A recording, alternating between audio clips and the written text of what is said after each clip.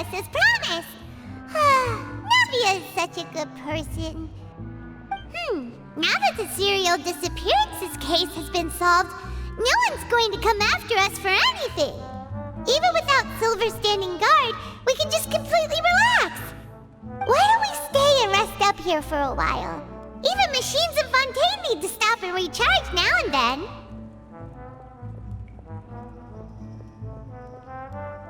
Oh, come on! This place isn't that bad. Besides, how often do we get to stay in an actual base? Oh, fine. Remember that detective story Paimon read before? Well, the author is about to release a new book, so Paimon wanted to buy it as soon as it came out and have a quiet place to read it. Yippee! Then it's agreed. Come on, let's get some sleep. We'll need to be up first thing in the morning to get in line and buy a copy.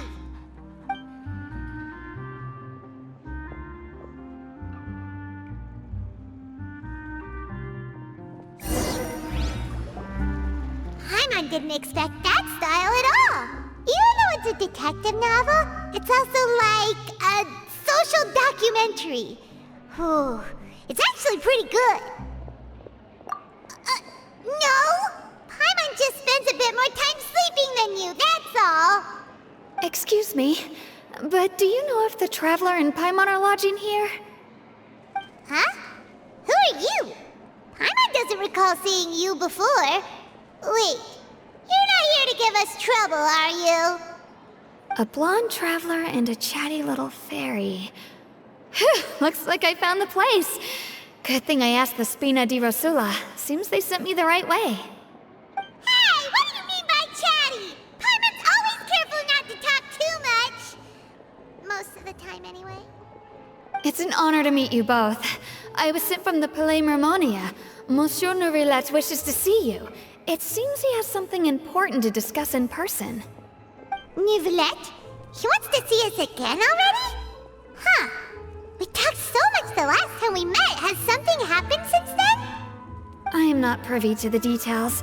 It would be best if you came to the Palais Mermonia and asked Monsieur Neuvillette in person.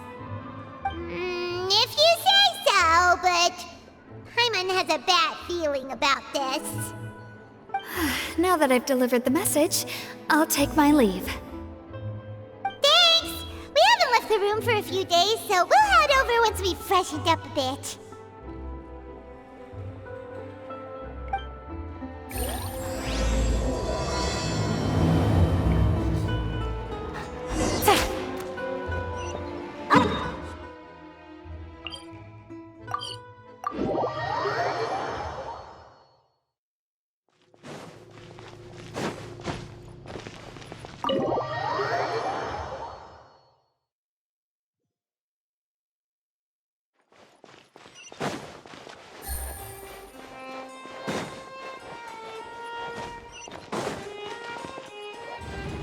Take it easy.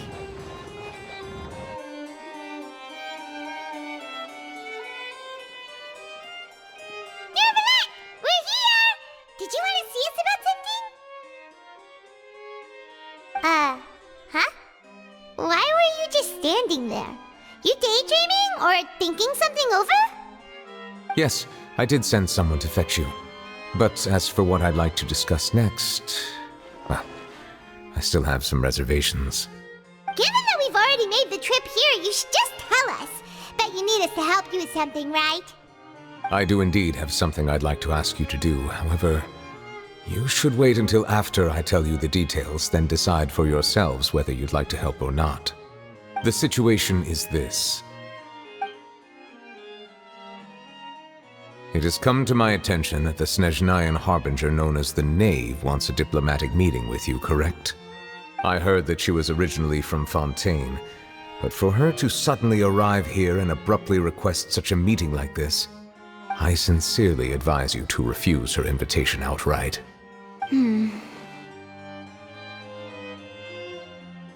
I'm sure you're aware that her purpose is most likely related to Childe's recent predicament. We convicted one of the Snezhnayan harbingers in a court of law, but we have yet to provide any form of detailed report on the matter. This does indeed provide an opportunity for Snezhnaya to put pressure on us. I believe we should adopt an evasive stance until we can provide a proper explanation and have a preliminary plan on how to deal with the matter. No, we shouldn't. I think we should agree to the meeting. Oh? Well, you see, we are the ones that owe an explanation. If we keep putting off the meeting, it could easily result in the problem escalating, right? It's like a fight between two friends. If they don't agree to see each other and talk in person, isn't it possible that the friendship could end entirely? Though diplomatic relations between Fontaine and Snezhnaya could be considered as friendly, it is only superficially so. You wouldn't go so far as to say that our nations are friends, as you did in your example. It was just an analogy. An analogy, okay? Moreover, even if we were to talk in person, if we don't have sufficient information prepared, it is quite possible the result wouldn't be restored relations, but a complete falling out. I don't think we should overthink those possibilities yet. Even if the logic of the divine is not immediately apparent, its wisdom will only be revealed with time. Besides, you'll be at the meeting. If any problems do pop up, you'll have no problem navigating them. I must clarify that interacting and communicating with people outside of court is not my cup of tea. It seems you think too much of me. But more importantly, when did I agree to join the meeting with you? You mean you won't come? No, that won't do. I can't go to the meeting alone. You have to accompany me. I must take you with me. Lady Farina, could there be something else regarding this matter that is being kept from me? No, not at all. Look, I am the Hydro-Archon of Fontaine, Focalor, the god of justice who is loved and adored by many. So I only hope that justice will be served in this matter. Don't overthink it. I'll go find someone to arrange the meeting.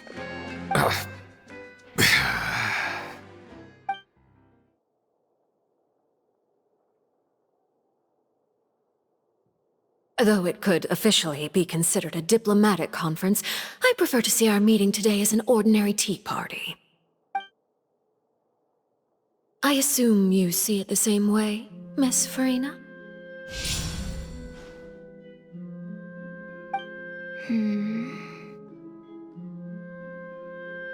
Lady Farina? Yes, that's right. Just like you said, a tea party. I should thank you for providing the pastries. They look delectable. To make this tea party even more lively, I've invited someone else to join us today. It's a pleasure to meet you, Monsieur Neuvillette. I was born in Fontaine, so naturally, there's no need to introduce the nation's revered Iudex to me. Hello. The pleasure is also mine. First, I would like to thank the two of you. I'm often away on business outside of Fontaine, and I'm told that the children of the House of the Hearth have been well taken care of by you.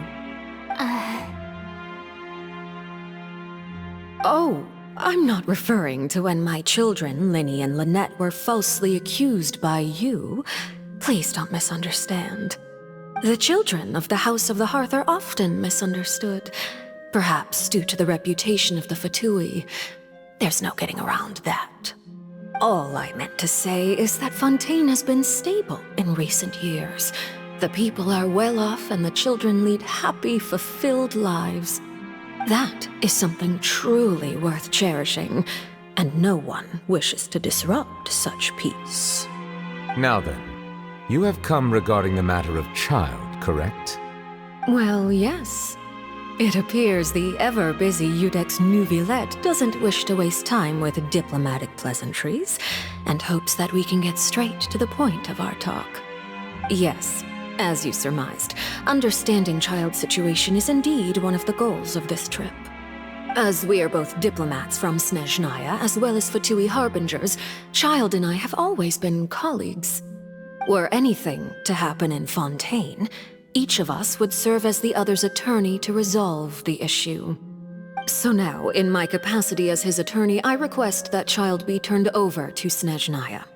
We have a responsibility to cooperate with Fontaine and resolve what has happened to him together. The rules governing attorneys only apply before a trial has concluded. Since a verdict has already been rendered, we see the case as settled. I apologize for being unable to grant your request. An outright refusal. Very well. I respect all the rules of Fontaine's courts, just as I respect you as Chief Justice. Okay, why don't we back up a step? You don't need to transfer Childe to us. I only request to enter the fortress of Meripede to see Childe and confirm his condition. It's not like you couldn't even manage to fulfill a simple request like that. Right, Miss Farina? About that. The fortress of Meripede has always been completely autonomous. Even we have no authority to interfere there, and diplomatic issues do not suffice as an excuse. However, if you absolutely must confirm the situation of the Harbinger, I have a proposal.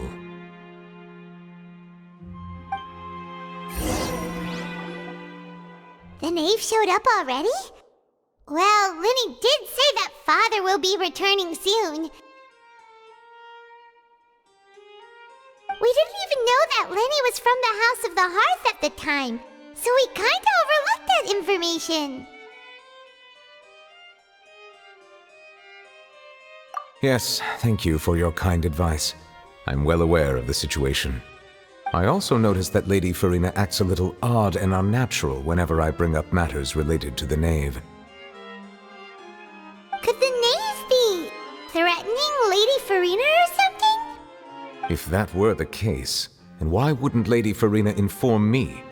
And what means could the Knave possibly have to twist the arm of an Archon? So maybe that's not very likely. Even though Farina can act a little weird at times, she's still an Archon.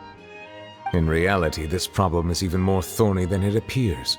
According to reports from the fortress of Meripede, Childe recently disappeared under mysterious circumstances.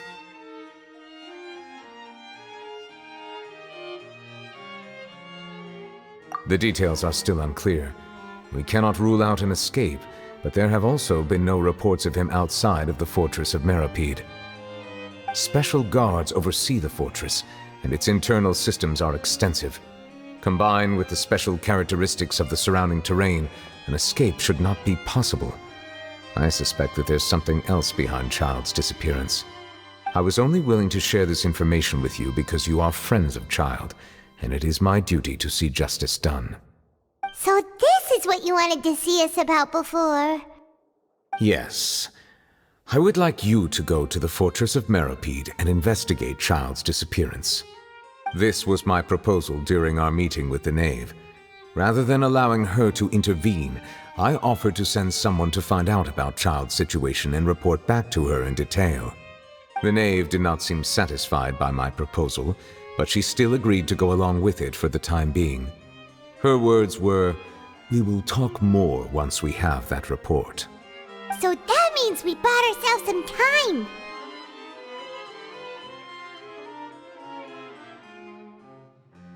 Firstly, you're already acquainted with Childe. Your eyes may discern relevant details there that others would miss. And secondly, is the consideration of the unique nature of the fortress of Meripede. Isn't it just Fontaine's prison? I would not define it so crudely. The fortress of Meripede is not affiliated with the court system of Fontaine on paper. It has always existed as an autonomous entity. Early in Fontaine's history, criminals were punished with exile, not imprisonment. Even today, sentences against convicted criminals still include exile, just as before. The fortress of Meripede may seem like a prison, But it should in fact be regarded as a gathering place for exiles. All we do is dispatch guards to keep watch and help maintain security, but we have no right to get involved with any other matters. Although I do have a personal relationship with the administrator there, neither myself nor the courts have the right to be directly involved with the investigation, no matter how serious the grounds. Oh, Paimon gets it now. That's why you need us to conduct our own investigation as a third party, right? Correct. I will arrange false charges against you so that you may secretly investigate inside the fortress during your detention. This will save us a lot of unnecessary trouble.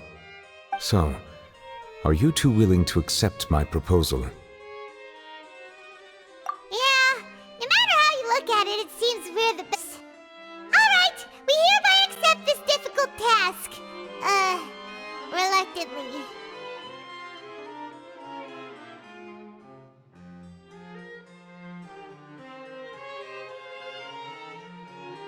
You two have my sincere thanks. This matter is of critical importance to Fontaine's current situation. Also, I hope that both of you can keep this operation a secret. We will rendezvous at the Fortress of Merapide's entrance on Erinius once you've prepared yourselves. I will arrange for someone to take you inside. Prepared ourselves? Is there something we need to prepare? Perhaps you could enjoy a good meal and have a nice bath. I'm afraid that living conditions inside the fortress are nothing like those on the outside world. Oh, right! Even though we'll be there on trumped-up charges, we'll be in prison for real. On second thought, is it too late to back out?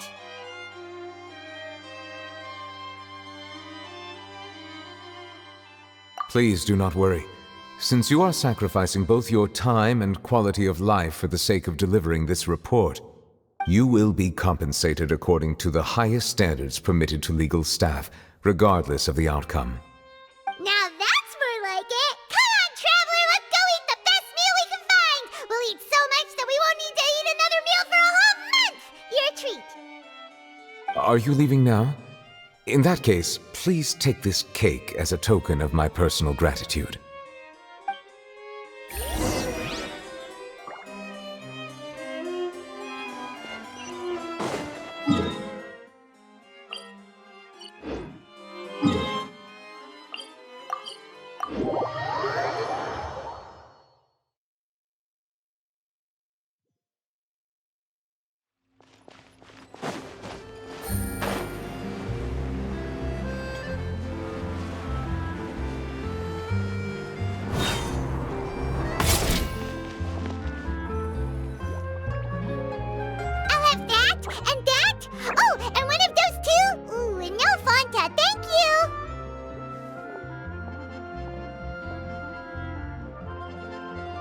That cake was pretty good.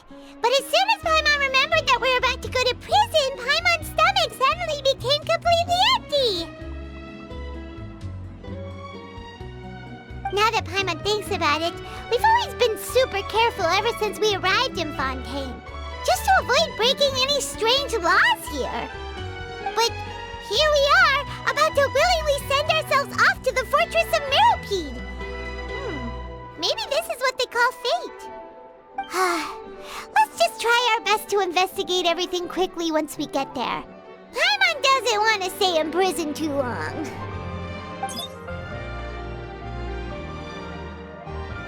Oh, what is that I hear? Is it the taste of a breaking story? Hey! You can't hear a taste! And what are you doing here, Charlotte?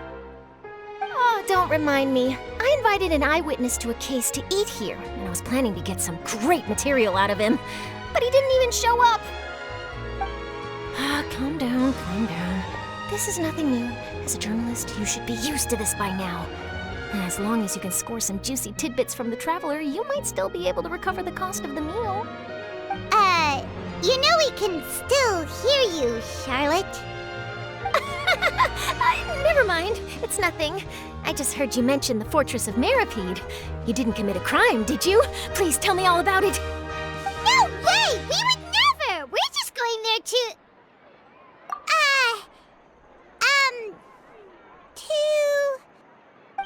no! Paimon almost forgot that Neuvillette told us to keep it a secret!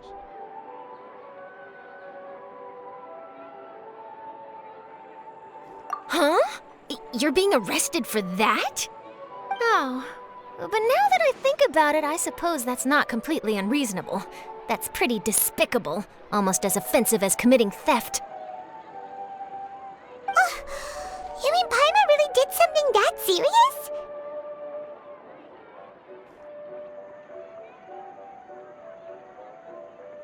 Sorry, Paimon really messed up. In that case, it's nothing particularly newsworthy after all. Oh, how disappointing. All right, there's still a chance. Since you're going to be at the Fortress of Mirapede, would you be willing to help me gather some material for a story? About that, Paimon doesn't think we'll have any time. Oh, it's nothing difficult. All you have to do is think of a way to get some time face-to-face with the warden of the fortress. He was awarded the honorary title of Duke in Fontaine. Sounds really cool, huh? Only those who have made significant contributions to the nation have been conferred this title. It's incredibly rare. On top of that, the Fortress of Mirapede has never been under the jurisdiction of the courts. Practically nobody, including journalists like me, knows anything about the person in charge there. Oh, if I could write an exclusive article about him, I bet it would sell a boatload of papers.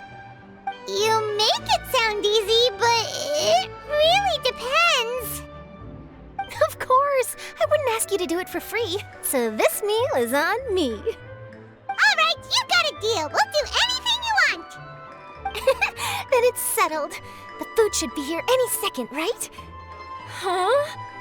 Wait, just how much did you order?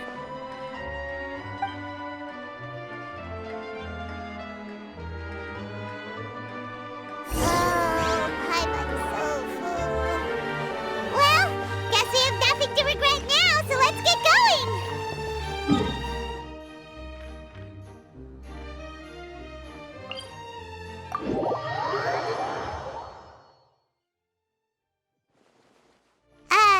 Wait. Paimon just said something really ominous, didn't she?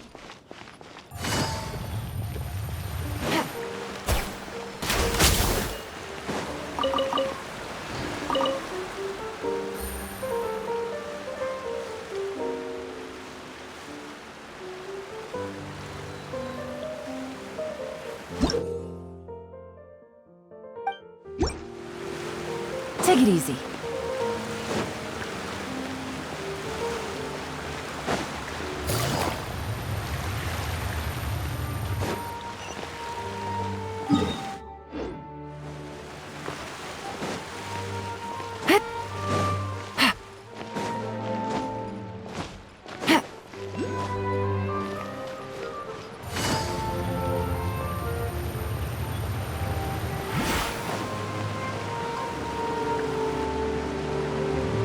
All right, Neuvillette, we're ready.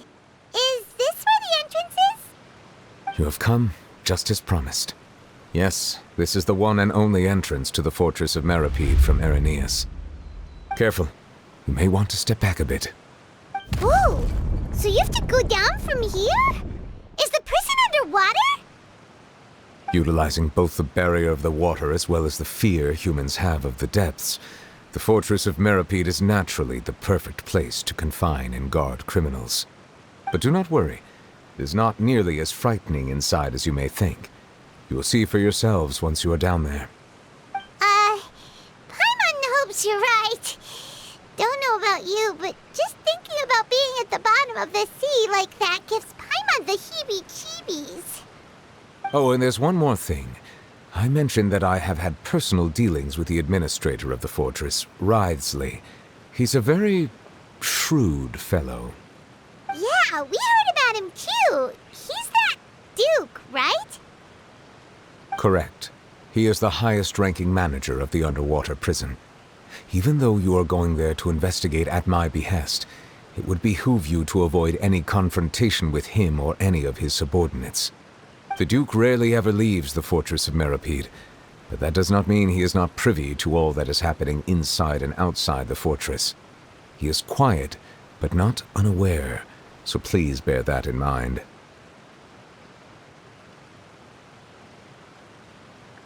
All right, that's about all the time that we have to talk privately. I'm counting on you two. Don't worry, we won't let you down. Good.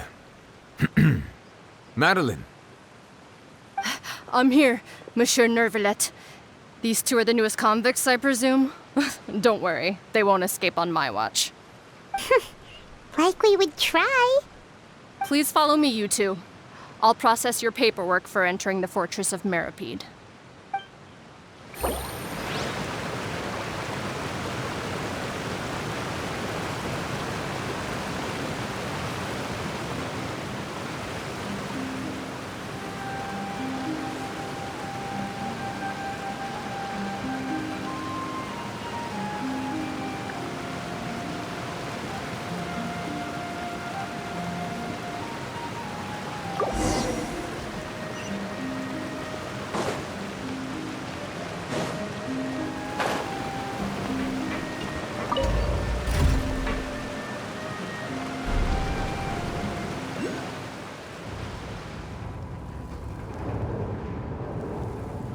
Are we already underwater now?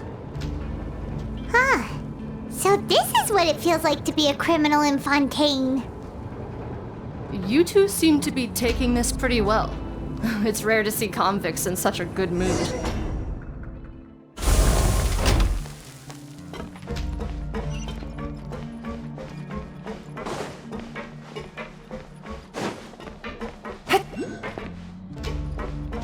Take it easy.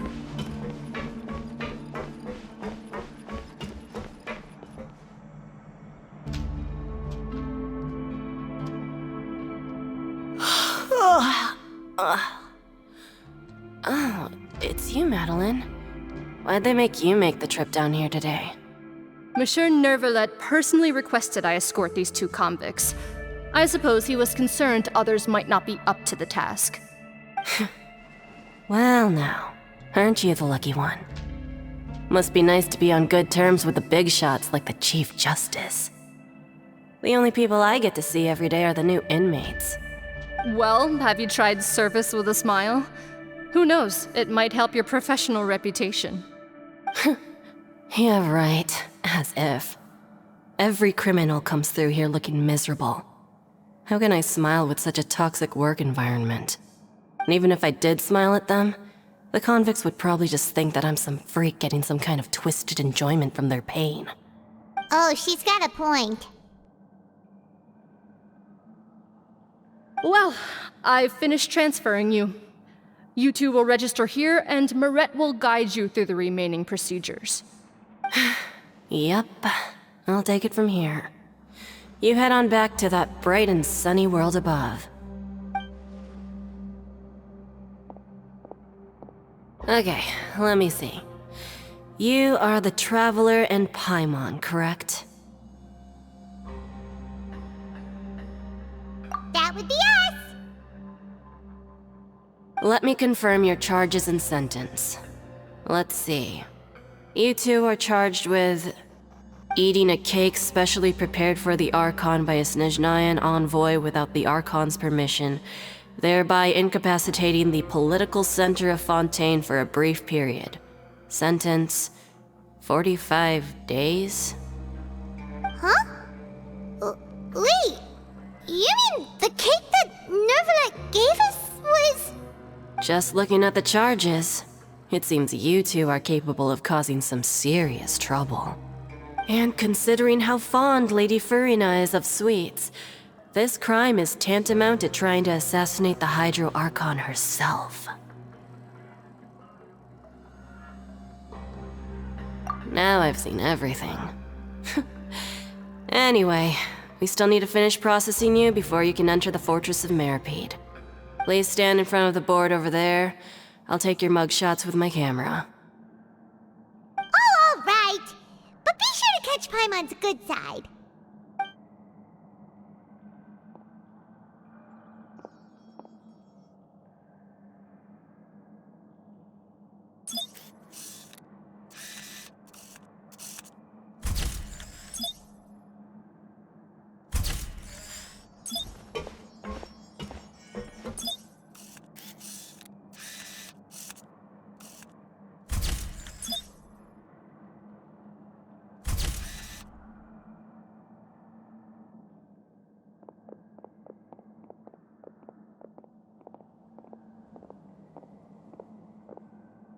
And we're done. Thank you for your cooperation. Next, someone will be along to guide you inside the fortress. Please be sure to cherish this opportunity for rebirth.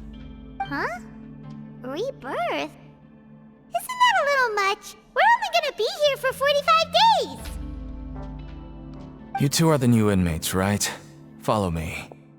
Oh, okay! Paimon is Paimon and this is the Traveler! Save it. Not like I'll remember your names. Move it.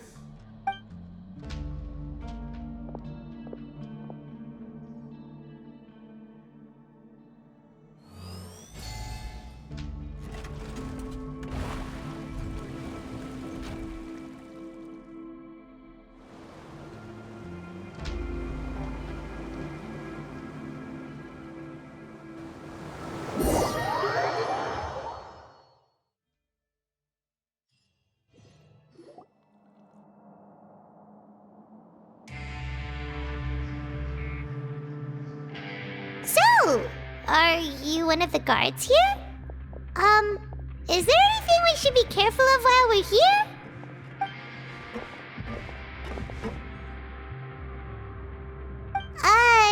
Did Paimon already ask something she wasn't supposed to? Why should I tell you anything? What's in it for me? This is exactly why I can't stand you fish. I wouldn't even be doing this if it weren't for the credit coupons. Credit coupons?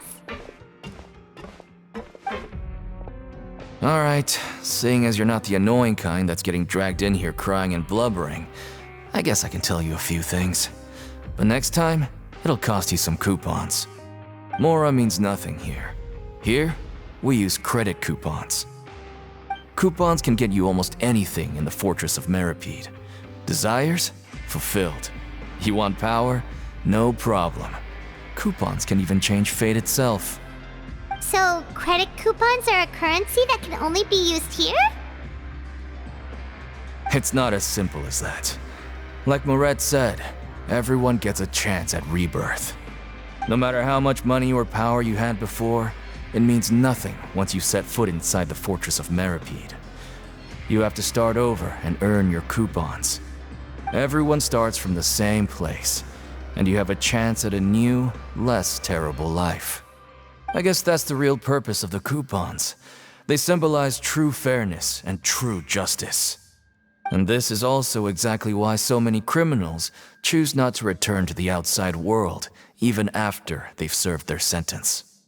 Oh, so that's what the Fortress of Meripede is like. Huh. Paimon was under the impression that it'd be more like a prison. It certainly ain't all sunshine and roses here, but it's also not the worst place to be. You'd better take a good look at the scenery now. It'll be the last chance you get for a while. After being away from the sunlight for so long, even the terrifying depths of the sea start to feel like home. It just stops feeling oppressive, you know? Oh, I'm actually an inmate like you two. Welcoming newcomers is a job I've picked up to earn some extra coupons.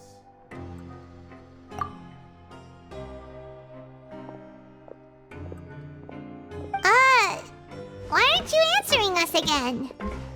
I've told you enough for free. Any more info is gonna cost you. So all you care about is Mora! Wait, no. Coupons? Almost there. It's down through here. Your turn to give it a try.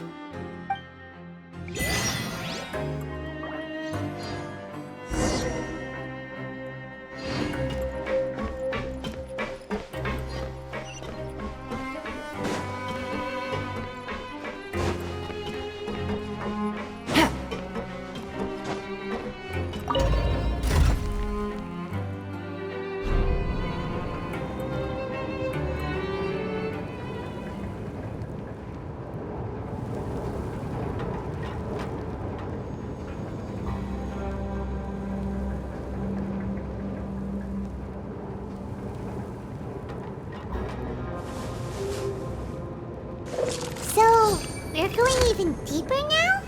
Just how deep down are we? It's like a metaphor for your previous life, isn't it? Our lives weren't that bad.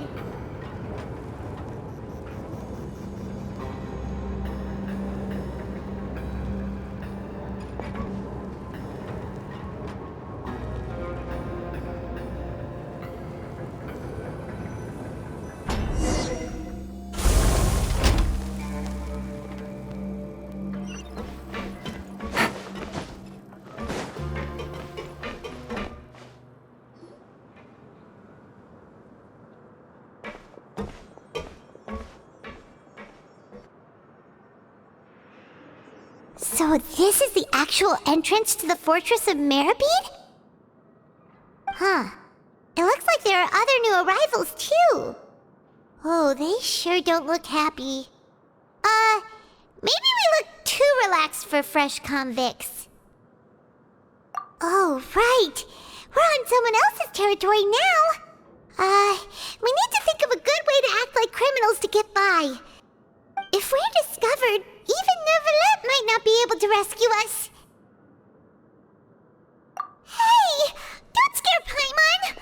Oh, Paimon's not ready for all this! Look, I don't really know you, and I have no idea what kind of crime you committed, but... You wouldn't have happened to anger someone important, did you? Someone important? Paimon doesn't think so. Wait, why are you suddenly trying to talk to us now? Now's not the time to worry about that. Anyway, it's over there, so... You just go on over there by yourselves. I've done my job, so... Good luck. What was that all about? Wait a second. Are there usually so many garter mechs around here? They're already onto us? Prisoners numbers 7459 and 7560. Welcome. Oh, no need to be anxious. These Gardamex aren't here to attack you. In fact, they're here as your honor guard. When I heard that you were friends of Monsieur Neuvillette, I had the Gardamex come and wait in formation. Wait! You know about our connection with Neuvillette? The seafloor isn't as cut off from the world as you might imagine. However, I'm afraid that I know nothing more than that you are friends of the Udex. And as you can see, committing a crime means being sentenced here, even if you're friends with the Chief Justice. Quite fair. The Duke! Greetings, Your Grace! Lovely weather today, isn't it? Oh, greetings, my good fellow. Well, I'm willing to imagine that the weather is as good outside the sea as you say it is. How great it would have been if only the Fortress of Meripede had been built on the coast, huh? It would have been so convenient to enjoy a nice chat in the sunshine. My profuse apologies. I just got so nervous when I saw you, So this is the Duke. He sure looks a lot younger than Paimon imagined. The Traveler and Paimon, correct? Mr. Deacon here was responsible for your welcome. I trust you were satisfied with his guidance?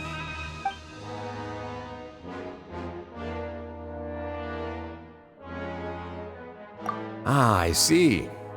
In that case, I regret to announce that Deacon here has just missed the best opportunity in his prison career to be promoted. I admit that I was only thinking about the coupons. I'm sorry to have disappointed you, Your Grace. I once hoped for a chance to do some higher-level work. I had no idea you two were big shots who were worthy of speaking with His Grace.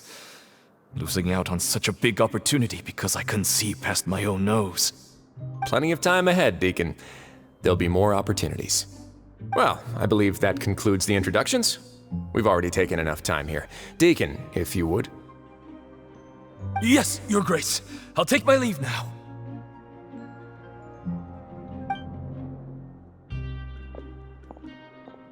Please, follow me.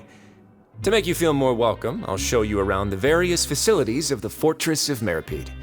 I hope it'll help you adjust to life here. He's going to personally give us a cure? Huh. Paimon can't figure out what this guy's thinking at all. No wonder Charlotte's so interested in him. He's one of those mysterious types. Alright, let's keep up with him.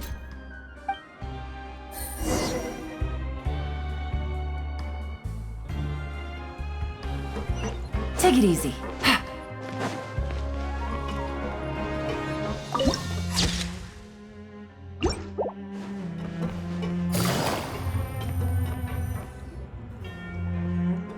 There's no need to be so reserved. The label of criminal is nothing but one of many identities, and being criminally inclined here at the fortress is just one of many ways to survive. Is it really okay for the warden to think like that? We're real criminals, you know. What if we're too difficult to handle? Well, then maybe you'll be able to carve out a name and a place for yourselves in this underwater world, But before you go in swinging, please remember that in the Fortress of Meripede, it's better to not cause trouble for yourself or for the guards. Now, we've arrived at a very important place, the Coupon Cafeteria. You can come here and claim one welfare meal each day. Welfare meal? You mean it doesn't cost anything? That's right. Criminals are essential to fortress operations, so we must guarantee that they at least have the basic means to survive. But that's not how it was. Back in the day, it cost your reward coupons just to get a cup of water here. For fish like you who just arrived with nothing, you'd have to go to work hungry until you earned enough coupons to eat. It was only after His Grace became the administrator that we got the free meal rule. Now everyone gets a square meal every day, even no-good slackers who've never picked up a wrench in their whole lives. Nobody starves to death here. In the Fortress of Meripede, credit coupons are the only currency, and everything must be purchased. In some sense, you could say using the coupons is a form of trade. But trade is always conducted by people. So if we want trade here to prosper, we need everyone to work hard and live their lives. If nobody could even afford a meal, then the whole fortress would be up in arms. And that would only make things more difficult for me. So, rather than saying that we're giving everyone a free meal here, you should say that everyone's hard work has improved the living conditions in the Fortress of Meripede. Your Grace's reasoning is correct, but what I said is also true.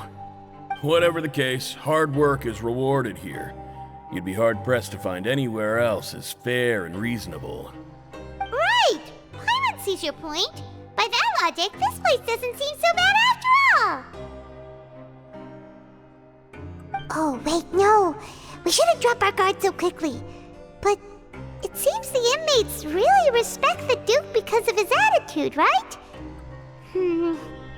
We should still try to verify the truth with our own eyes. Let's continue this way.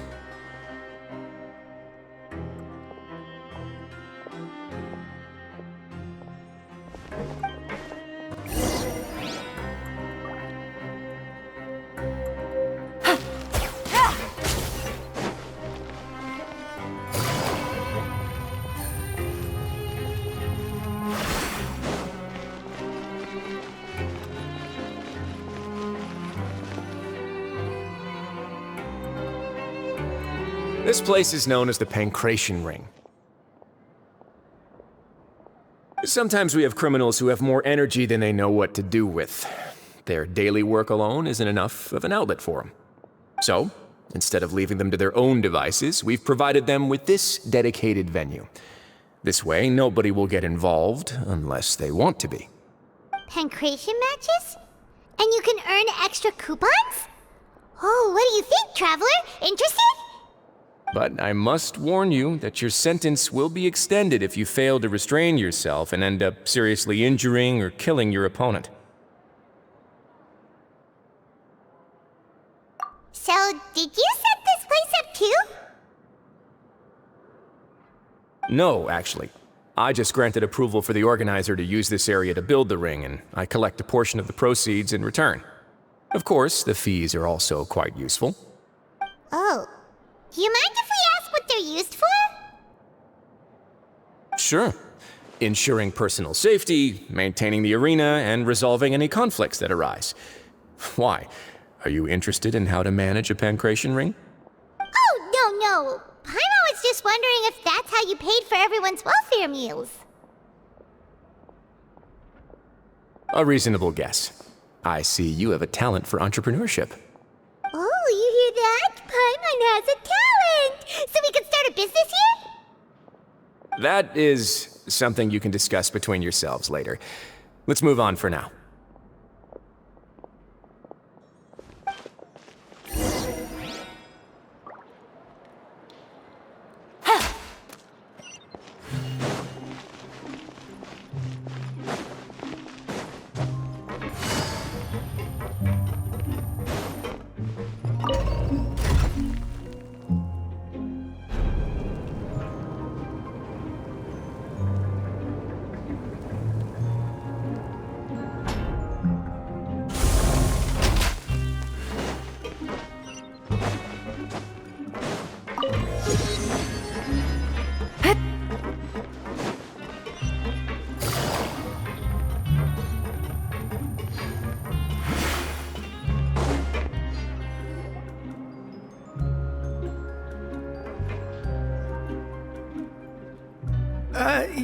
Your Grace. Good morning. I mean, good afternoon. No, wait, what time is it again? What time indeed? Time waits for no one, so it's best to keep an eye on it. My apologies, Your Grace. Jeez, that guy's so nervous he almost forgot to breathe. Sorry, forgive my manners. These are the dormitories, which is where inmates sleep. The guards will inform you where your bunk is later. In the Fortress of Meripede, criminals usually spend most of their time in either the production zone or the sleeping areas. The production zone? What does it produce? Is that where we'll be working? Not necessarily. Though working in the production zone is the most reliable way to earn credit coupons, if you have other skills, you can skip your shifts to earn them in other ways. Wow.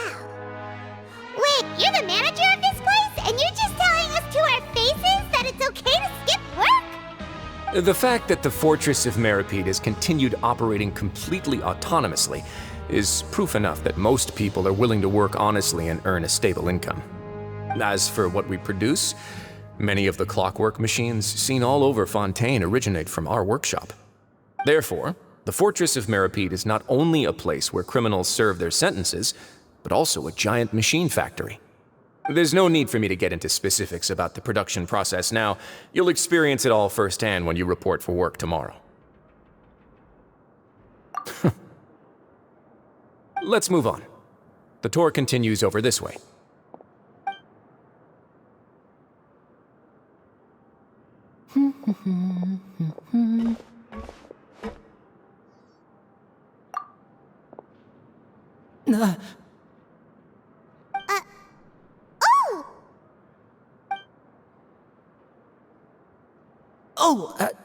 You really scared me there. I didn't expect to see you here, Your Grace. I thought maybe I was so tired from work that I was starting to see things. The only thing you should be seeing is the work in front of you. Stay focused and keep up the pace. Oh? Is something the matter? It's nothing. Paimon's just worried about how hard we'll have to work tomorrow.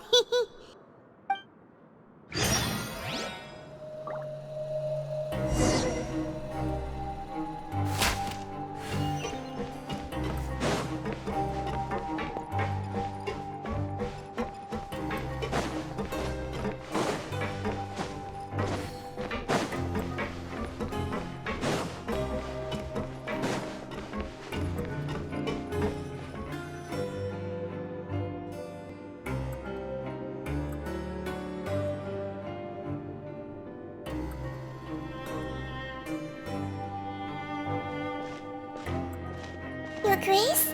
What are you doing in the infirmary at a time like this? Oh no, you didn't injure yourself, did you? Not yet, unfortunately for you. But thank you for your concern, Sigewinne. Oh, then you must be here for those two. Allow me to introduce you. This is the infirmary, and Sigewinne here is the Fortress of Meripede's head nurse. Hello, new faces. They call me the head nurse, but I actually handle all the nurse-related work all by myself down here. Since you seem to have some rare downtime with no patients, perhaps you could find the time to join us for dinner? Oh, then these two must be some important convicts. Sure, I'll join the welcome party. Thank you. Your presence will be the pièce de résistance for today's tour. Oh, so the tour part is over now?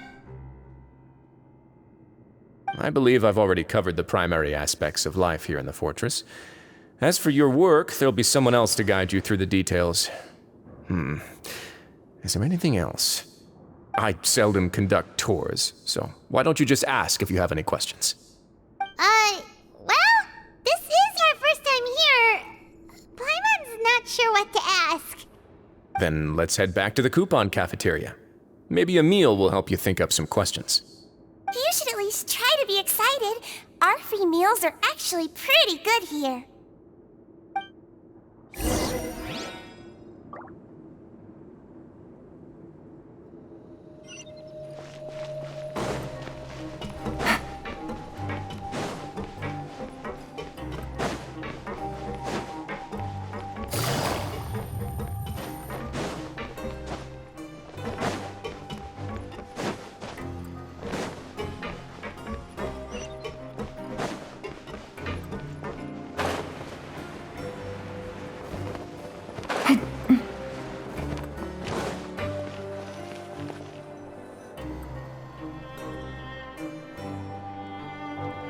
do you think of the food? Does it meet your expectations? Wow, it looks delicious! Neuvillette made it sound like living conditions in the Fortress of Meropide wasn't very good. Who would have guessed that criminals get to eat tasty food like this every day? Oh, isn't that the meal box that only super lucky people manage to draw? Seems like you two are quite fortunate. It actually has nothing to do with luck in this case. I had a word with Wolsey, so you didn't have to draw lots like everyone else. Oh, you mean the meals are random? Yes, what you get to eat depends completely on your luck. You could say that it's a distasteful little game that Chef Wolsey likes to play here in the cafeteria. Paimon knew it! If criminals got to eat tasty food like this every meal, the crime rate in Fontaine would skyrocket for sure! Excuse me, did I hear you mention Neuvillette just now? I've been wondering how he's doing. Is he busy with work? Has he been taking care of his health? He seems healthy no matter how you look at him, but he works so hard all the time, so it must be really tiring. Sounds like he hasn't changed a bit. Looks like you can stop worrying so much, Sigewinne. Oh, that's good. But I still feel like it's been too long since I've heard any news about him. No news is good news. Maybe next time I've got something to discuss with him, I can invite you to accompany us.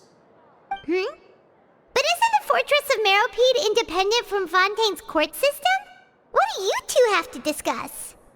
Well, we provide all kinds of mechanical products for official use, and some essential goods have to be obtained from the overworld, so we naturally have to stay in touch about this and that. Monsieur Neuvillette's character is unimpeachable. No matter the question, you can discuss it openly and freely with him. Talking with him feels quite effortless.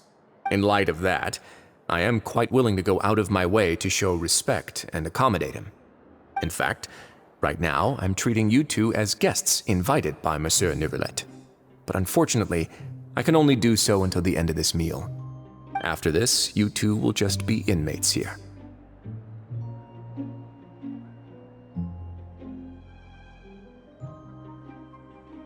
You're very welcome. Well, your new life awaits.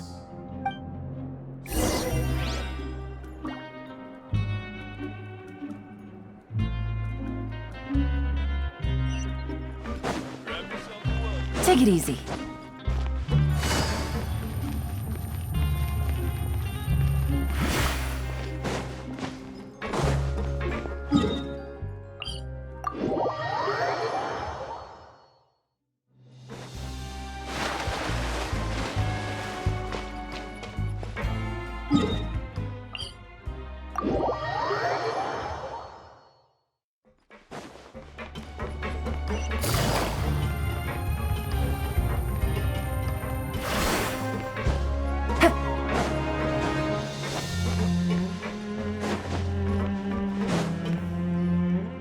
Traveler and Paimon, right? Listen up. As new inmates, the only thing you need to worry about is what to do and when to do it. Don't make any extra trouble for yourself. Your bunks are right over there. Follow me.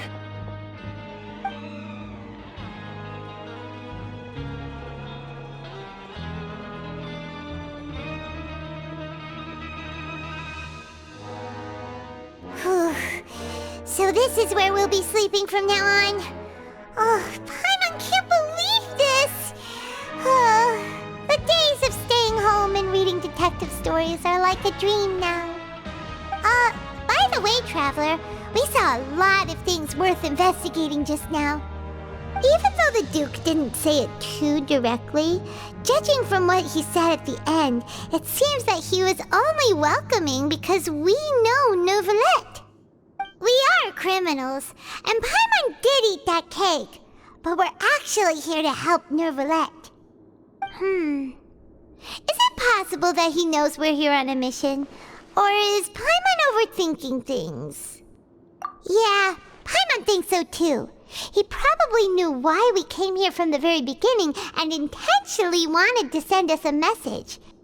Maybe something like, "Hey, I have my eyes on you, so don't try anything funny." Yeah, You're right. It's not like we can go back to Neuvillette empty-handed and say, the dude looks scary, so we gave up.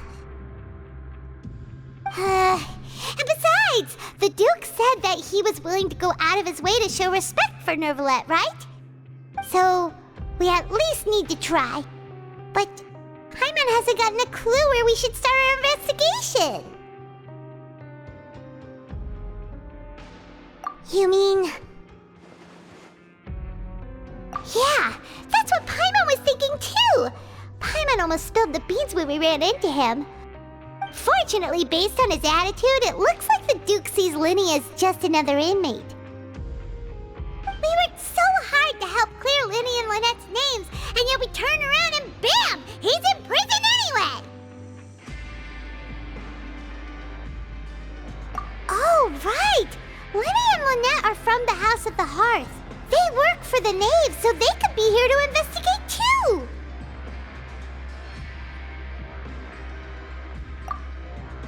Huh?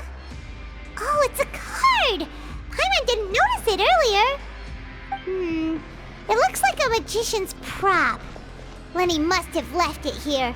He's in prison and still doing his little tricks, huh? Let Paimon have a look. It was nice to bump into you again. Let's catch up in the production zone tomorrow. What in the world? It's written like he's greeting a buddy on the street. Paimon thought he'd write something important. If you say so, we can ask him what's going on tomorrow. Let's get some rest now.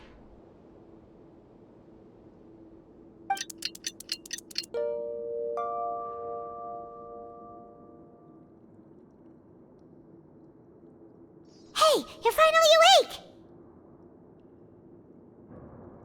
Well, it's Paimon's first day as a prisoner. Last night, Paimon dreamed about getting interrogated by the guards until Paimon told them everything, and then Paimon woke up. Hey, come on! It's just a dream, okay? Paimon wouldn't really squeal. Maybe? Hey, lazy bones! What are you still doing here? If you don't want to starve, then get yourselves over to the production zone. Sorry! We're going right away!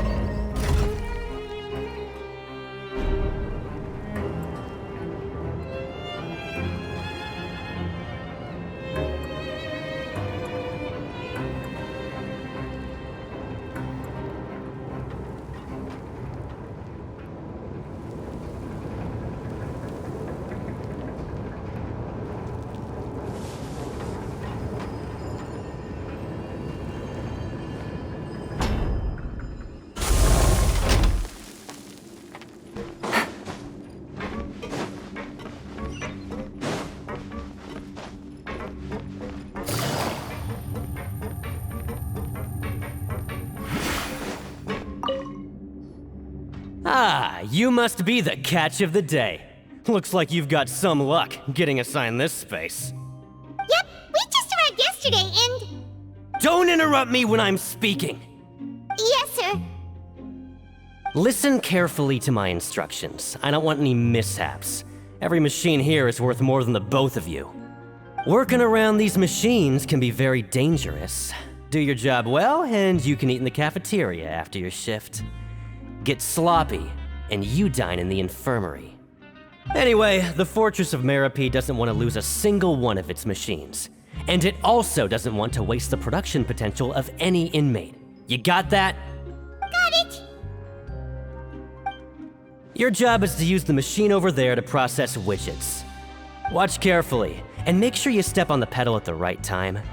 If the machine gets jammed, then give it a little maintenance with your fist. Here, take this. Bring me the processed widgets, and I'll give you some credit coupons in exchange.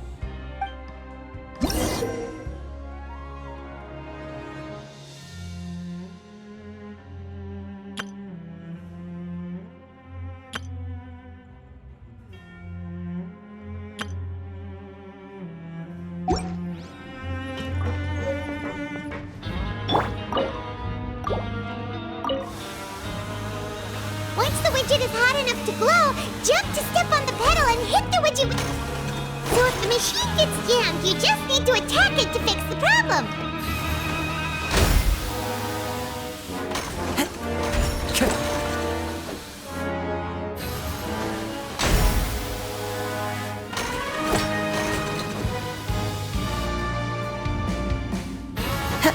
Okay, you got this! Great! Now we can report back to the farm. This one is tolerable. Though since the processing is done by machine, the product is all pretty much the same anyway. Alright, I'll pass you for now. And we'll count up how many credit coupons you've earned.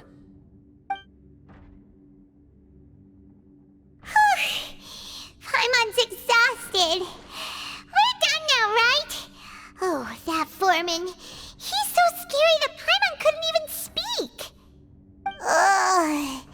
Even though Paimon's starving and wants to head straight to the coupon cafeteria, we still need to meet Lenny first, right? He probably just finished up his work, too. He should be around here somewhere.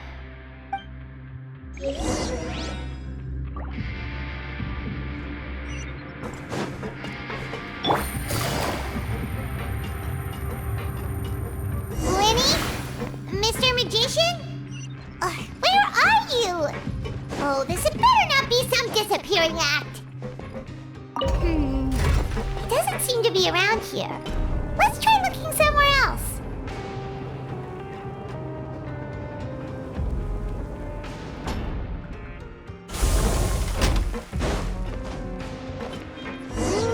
Where could he be? Did he decide to slack off and sleep the day away?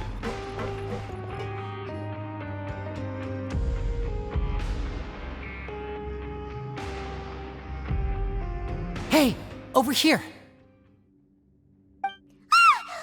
Oh, you scared Paimon! How did you appear out of nowhere like that? Oh, you scare so easily now? Is there something worrying you these days? You little... The only thing we're worried about was trying to find you. Sorry.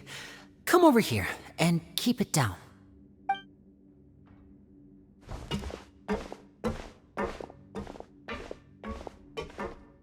Oh, Lynette! You're here too! You two really are inseparable. That's right. My brother simply can't stand to be away from me. It's not just Lynette. Freminet is also here. Do you still remember him? Oh, you mean that diver from the House of the Hearth, right? Paimon remembers seeing him in the court of Fontaine before. Now hurry up and tell us, how did you end up as criminals this time? We fought so hard at court to prove you were innocent, but now it looks like our incredible court battle was for nothing! Sadly, even the teeniest of things can land you in prison these days. I put together a street performance and used the popularity we gained from the Opera House incident to attract a big crowd. And then? Next, I invited several audience members to participate in the show.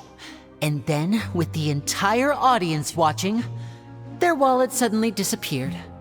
My brother was charged with theft, and I was charged as his accomplice, having assisted him in his crime.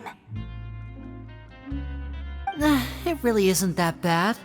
The missing wallets are all in the leftmost drawer of the Maison Gardiennage's big filing cabinet. We just need to see how long it takes to discover them. Yep, we should be released then. In terms of the magic trick itself, I think the performance went perfectly. Leave it to Lenny to magic himself into prison.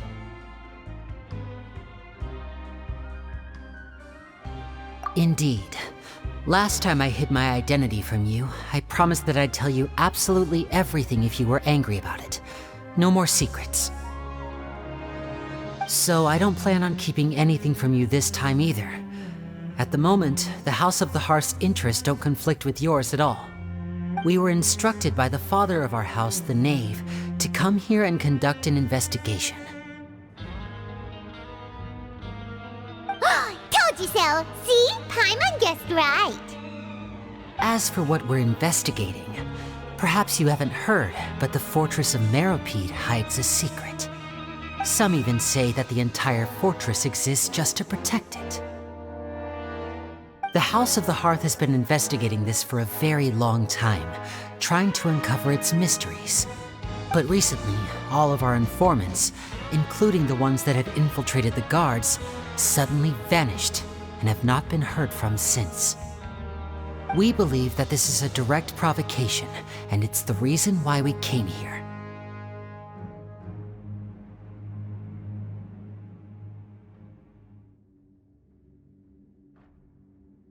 Father has somehow managed to confirm that Focalors does not have Fontaine's gnosis. Huh? How did she manage to learn information that important? Father has her ways. Many of them are beyond our imagination, and we've never had the chance to see her at work. But we trust her conclusions. It was this information that led us to suspect that Fontaine's gnosis might be in the fortress of Meropide and is related to that secret. So it's all about the gnosis again. Well, that's about it from our side. How about you two? Did Monsieur Neuvillette send you here? Bingo! The Knave has been applying a lot of pressure. She wants to know what happened to Childe, so we came here to investigate.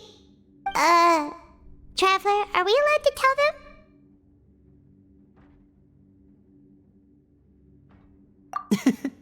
You don't need to worry too much about that.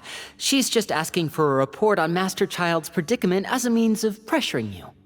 Father used this situation as a pretext to negotiate with two high-ranking officials in the court of Fontaine. She actually just wants to be able to make concessions on this matter for gains elsewhere, almost like a bargaining chip. Sometimes you need an excuse to do things you otherwise couldn't. And a harbinger is more valuable than you might imagine. Of course, it's not a complete farce. If we do manage to find out what happened to Master Childe too, then diplomatic relations with Fontaine could improve, and Snezhnaya might even be able to adjust its stance a bit. Is it just Paimon, or does it feel like we're the only ones who actually care about Childe's situation? The relationship between the Harbingers must be as bad as ever.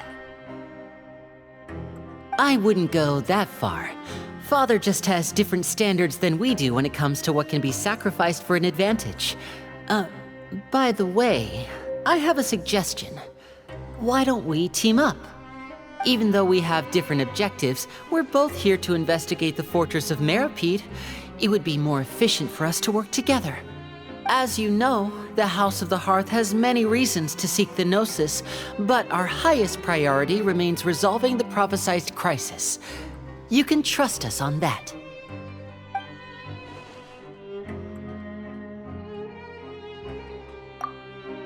See, I told you. Is that so? Sure enough, it won't be easy to convince them to cooperate with us. Lenny seems to be thinking pretty hard about something. Of course he is. Lenny has been looking forward to a chance to reach an understanding with you ever since last we met. Or, I should say, we were really looking forward to teaming up with you this time. Lynette, just tell them everything, why don't you? It's okay to open up a little.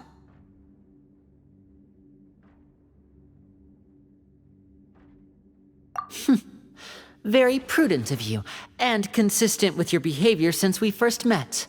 That's reasonable enough, and I agreed to cooperate on these terms as well. I was prepared for the worst, but you were actually more agreeable than I anticipated. All right then, there's no time to lose. I have some information to share, so listen carefully. Since Lynette and I arrived here, our investigation uncovered the fact that the fortress of Meropide has a forbidden zone. Most people just clammed up and wouldn't talk, but after asking the right questions, we were able to confirm the existence of the Forbidden Zone from the guards. You should be aware of that while you're investigating. A forbidden zone? Oh, could that be where Childe disappeared to? You're right, we'll definitely keep that in mind. Good. That's the most suspicious thing about the fortress that we know of so far. We have a few other unanswered questions, and we'll be investigating those as quickly as we can. Anyway, I hope you find our information useful at least. Oh, look at the time. You two must be hungry. You should go to the coupon cafeteria and get something to eat. I'll use my cards to get in touch with you again in the future. Oh, that's just what Paimon wanted to hear! Paimon's starving after all that work today. We can talk more about the investigation later. Let's go get some grub!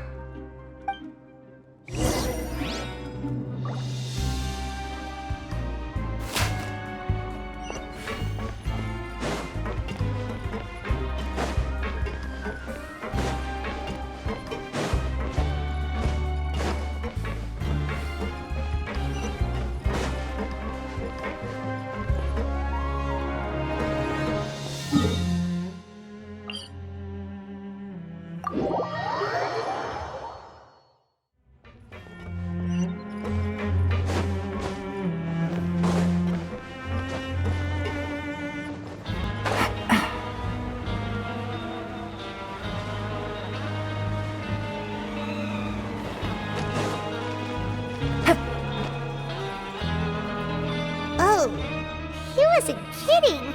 Today's meal is nowhere near as good as last time! Oh, who knows how long it'll be until we're lucky enough to get that super tasty meal again! Forget about it then. We'll just deal with the regular food for the time being. Let's just get out of here as soon as possible. But life here doesn't seem all that bad.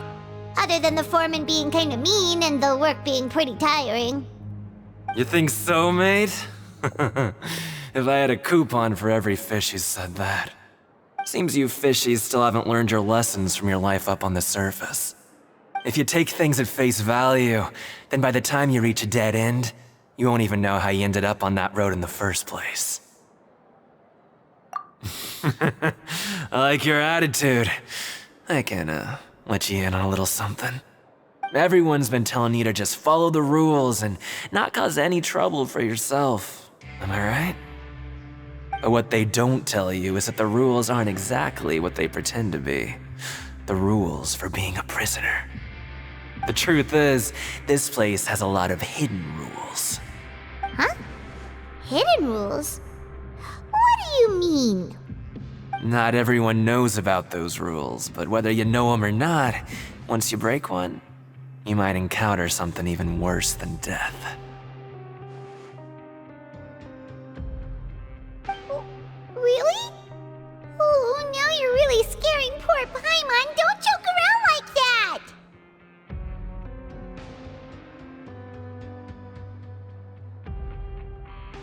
Of course. And I'd say that just disappearing would be one of the better outcomes.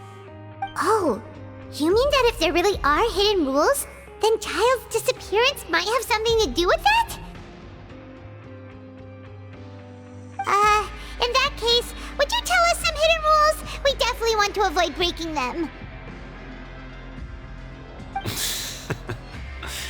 Come on, mate. This is valuable information. The difference between life and death. Do you really think you can just ask and I would tell you? Paimon understands, but we don't have many credit coupons yet. Yeah, I know. Not like I'm going anywhere. Just come talk to me after you've saved enough. Moreover, you're new fish, freshly caught, and completely out of your element. What'd be the point in even telling you anything before you've gotten a handle on your new lives? Come and find me once you've been here longer. I'm usually around the rag and bone shop. Just call me V-Doc. Bye-bye now.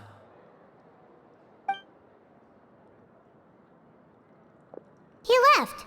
Just like that. Huh. Do you think he's just trying trying to scare us into buying fake information from him? Yeah, it might be a good place to start in our investigation. Hidden rules, huh? But, like he said, we don't have any coupons and we're still not familiar with this place. Oh, there's nothing we can do about it now. Ah, we were so busy talking we almost forgot to eat. Even if it's not the best, it's probably better while it's warm. Come on, dig in before it gets cold.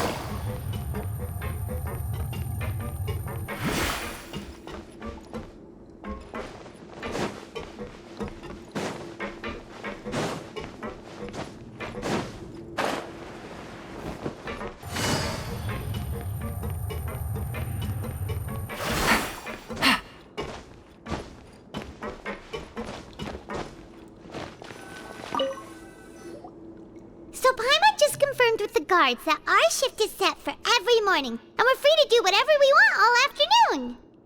But it seems like most of the other inmates choose to continue working through the afternoon to earn more credit coupons. Oh, and they also said that you can use coupons to skip work in the morning and free up your time. They weren't kidding. Credit coupons really can be used to do anything here. Paimon's so tired. And we'll need to wake up and go to work in the morning.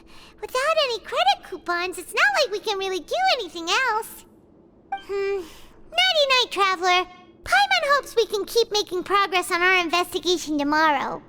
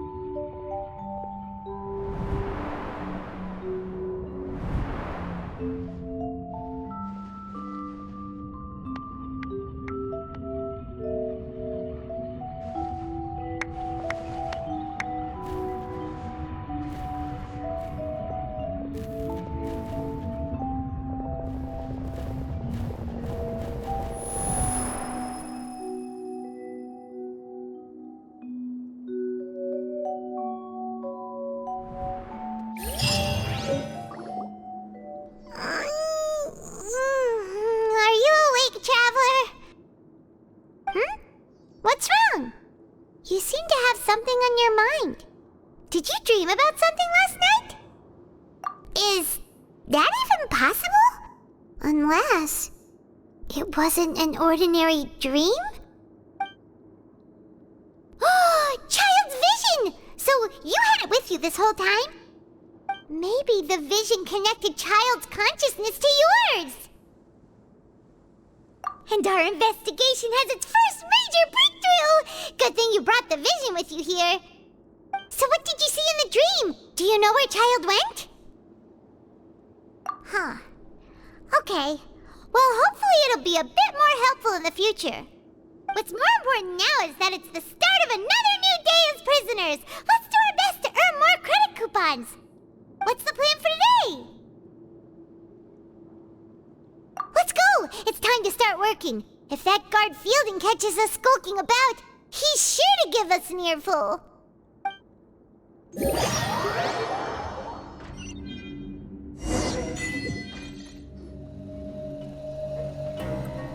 Look who decided to show up. Get your butts in gear and get to work. Time's a-wasting.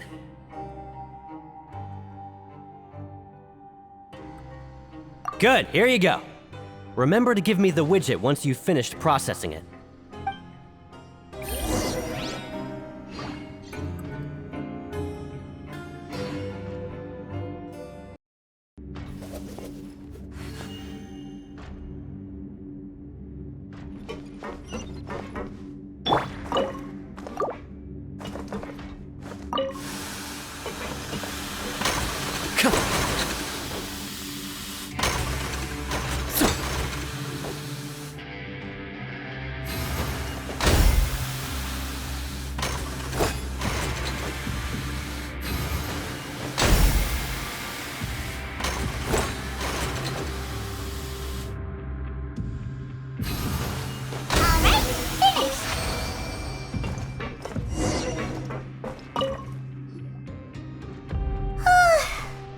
Speed. But after so many shifts, it seems we're really getting the hang of it now.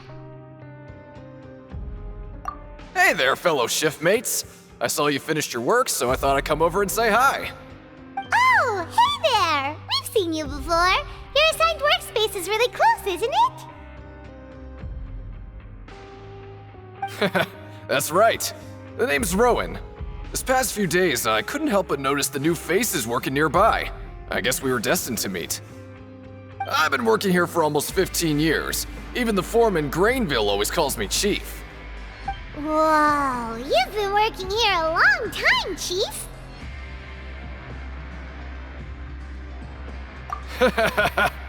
If there's anything you'd like to know, just ask me.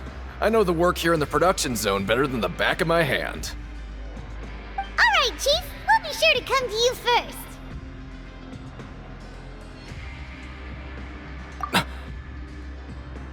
Did you just ask about the rules? Pretty sharp for newcomers. You've already heard about the rules, huh? Who'd you hear it from? Alright. Seeing as I'm the one who came over here, you're already calling me Chief. I guess I can tell you a little. Truth is, you two keep working like this, you might be putting yourselves in danger. Huh? Wait, there's even a rule about that? What would have happened if you never told us about this? Well, it's usually not that easy to break one on accident. The conditions of the hidden rules are usually pretty specific. But once you do break one, bad things happen.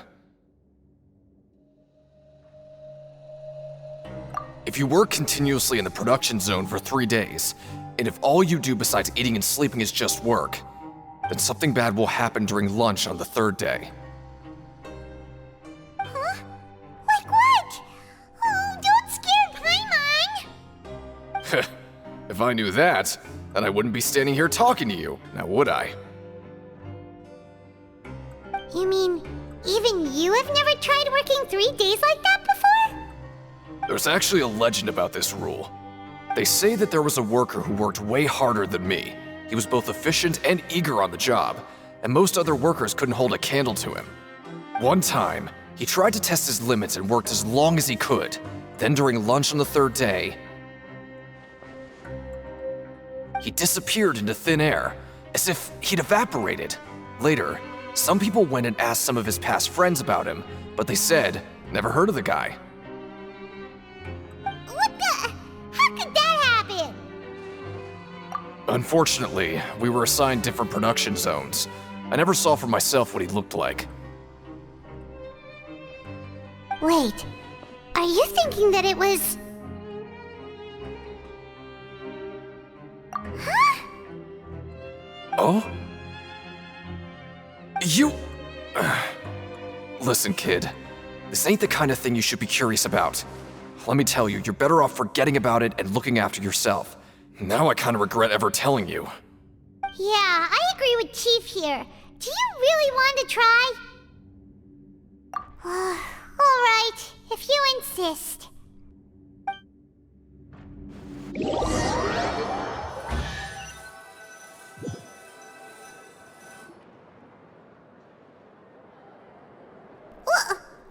is this garbage? Ooh, it looks disgusting! Oh, Paimon misses your cooking now. What would you like to do this afternoon?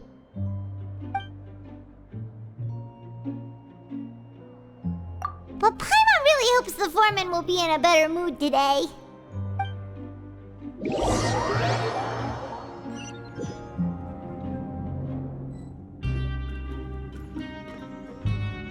Look who decided to show up! Get your butts in gear and get to work. Time's a-wasting. Good, here you go. Remember to give me the widget once you've finished processing it.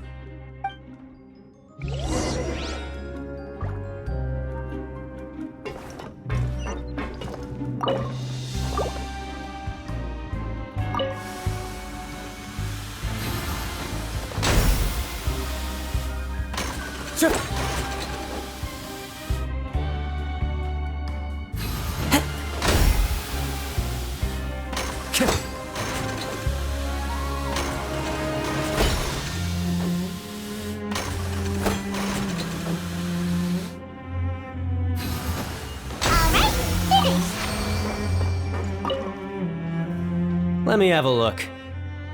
Not bad. Right, here's your credit coupons.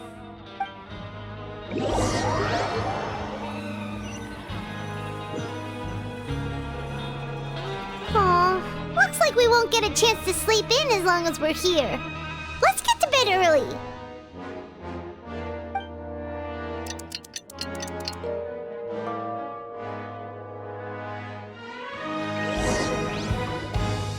Oh, Paimon doesn't want to get up. Paimon still feels completely exhausted from yesterday. What do you have planned for us?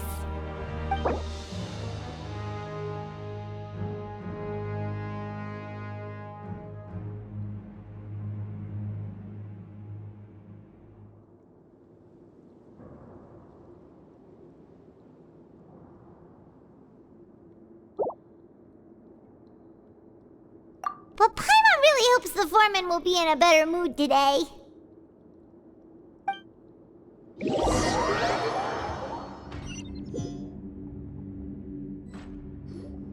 Look who decided to show up! Get your butts in gear and get to work. Time's a-wasting. Oh? What's with suddenly wanting to work so hard? You need coupons that badly? Sure. Let's just say we really want to test our limits.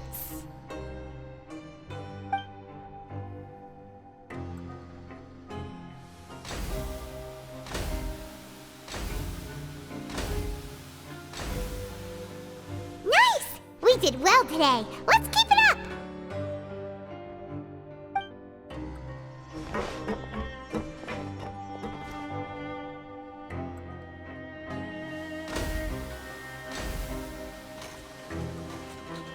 Whew, Paimon's had it.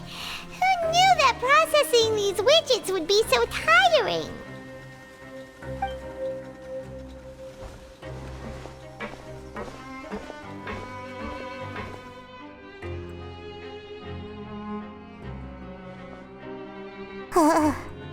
That's it. Paimon doesn't even have the energy to talk anymore. Is it time to eat yet?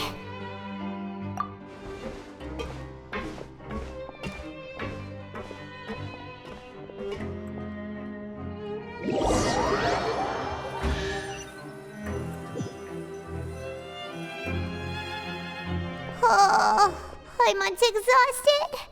It's just work, and more work. Paimon's little body can't handle this much longer. Wait a sec. Now that Paimon thinks about it, haven't we been working non-stop for 3 days now? And now it's lunchtime. Oh, Paimon feels a shiver going down her spine. What's going to happen? But It doesn't seem like anything's changed at all. And we made it to the coupon cafeteria safely. Are the so-called hidden rules only a rumor after all? Well, there's no use to just guessing all day. Paimon's stomach has been grumbling the whole time. Let's just eat already. Paimon wonders what we'll get today. Maybe we'll get the super lucky meal. Wait, what?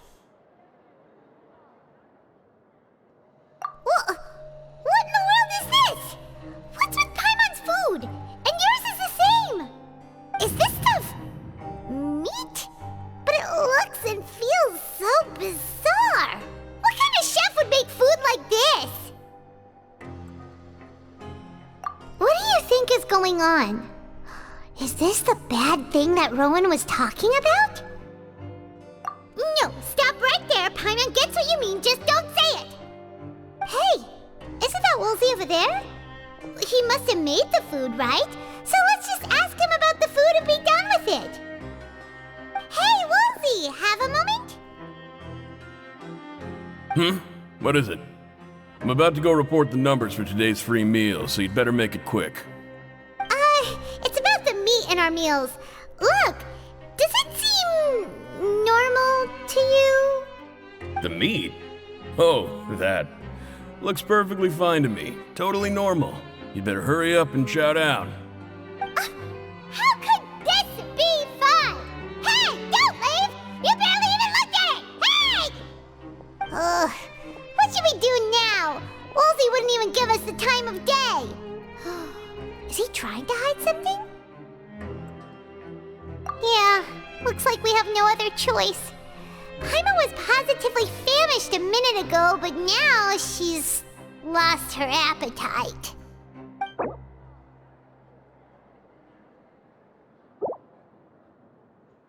What would you like to do this afternoon?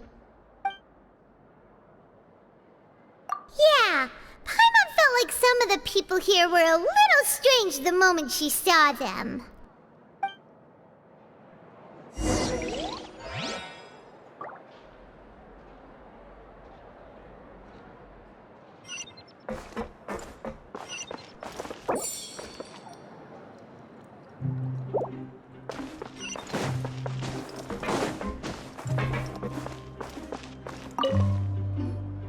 Oh, hello.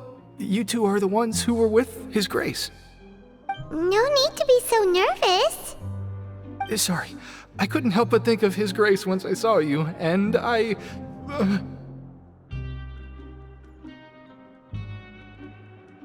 Oh, it's hard to say. Maybe I am. He's got a very overwhelming presence. It makes me feel like I'm just some insignificant little bug. Wait, seriously?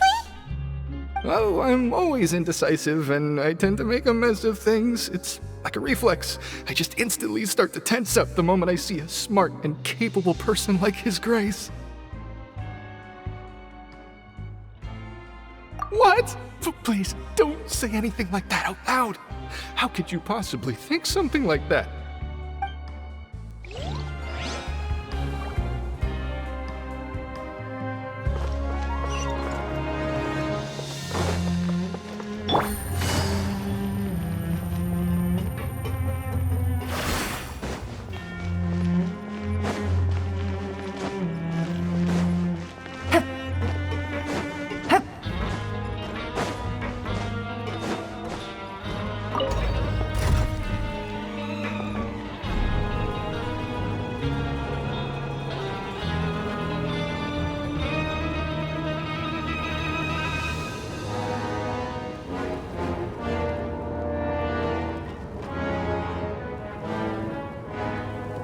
I got a new letter from an informant. Looks like the situation has changed again.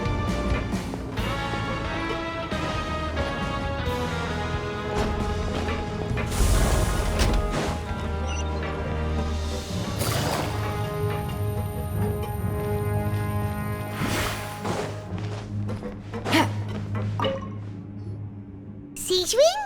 Aren't you supposed to be in the infirmary? What are you doing in the production zone? Hello, Traveler. Paimon? Everyone's usually busy around now, and we don't have any patients to look after in the infirmary. I thought I'd come here and enjoy the sight of everyone hard at work. Enjoy? What's there to enjoy here? It's really worth watching. I often stand here and observe everyone. Humans are just so interesting and adorable. I like to watch your expressions while you work. Are you talking about pets or people?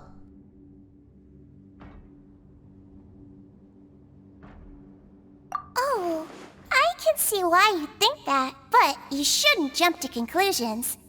See, we Melazines are a different species, and we see the world very differently from humans. It's very easy for me to observe everyone's condition. All it takes is one look, and I can tell which workers are exhausted. Wait, Melazines can see that? Huh. That does sound useful for being a nurse. Yes, running around tending to everyone's health is very fulfilling. But I'd much prefer it if you're all happy and free from exhaustion and pain in the first place. Take care of your body, and make sure you eat well. Always rest when you're tired from work, and don't push yourself too hard. We'll definitely take care of ourselves. Thanks for the reminder.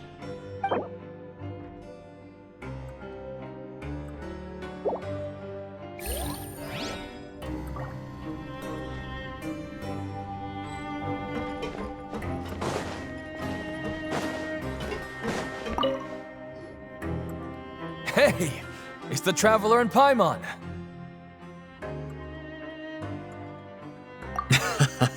No need to tease me, okay? I won't trip on the same step twice. Just like His Grace said, paying attention to every little detail is the key to prosperity.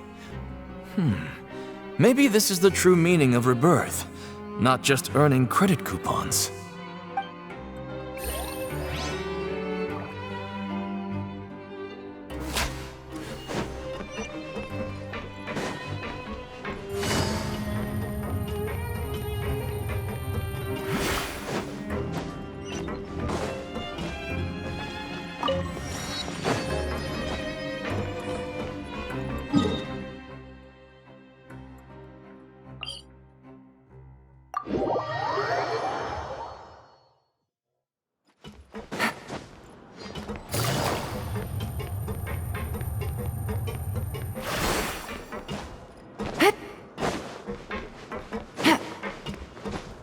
Take it easy. Huh? Rowan? What are you doing here, Chief? I was injured a bit just now. Nothing major, I think I just pulled something. Little mishaps like this are unavoidable at work, you know? Huh. Paimon wouldn't have thought someone as experienced as the Chief would still get hurt on the job. I just knew you would say that. This is pretty embarrassing. Where is Siegeween when you need her anyway? The one time I need to make a quick trip to the infirmary. Oh, you mean she wasn't in the infirmary? Yeah. The rumors say that there's never anybody in the infirmary in the half hour before lunch, and nobody knows where Siegeween gets off to.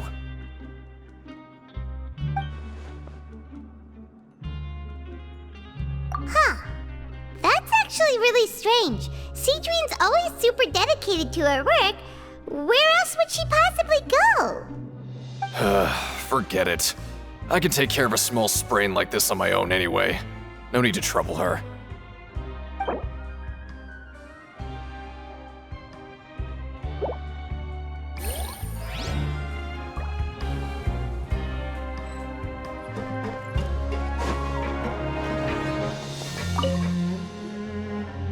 Oh, wonderful. I was worried that you'd be busy trying to earn reward coupons all the time, but it seems like you haven't neglected your investigation work after all. Paimon likes having more coupons, but no one wants to work all the time. Have you also been investigating the area, Lynette? No, I was just slacking off, and you happened to catch me. My brother is still obsessed with anything remotely related to the Forbidden Zone. But knowing him, it won't be long before we get more leads. Oh, before I forget, this is for you. Huh? Credit coupons? Why are you giving us these? I've been here longer than you. Coupons aren't a resource in particularly short supply. What is in short supply are interesting people to talk with. Aw, that's so nice of you, Lynette. We'll be sure to make good use of these coupons then. Thanks a bunch!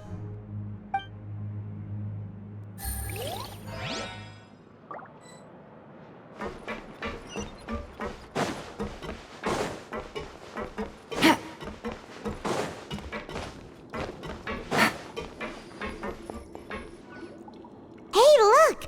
There's something here! Looks like a research notebook. That suspicious guy peeking into the infirmary just now. Are they a fan of Seedwing? He must have dropped this. Let Paimon read it real quick. The Melusine perceive the world very differently from humans. There are significant deviations. As a result, their sense of aesthetics and beauty is also very different from that of humans. This must be taken into consideration when giving gifts. Ooh, this all sounds pretty serious. He sure did his homework.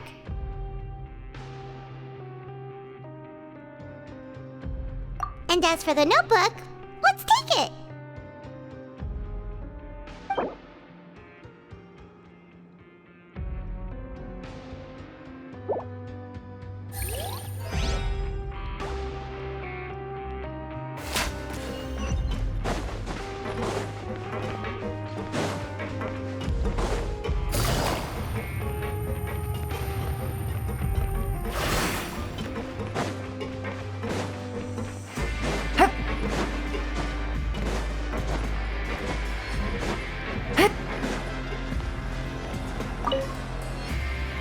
Oh, you want to stop investigating and go rest?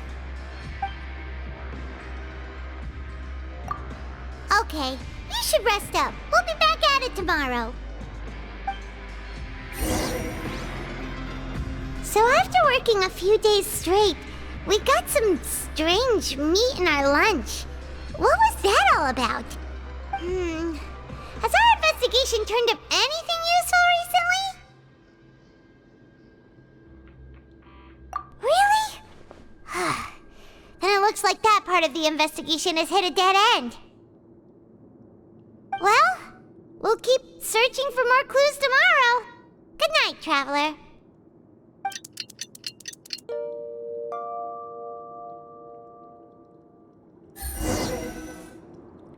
Oh, Paimon doesn't want to get up. Paimon still feels completely exhausted from yesterday. What do you have planned for us?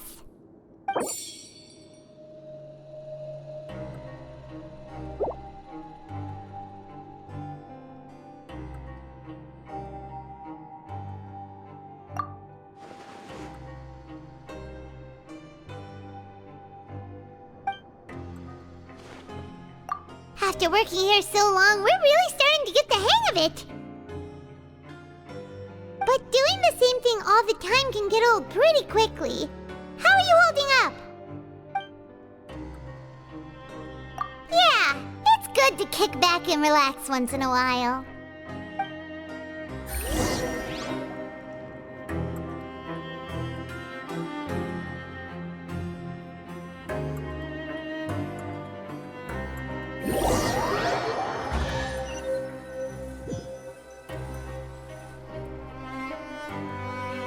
Oh, just a regular meal set. Guess Paimon shouldn't get her hopes up. What would you like to do this afternoon? Maybe we'll be able to find some leads there.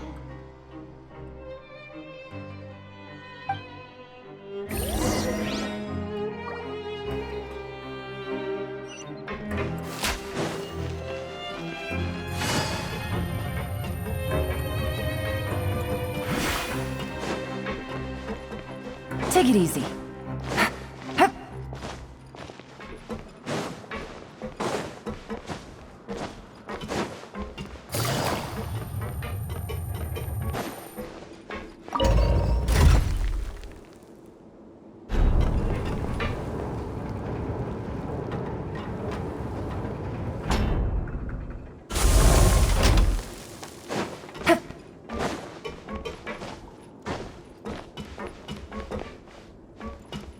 Take it easy.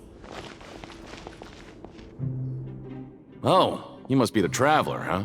Sorry, mate, but competitors as strong as you are prohibited from participating. I don't make the rules, mind you, but I was given very specific instructions. Even convicts value their lives, don't they? I hope you can understand. But we have a game here that'll let you show off your strength, and you'll even earn some credit coupons in the process. What do you think? Interested? And if we lose the game, will it cost us credit coupons? Of course. That's the cruel reality facing every competitor in a place like the Pancreation Ring. Okay, great. Let me walk you through the rules. The targets in front of you will pop up one after another. You'll need to hit the targets in the same order that they popped up. If you can complete a few rounds in a row with no mistakes, then you'll win credit coupons. But the second you mess up the order, you'll lose. Game over. The game costs 300 credit coupons to have a go. So, you up for it?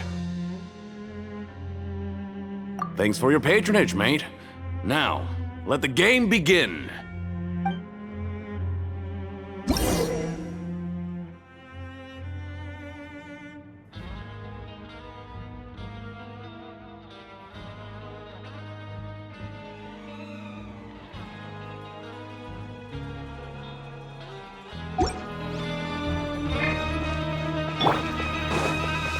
Okay, do your best to hit the targets, just like Colin said!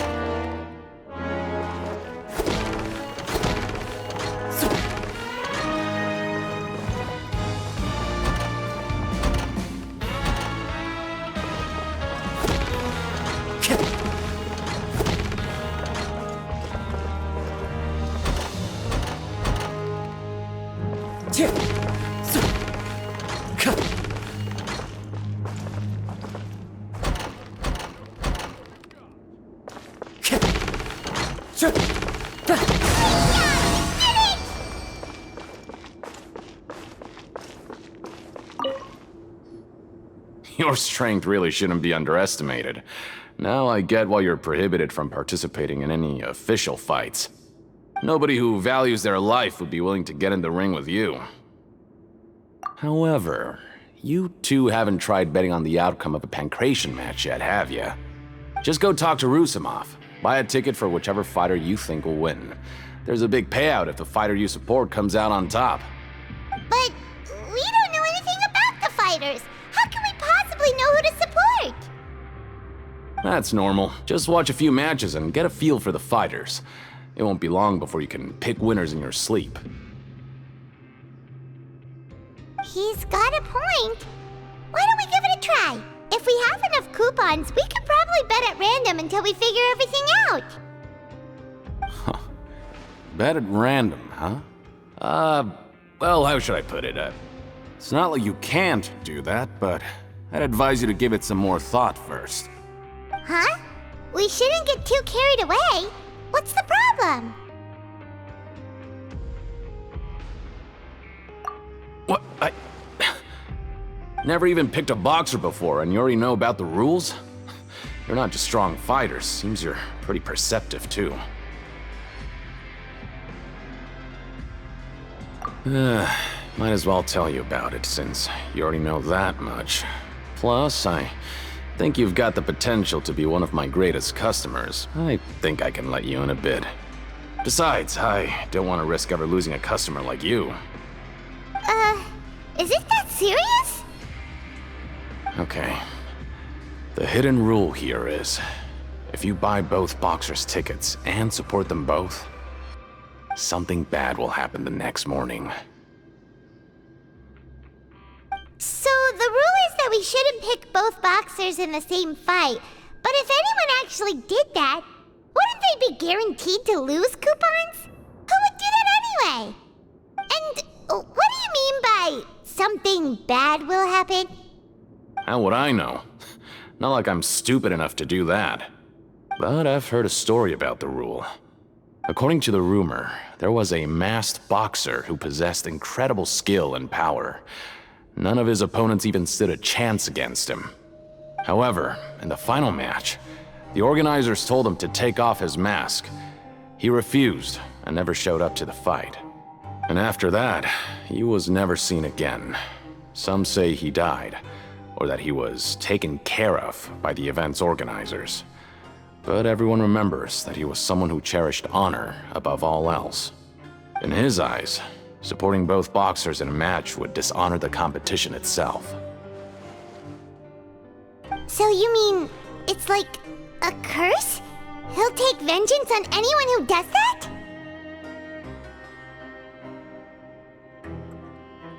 No, he was always wearing a mask, like he was intentionally trying to hide his identity.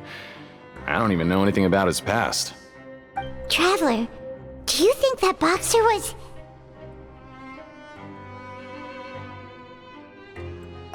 Huh? We will? You're not serious, are you? Look, here I was just trying to be nice and warn you, yet here you are trying to break it on purpose? Yeah, it sounds pretty scary to Paimon.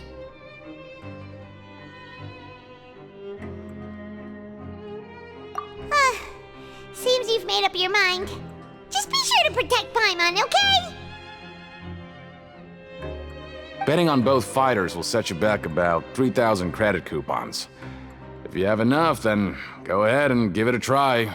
Just don't come running back to me if something happens.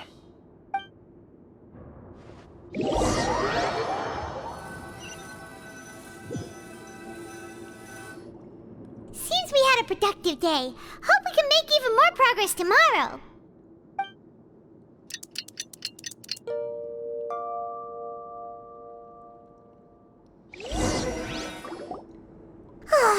The dawn of a new day. Paimon feels like we're getting used to life as convicts. Is that a good thing or a bad thing? What do you have planned for us?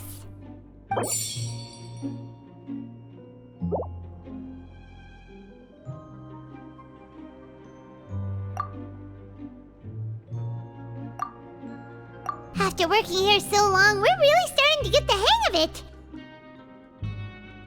But doing the same thing all the time can get old pretty quickly. How are you holding up?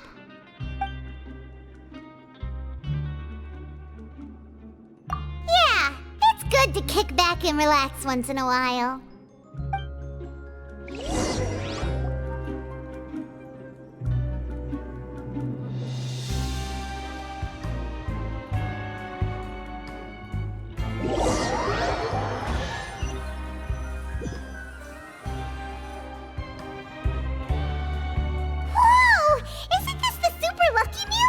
Looks like hard work really does get rewarded.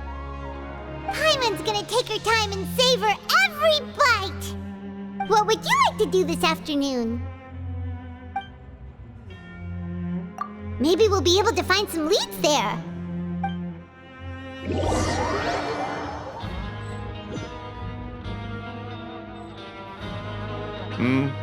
Are you two here to buy tickets? Better be quick about it. Another match is about to start. Who are the boxers in the next round? We have the reigning champ, Le Grappler, versus a contender from the Eastern Prison Block, Demon Horde. Are those their nicknames, or did they choose those names themselves? Either way, super weird. Since you're new around here, I'll help you out and give you a little suggestion.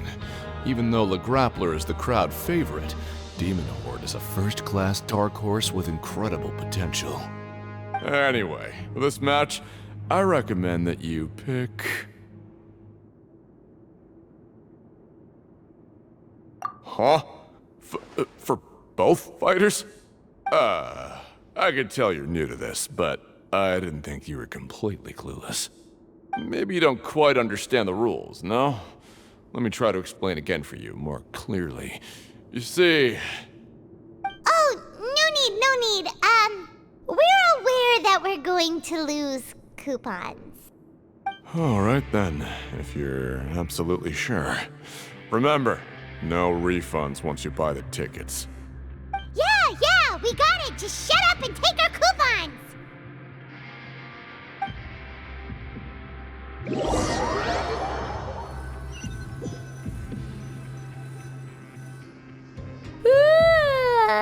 woke up so early today that Paimon's been nodding off all afternoon. Good thing it's finally time for bed.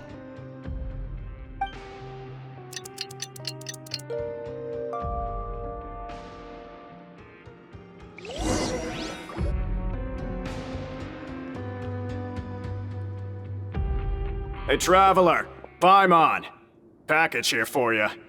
The next time you buy something, go pick it up yourself. I'm not a delivery man, you know. Huh? A package? For us? Did you buy something, traveler? Paimon's not quite awake yet, so why don't you go take a look? Right! Yesterday we broke the hidden rule and bought tickets for both boxers. Oh, maybe this package is the bad thing that Colin said would happen. Paimon suddenly feels wide awake. Wait, maybe let Paimon go hide somewhere first. Just call Paimon after you opened it. Hey, wait! Paimon's still here! Don't open it! Ah! Huh? What is it? Are you okay? Let Paimon take a peek too.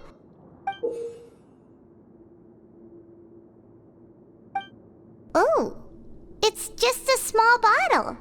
But the color of the liquid inside looks so wrong. Almost like... Alright, that's enough of that. No need to say it out loud. Paimon already knows what you're trying to say. Ugh, no way. Get that stuff away from Paimon.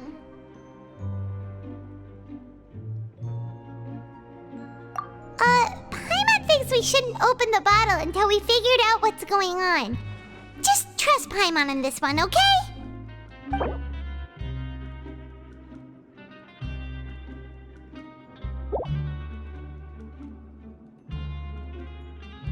What do you have planned for us? Though it feels nice to slack off a little, less work means less coupons. Let's make the most of our morning.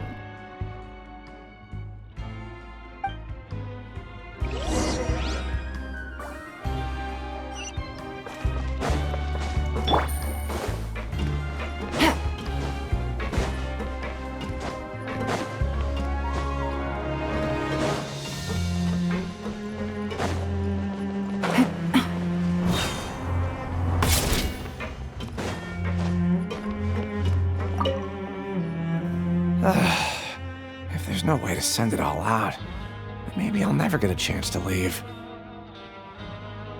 Who are you? We've never seen you before, and you don't look like a fellow convict. I'm not! Of course I'm not. Please, don't mistake me for a criminal. I'm a good, law-abiding citizen. Then what are you doing here? You sure seem anxious about something. I'm a promoter for Fontico, and I'm usually responsible for promoting our drink products. I thought I could complete my task here quickly and return to headquarters, but I've been here way longer than I anticipated. Oh, a promoter from Fontico? So what kind of problem did you run into? I'm so upset. It's all because of that Duke. After discussing the company's promotional plans with him, he told me outright that my project was worthless. However, in light of our long history of successful collaboration, I still tried to patiently explain the details. However, to my surprise, he just cut me off while I was speaking. Let me take a moment and recall his exact words. I'm just gonna stop you there and say no. If anything, I'm saving you time. It seems you don't fully understand the value of credit coupons here, nor do you understand the value of your own products. The former is because you are from the overworld. That's understandable, and I don't blame you for that. But as for the latter, only someone monumentally stupid, so breathtakingly stupid that they were completely ignorant of the value of credit coupons, despite living in the underworld, would ever possibly consider buying your drink. Let's just forget it. Anyway, that's how he rejected my proposal and asked me to come up with another solution with the condition that it doesn't cause any trouble for him. Can you believe that guy? Well, he is the head honcho here. Not much you can do about that. We met him too and could tell that he's the kind of guy that's hard to pin down. Fine. I know I should just let it go. I'm on his turf after all. His house, his rules.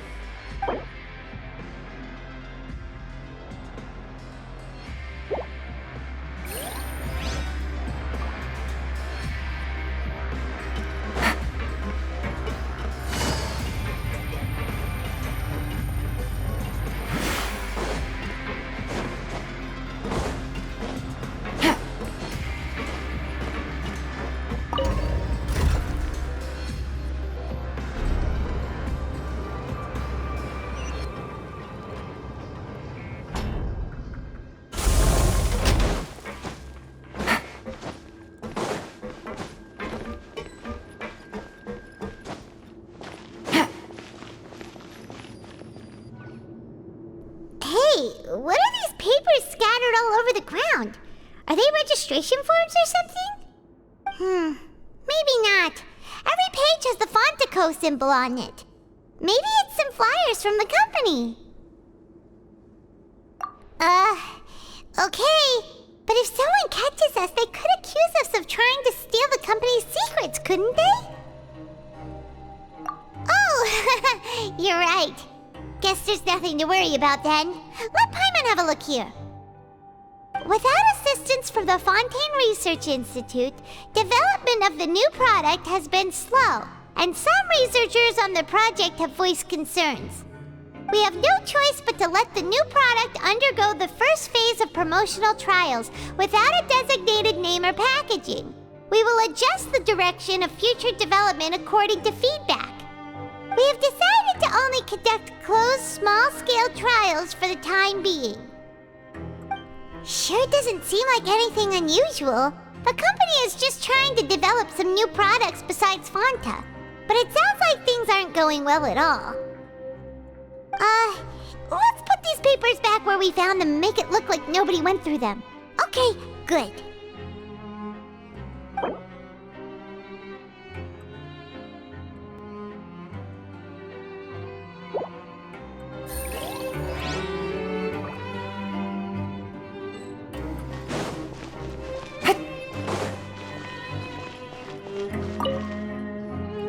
Hey, I heard you crazy fools really did it.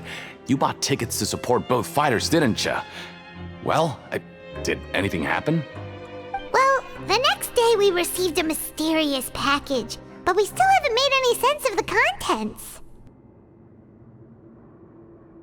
So it is real. You didn't become cursed or anything like that, did ya? Are you both still okay? Wait. Are you sure that it's still you controlling your bodies right now?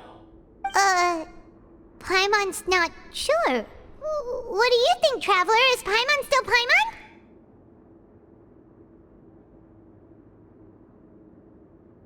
Oh, okay. Well, that's good. Yeah, you two don't seem to have changed at all. But I wouldn't let your guard down just yet. Still, I didn't expect you would actually do it. You'd actually throw away coupons like that just to satisfy your curiosity? Even if we could hope to earn any coupons. When it comes to things like this, it's always the organizer who makes the real profits. Hey, just what are you trying to imply? The pancreation ring is an honest business, and we really don't make much from selling tickets. We make so little that even the current tournaments can only be held thanks to funding from the producer of Fanta. Oh, so it's the company that manufactures Fanta sponsoring the events? Paimon thought all of this was thanks to the Duke's support. Let's just say it's a mutually beneficial arrangement. They reached out to us first, hoping to promote Fanta products in the Fortress of Meropide. Anyway, you try and take extra good care of yourselves these next few days, you hear?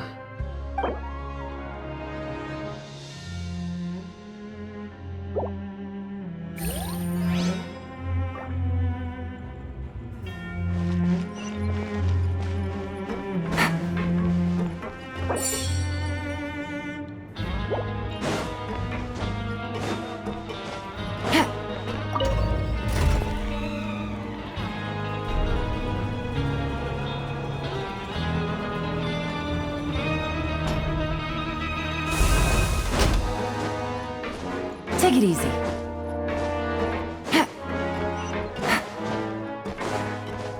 Take it easy.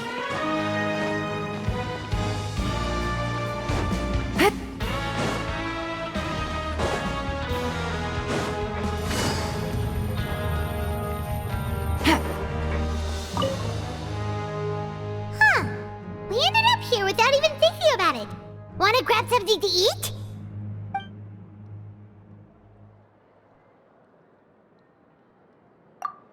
Alright, but remember that we bought this time with coupons, so let's make better use of it next time.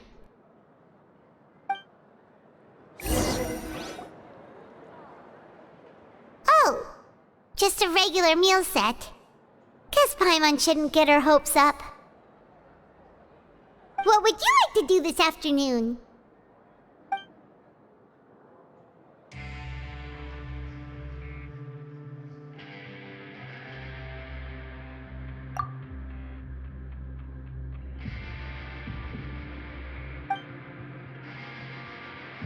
After working here so long, we're really starting to get the hang of it. But doing the same thing all the time can get old pretty quickly. How are you holding up? Yeah, it's good to kick back and relax once in a while.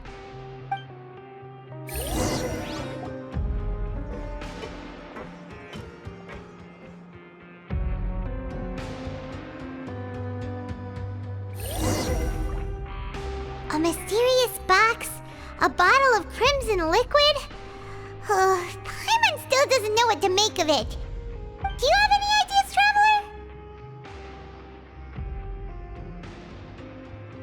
Really? Then it looks like that part of the investigation led us nowhere. Well, maybe we'll have better luck tomorrow. Good night, Traveler.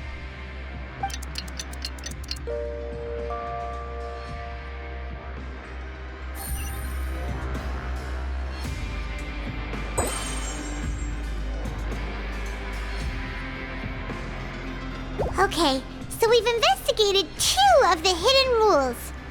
Paimon didn't think this prison would have so many weird things going on. We'd better pick up the pace with our investigation, otherwise we'll never get anywhere.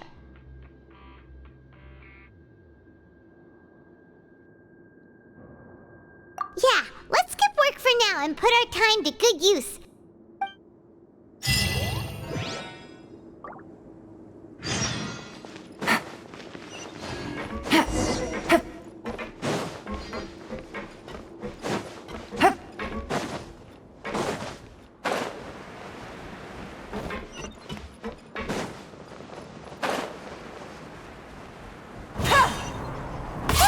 Isn't that Vidocq over there?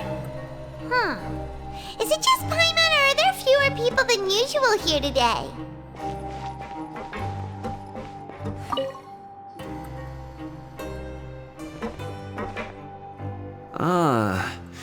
Seeing you at this time must mean you've already saved up a lot of credit coupons.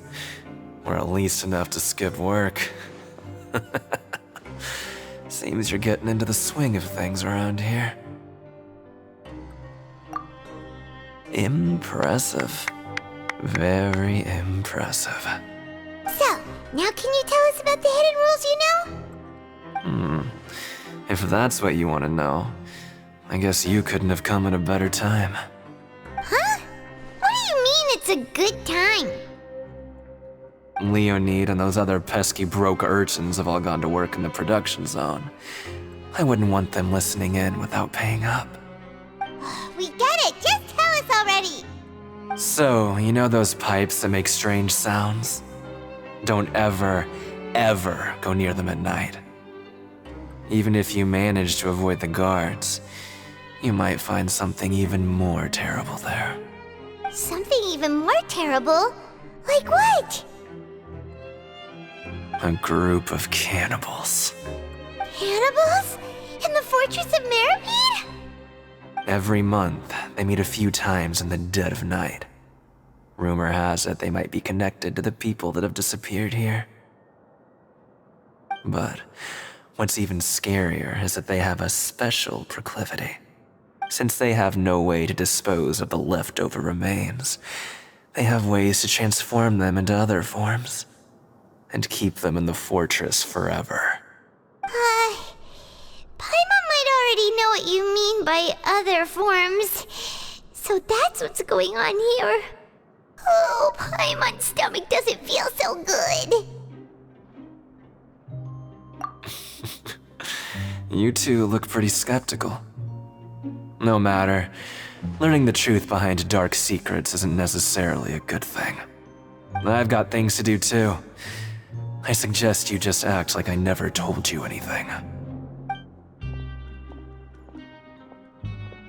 Traveler, can we just trust him on this one?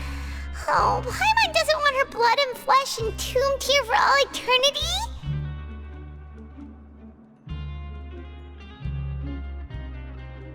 Oh, so that's how you see the situation. Huh. You know, Paimon does feel a little better about it now.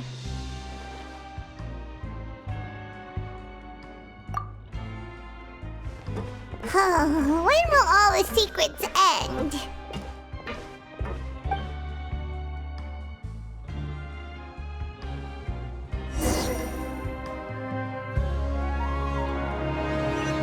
Take it easy. Vidal isn't here. But the guys who went to work in the morning are back. Let's go ask them. Just stay away from me.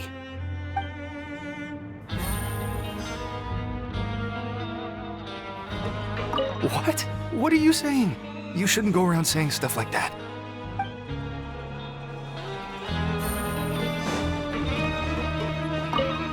What are you talking about? Listen, you should keep your nose out of other people's business.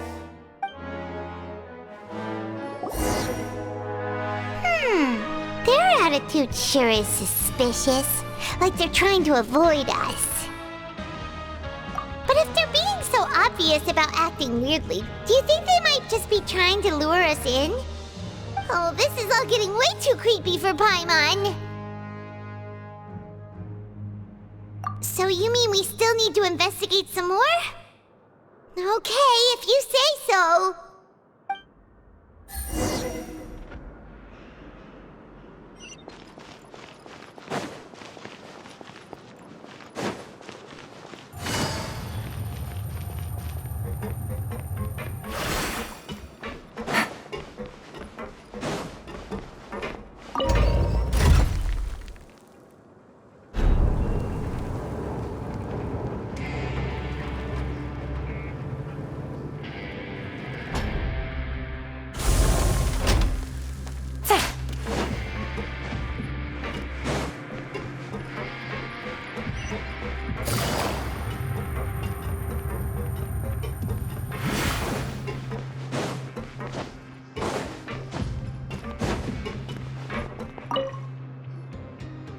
Fielding?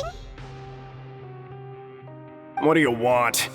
Criminals like you ought to be working right now. Catch my drift. We just want to ask you a simple question. Have you ever discovered anything odd during your nighttime patrols? Why are you asking about something like that? Whatever happens at night isn't your concern.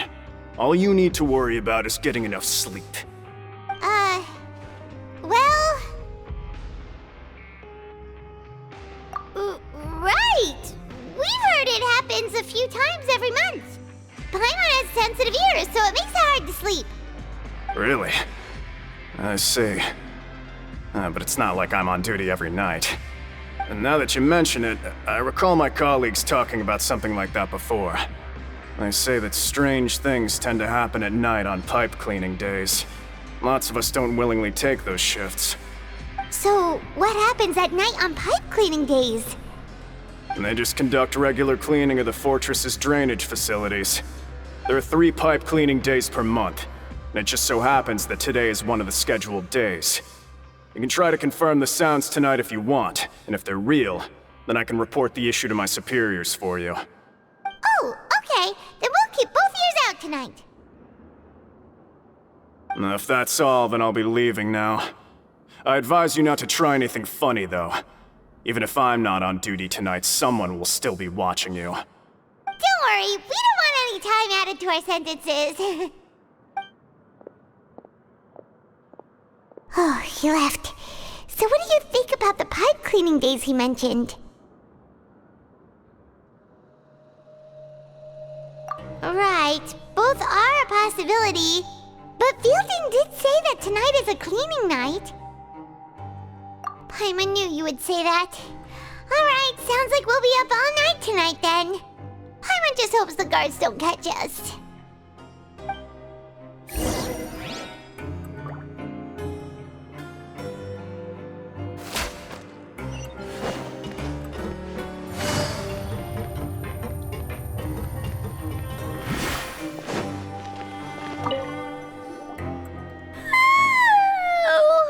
I'm so tired.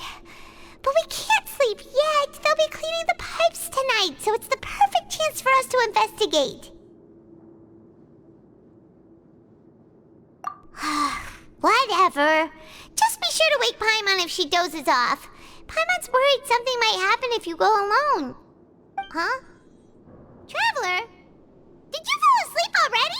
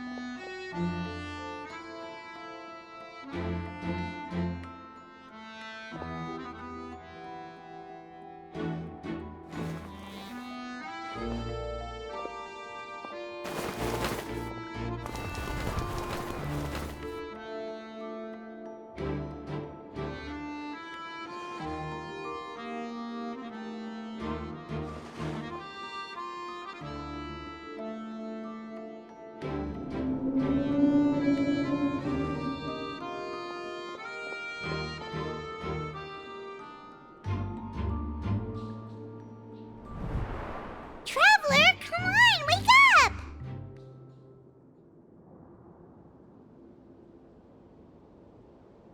Oh, it looked like you were just peacefully sleeping to Paimon. Well, what did you see this time?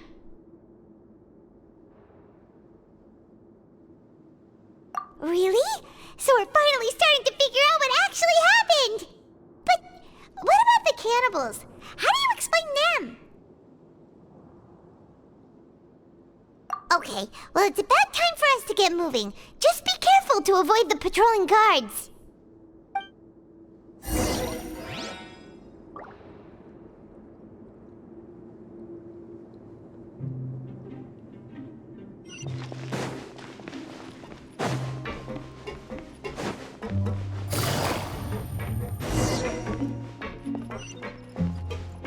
Shh! Careful!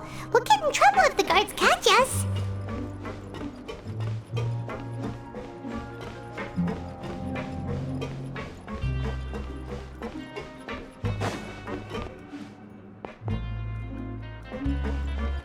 Take it easy.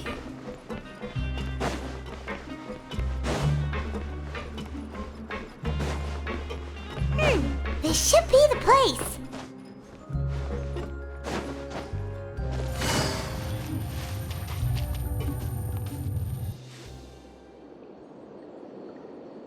What? I know you. You were the ones we saw. Huh. You've got guts showing up here. You know who we are, right? You'd better leave now. Ain't nobody coming here to save you. What'd you say?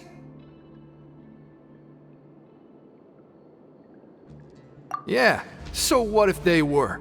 If you push us, we can make those rumors a reality at any time. Hey, what's the point of all those rumors anyway? What exactly are you trying to do? I don't have to tell you anything. If you turn around, go back to the dormitories and act like you never saw anything, then I'll pretend that you never showed up here. Yeah, scram. Nothing worth seeing here. Huh? What did you say? Isn't that exactly what boss said when he left? Hey, do you know our boss? Whoa. We had no idea our boss was such a big deal. He always kept his identity a secret. So, did he have you come here to find us? Oh, so you're Childe's crew here? Seems like he had no problem fitting in. We're the only ones who heard him say those words when he left that night. So unless he somehow told you those exact same words after that... All right. I guess that's proof enough for me. I believe you. Wow, those dreams of yours sure come in handy. We gave him the business for a while and would always give him a hard time when he first came to the fortress of Maripede.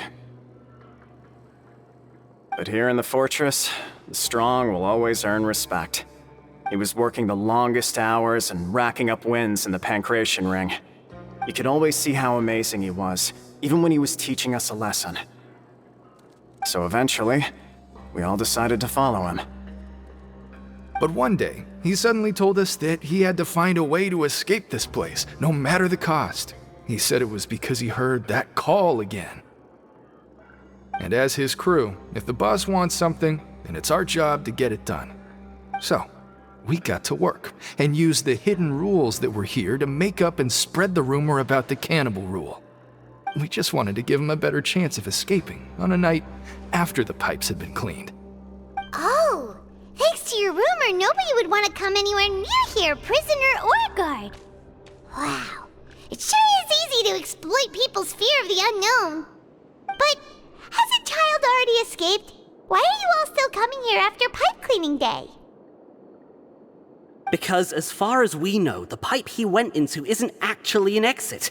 It should be a dead end.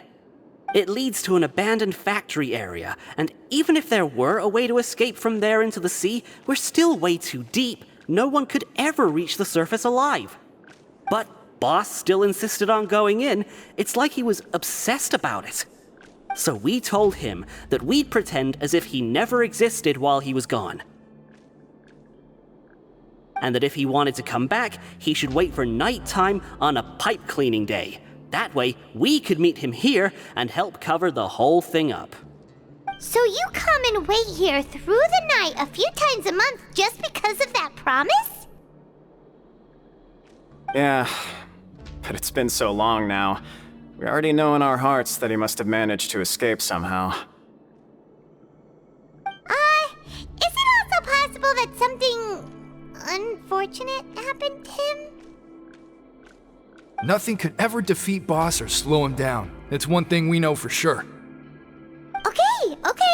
Paimon was just brainstorming possibilities. Alright. Keep quiet and follow us.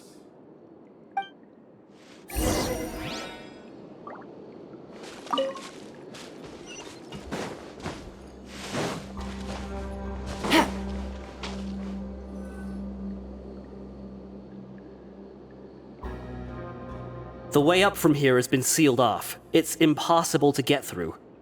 Boss left by going down from here. It wasn't full of water at the time. Later, we came back hoping to have a look. That's when we found out it had been completely flooded. It's impossible to navigate unless you're an extremely skilled diver. Do you think Childe got trapped by the water? Not likely. We all know that Boss was an incredible swimmer.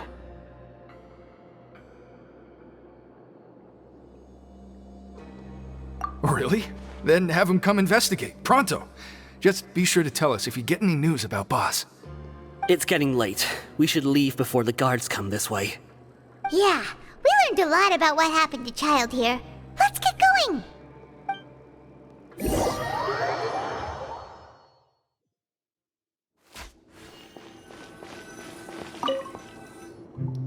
Whew.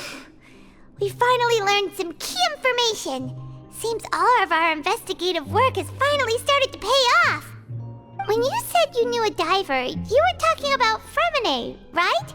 If we ask Linny, he'll definitely have Freminet help us. Ugh. Why is Childe like this?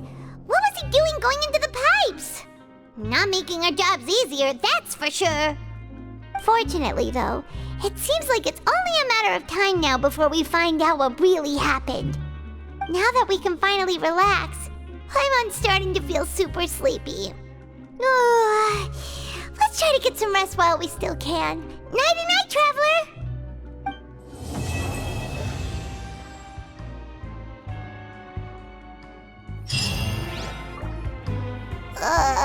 It's morning already? Oh, Paimon still needs more sleep.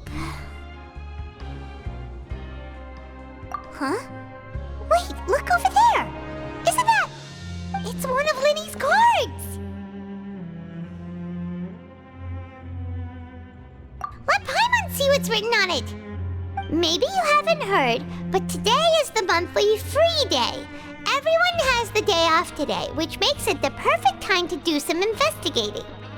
It's been a while since we last talked. Have you been making any progress lately? Let's meet at our usual spot in the factory area before lunchtime. I have new information. Ooh, today's our lucky day. We have the day off. From the sound of it, Lenny's been making progress with his investigation. Wonder what he's discovered. We still have some time before we meet up. Let's talk with the people here for a bit more before we go.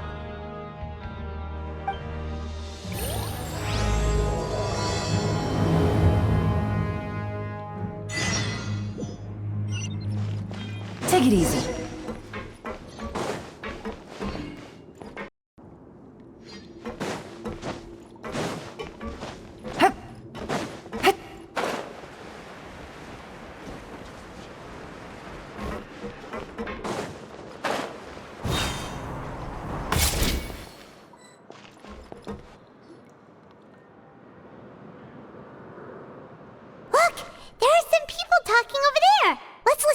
Conversation.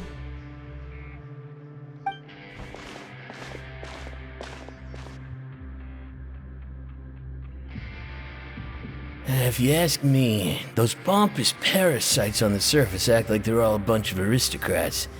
Do any of them give half a hoot about a bunch of dogs like us?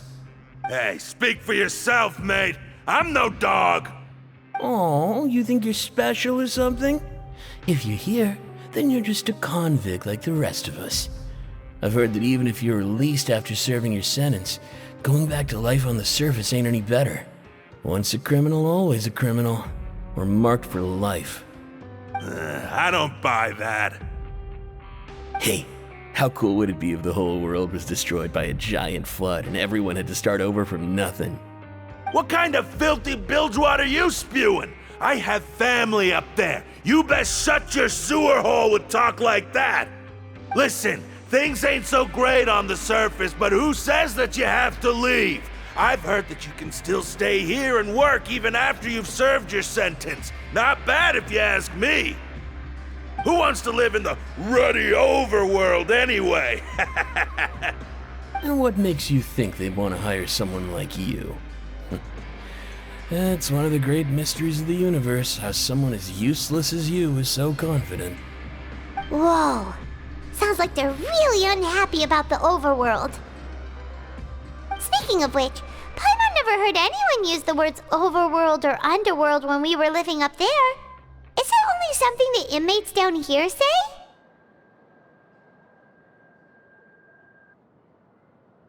That's true.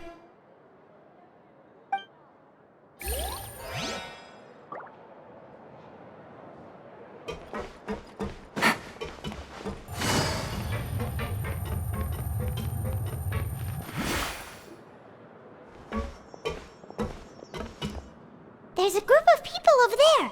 Let's go listen in.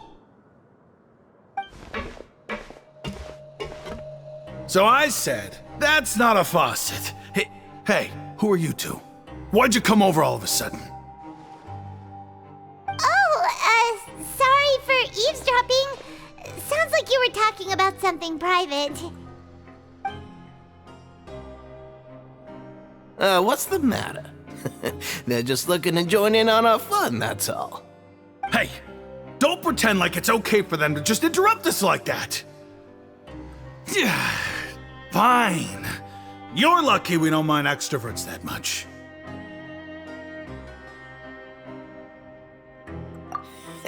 You hear that, Quisto? What nice! Your expressions tell me you're looking to hear some juicy info, am I right? But before that, it just so happens that I know you two. Really? Are we that famous? You're kidding. How often does anyone get a personal tour led by His Grace himself? Practically everyone was talking about it. Word has it that you also caused quite the kerfuffle. A little mistake, huh? I like the way you put it. You see, people with a good attitude can join our group anytime, unlike some of the others here. Your group? I'm Quisto, and this is Lavaroon. People usually call us the Bombshell Bros, but don't worry. We're not playing with bombs or anything. It's just that our information is always so explosive, and we blow minds on the regular. So, you two really like to gossip? Whew, you sure know how to embellish. No. You don't get it. Knowing intelligence will make things better for you here. For example, knowing who's working with whom, who has the latest rumors, who's not getting along. Wouldn't you like to know all that? Whoa, all this info's worth something, you know? You should prove you're worthy of it. I don't mind him. Quisto's always this way. Just play nice and say something to massage his ego. The welfare meals. Talk about the welfare meals. Right! That meal we had yesterday was super delicious. Paimon can still taste it whenever she closes her eyes. Is that so? To tell you the truth, I've been helping out with making those welfare meals. I've been working as a kitchen assistant for about a month and a half now. Oh, so you're the one who made those delicious steaks. Amazing! You could be a professional chef. You are correct. I am a true professional. In fact, I even went to culinary school. But enough about that. Since you like my cooking, I guess that means we share similar tastes. Listen carefully. This little bombshell will help you learn what's really going on here in the fortress.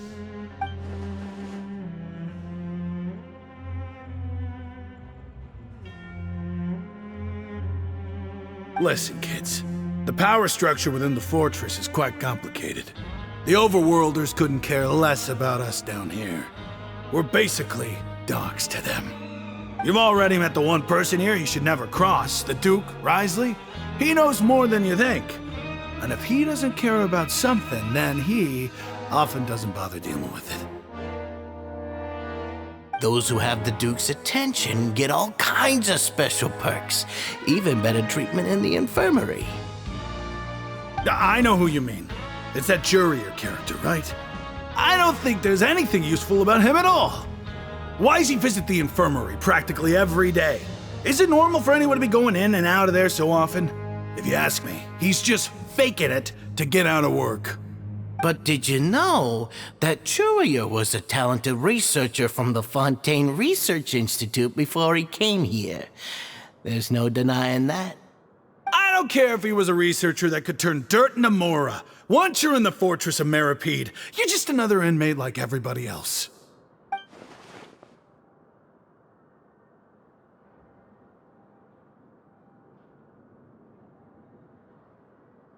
Speaking of which, the last time I saw him, he was passing by in the corridor with Lorvine.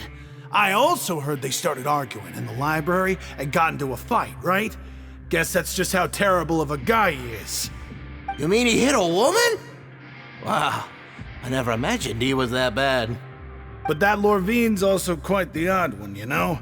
She's always gabbing away, got into a fight with a man, and she also got sent to the infirmary.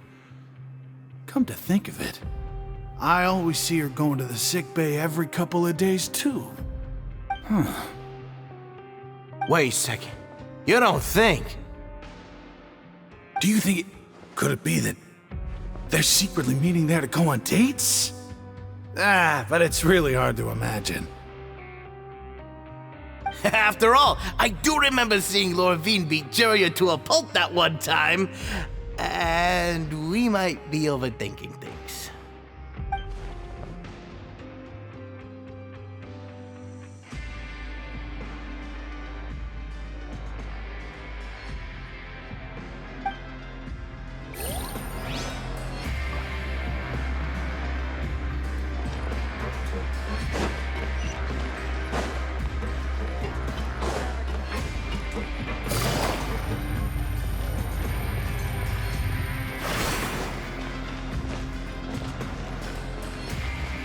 Take it easy.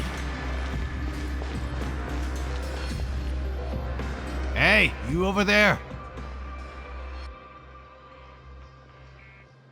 Yeah, you. Say, do you like playing card games?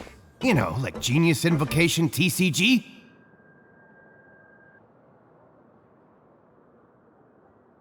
You TCG players are like mint in the wild, literally sprouting up everywhere.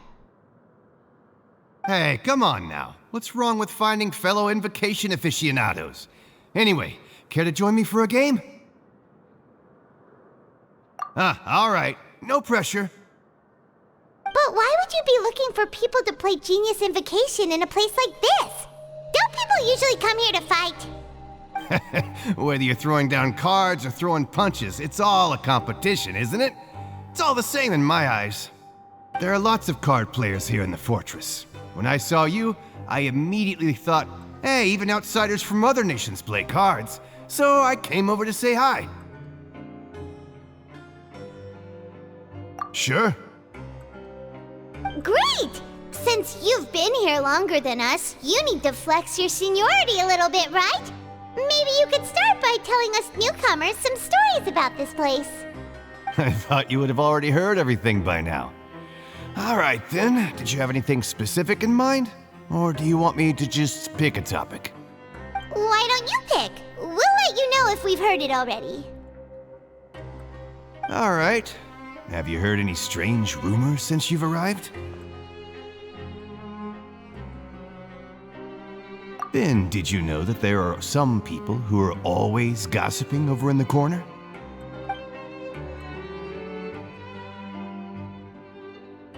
Yeah, so you've already met those two. They're quite a pair. They always keep an eye out for the latest happenings and gossip about everything. I've never seen anyone with more time on their hands. I heard that they used to be a chef and a bartender before they were sent down here. You know how bartenders are, always chatting with customers. And chefs love to pass the time just hanging out when they're not cooking. Good to know. Do you have anything else to tell us? Let me think. Sounds like you want to hear something a little more tantalizing. Oh, did you know that the Duke was also a convict in the fortress of Meripede before? Huh? Wait, are you serious? That's right. The Duke was an inmate just like you and me. Seems he was exiled here for committing some crime. Who knows how he ended up rising up to become the warden, though. To go from an ordinary inmate to becoming the manager of the whole place? I'm not gonna lie, I kinda respect that. A forbidden zone? Sounds like something that someone just made up. I've never heard of that. Where did you hear about it? It's just a rumor we've been hearing, but no worries if you've never heard of it. Do you have anything else you can tell us? Anything else? Not that I can think of, but I'll be sure to tell you anything interesting I hear next time. You'll have to play a game of Genius Invocation with me first, though. Okay, we've talked to just about everyone, and it's about time for us to go meet Linny. According to the card he left us, we should go meet him in the production zone.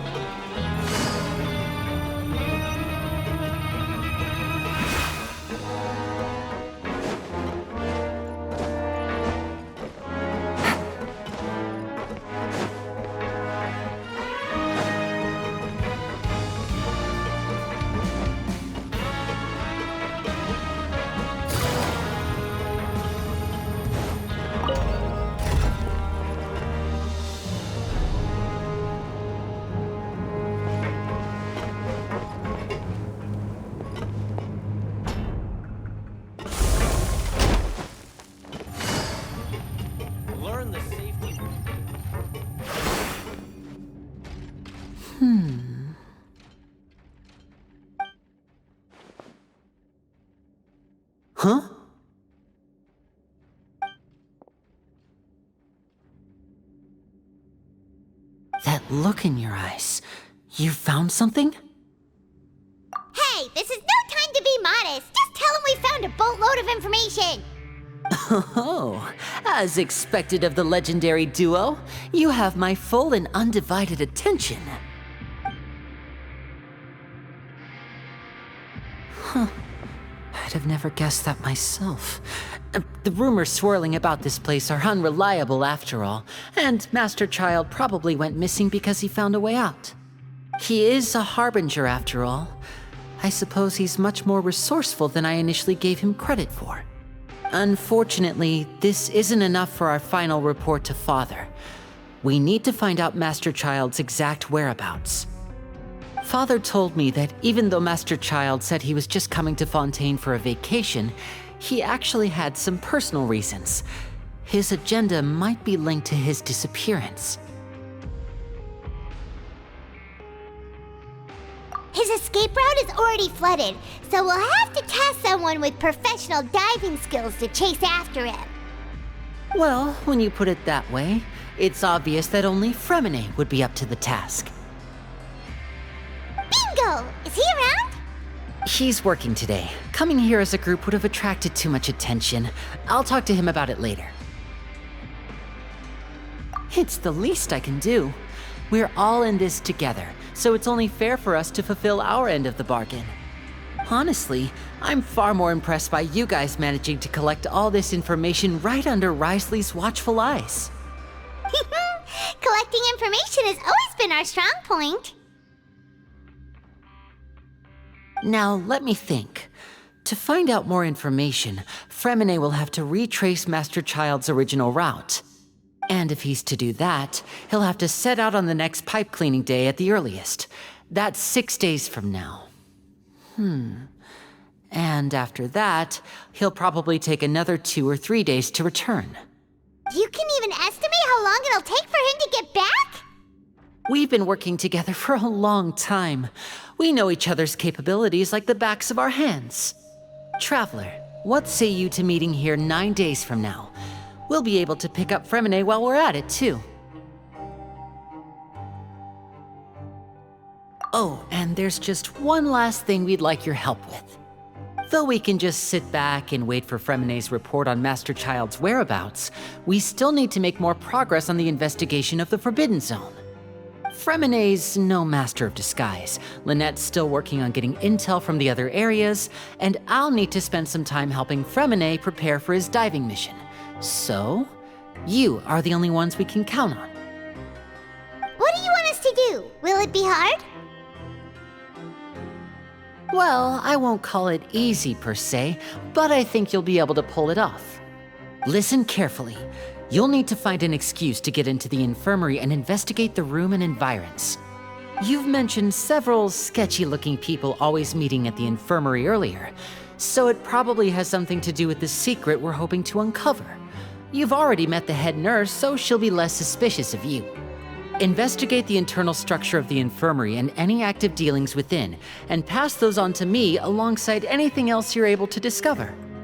But also, there's no need to take risks. Don't forget, safety always comes first. My apologies, I just started rambling out of habit. It was almost as if I was talking to my younger brother. But that's not a bad thing, right? All right, then we'll head out as soon as we finish our prep. Let's go our separate ways for now then. Don't forget, we meet here again in 9 days. Stay safe.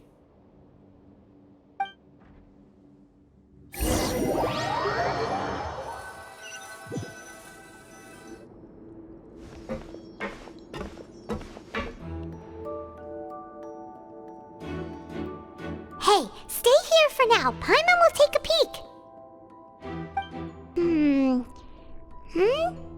There seem to be several people inside.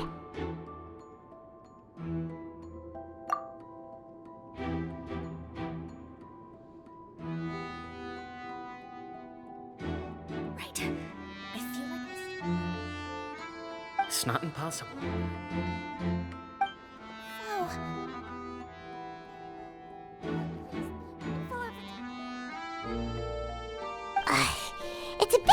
understand them from here. So, why don't we just try to talk to them in person? Let's go as soon as you're ready.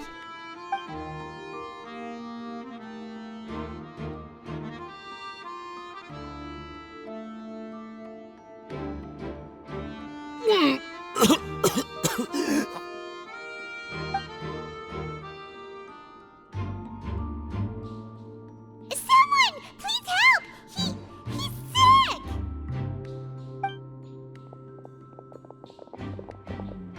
Whoa, are you okay? Oh my! What's wrong, little one? There's no need to panic. Take a deep breath before you begin. The traveler started complaining of a stomachache, and then nausea, and then collapsed onto the ground. Paimon doesn't know what to do! Freezing limbs, twitching fingers, and pale complexion? Could it be poison? Let me take a look. Please, lie down over here.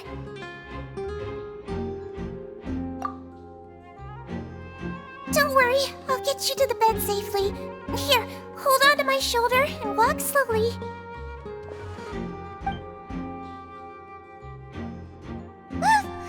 You can do it, traveler! Don't apologize. You're sick after all. Now, please relax. I'm just going to do a preliminary checkup on you.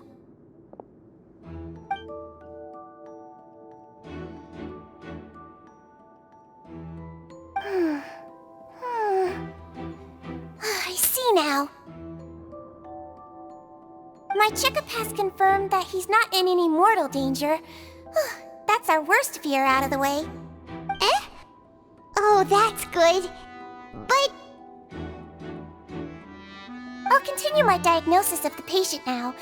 Please, relax and take a deep breath.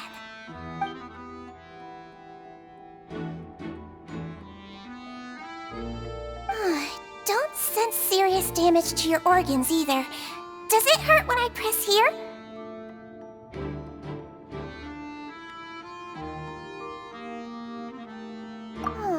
And here? Huh? But based on my initial checkup, there shouldn't be a problem here. Oh, how strange.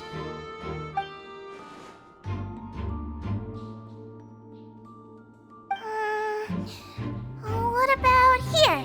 Does this hurt?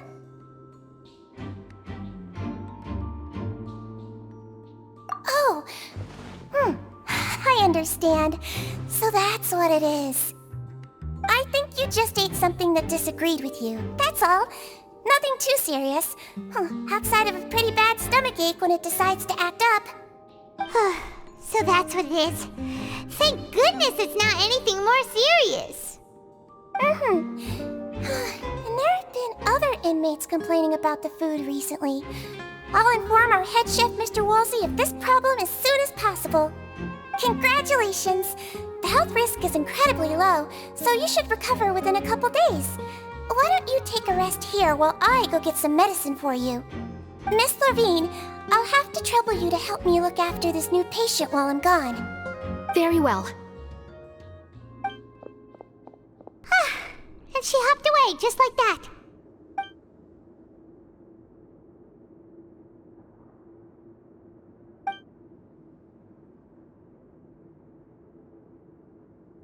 Hello. So how are you feeling now?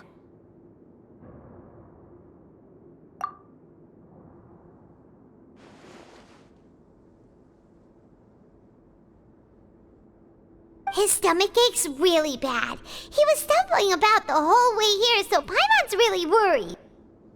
If Miss Sijuin says it's not a serious problem, then there's no need to worry. She's the best medic we've got down here. But it also looks like she's the only medic you've got down here. Well, that's true. What do you mean, that's true? That's really misrepresenting the situation. Of course I can't speak for the whole fortress, but it's not like everyone imprisoned here is useless, you know? Though they may have committed crimes and gotten locked up here as a result, they still know a thing or two about medicine, and they help Miss Sijuin take care of the sick and injured. Yeah, you're right. But did you have to lecture me about it in front of another patient? Aren't you a patient too? Where did all your energy come from? That's correct. Sorry, I got a bit ahead of myself.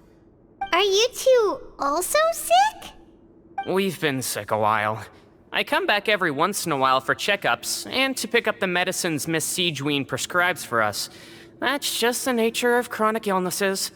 As for her, you could say she fancies herself as Miss Siegewien's capable helper because she learned a bit of medical knowledge ages ago. Please watch your mouth, Mr. Jurier. Don't forget that you are the primary reason I have frequent heart palpitations.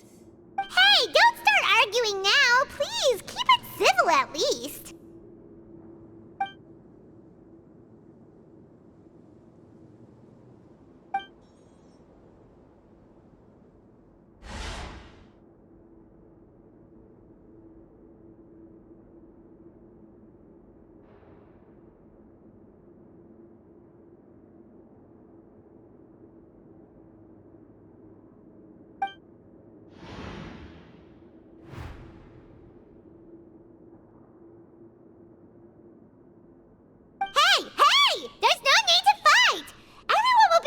Someday, so there's no need to argue over silly things like this!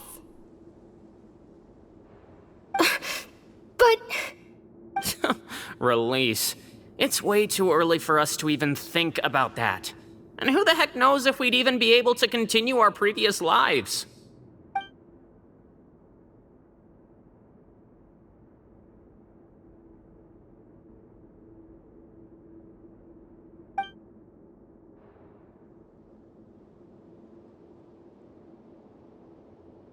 Please allow me to end this boring and useless conversation. Oh, and Mr. Jurier, I don't want to see your face here again anytime soon. And same to you, Miss Lorvine.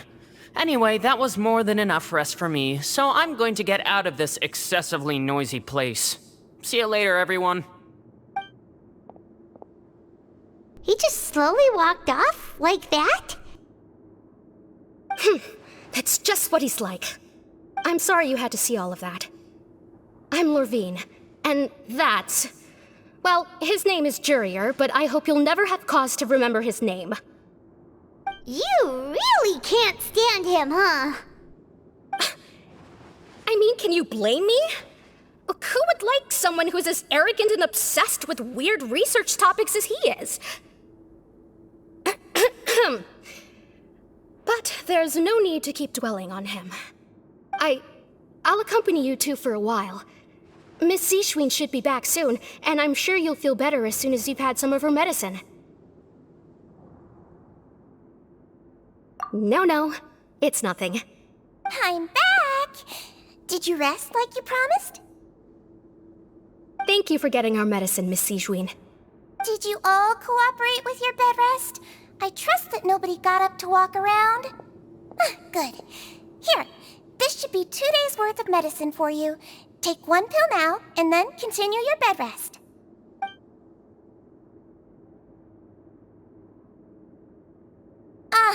Miss Lorvine, I left in a bit of a hurry just now. Do you still remember if we discussed the color of the pill that you should be taking today? I remember. You said it should be yellow.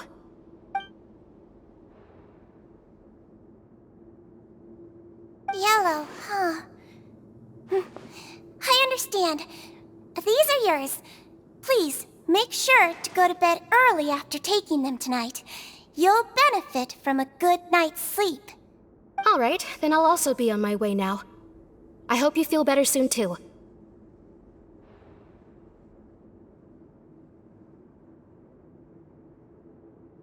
See ya! I'm going to fill out your medical record now. You're widely known as the Traveler, right? I just want to double-check a few details, if that's all right with you. Those two made quite the commotion just now, so why don't we let the Traveler rest? Paimon can answer the questions instead. So his primary symptoms are abdominal pain with secondary symptoms of nausea. Is there anything else? That's it. All right then. Is there anything we should know besides to take the meds? Well, his base constitution is quite good, so I'm sure he'll recover quite quickly after taking the medicine. Please make sure to stick to bland or less stimulating foods, and don't stay up too late at night. Got it! Paimon will hold the traveler to that for sure.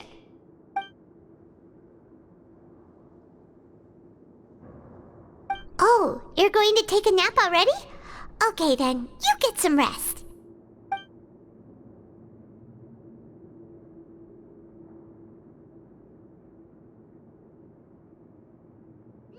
We've been to lots of places together. He may look a bit under the weather now, but he's actually super strong. So you're the best of companions. Well, don't worry. He'll recover soon.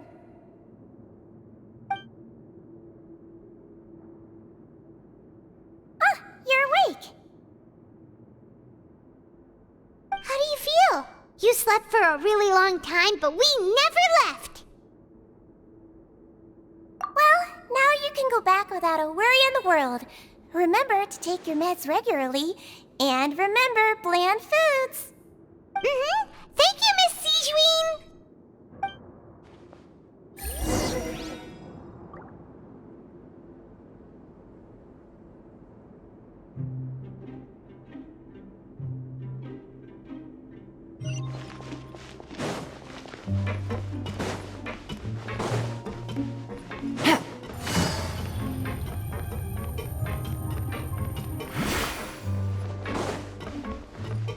Take it easy.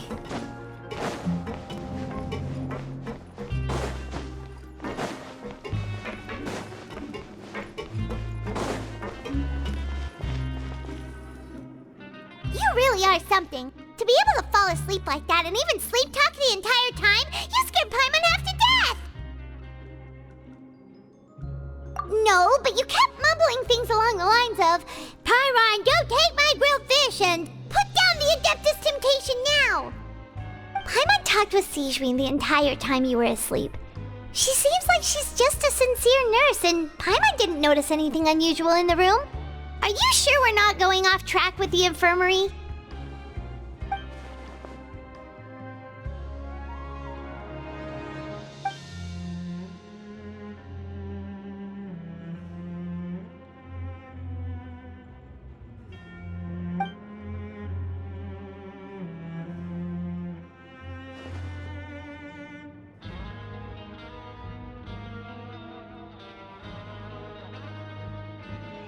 Whoa! You really are super thorough! All those tiny little suspicious things that Paimon didn't even pick up on! We've gotta give the info to Linny!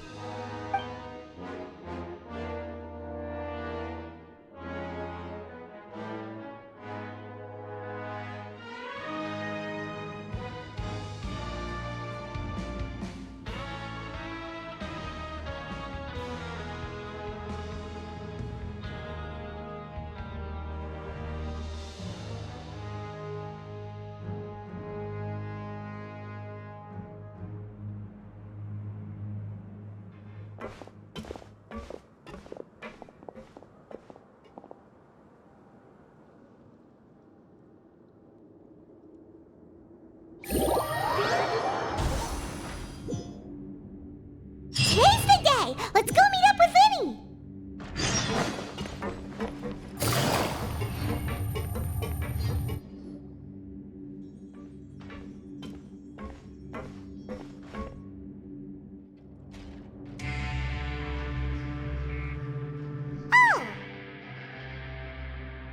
Hmm?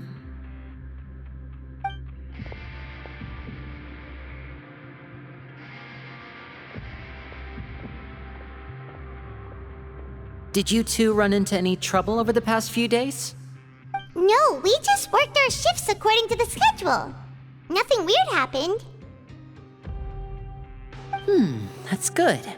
That means you didn't raise any suspicions when you infiltrated the infirmary. We've taken a look at the slip you've sent. Freminet successfully left the grounds via the pipes 2 days ago, and as of last night, Lynette has also infiltrated the infirmary after faking an illness. Wait, why is she getting involved as well? You already went above and beyond when you scoped out the infirmary. To put it more bluntly, Even if we were to view that as something you did in exchange for Freminet's help, you've already done more than enough. Infiltrating a guarded stronghold is a different kind of job from a one-off investigation. We want to avoid using the same faces over and over and reduce the amount of suspicion that will fall on any given person. Lynette also felt like you have already taken the first step for us, so she should be the one to finish the job. So that's what Lynette thinks. Oh, Paimon hopes everything's going well for her. Perhaps that's true. You are both very good people, and we've come to appreciate that more than anyone else. Unfortunately, there's still one thing that could get between us, lest you've forgotten. The matter of our respective loyalties. You've mentioned before that you've had some run-ins with the Fatui. I can understand that feeling, so I assume you're just helping us out of the kindness of your hearts? Well, everyone could use some more friends. We'll be counting on you to help us in the future, too. Since I see you as friends, then it's even more important for us to protect you from any peril. Freminet and Lynette feel the same way. Glad to hear it. Then, let's go check on Lynette before Freminet returns. If everything went well, then she should be wrapping up her investigation right about now. Is now really a good time to go over? According to my observations, Sigewinne always spends around half an hour away from the infirmary right before lunch. Lynette knows this as well, so this should be a good time to meet up with her. Also, I'm her brother, remember? It's only natural for an older brother to care about his younger sister's well-being. Okay, then let's head over right away!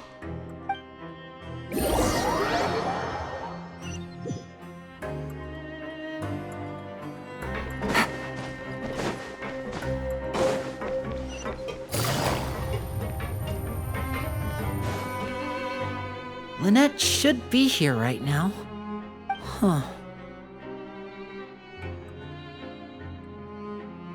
Strange. Lynette? As expected, Sigewinne isn't here, but why isn't Lynette here? No, Lynette rarely deviates from the plan. We agreed that if she were to make changes on the fly, she'd find a way to let me know.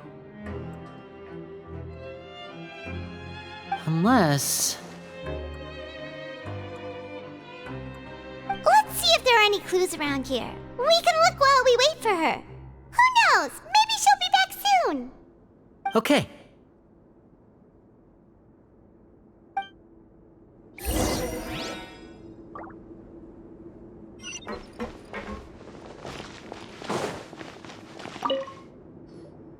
There are some books here and a few files. They all look like medical records. Advanced nursing, how to raise the spirit of your patients, a quick guide to the psychology of emotions, and the meaning of laughter. These sure are some interesting books. Who knew Sigewinne would be interested in these kinds of things? She even has books on understanding people's motivations and feelings. Is it because she's a Melusine? Or does she have a need to understand her patient's emotional state? Seems quite normal to me. These are skills that would come in handy for a nurse from time to time.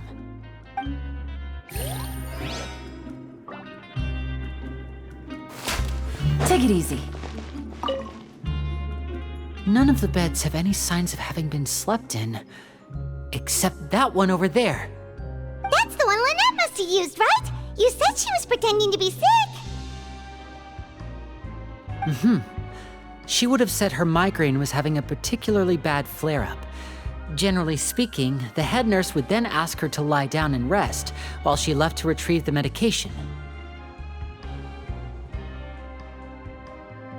Which means, either the head nurse didn't return the entire time from when Lynette laid down up until she left the bed, or the nurse intentionally left it this way.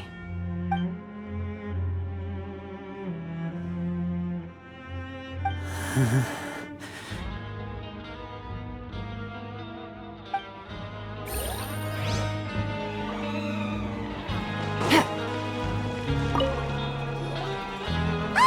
is it! We saw it before! Wait.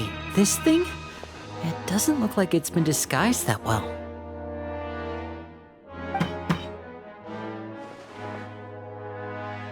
The space behind it is empty. From its size, I don't think it's an entrance that is meant to be taken apart. There's probably a mechanism around here somewhere. Could Lynette have tried to get inside? But if that's the case, she would have contacted me for sure.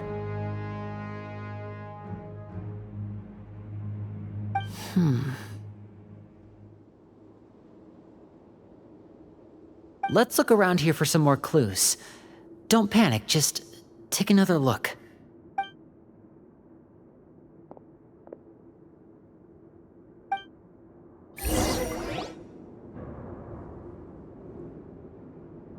Hey, you guys, there's a slip of paper over here! A slip of paper? It's right over here, and there's a bunch written on it too. It reads, "Out of respect for your usual practices, I'll use a piece of paper or card as the medium to pass on my message. You may consider this as me giving you my best regards." This is... Is that all? The back. This is... Show me! Now!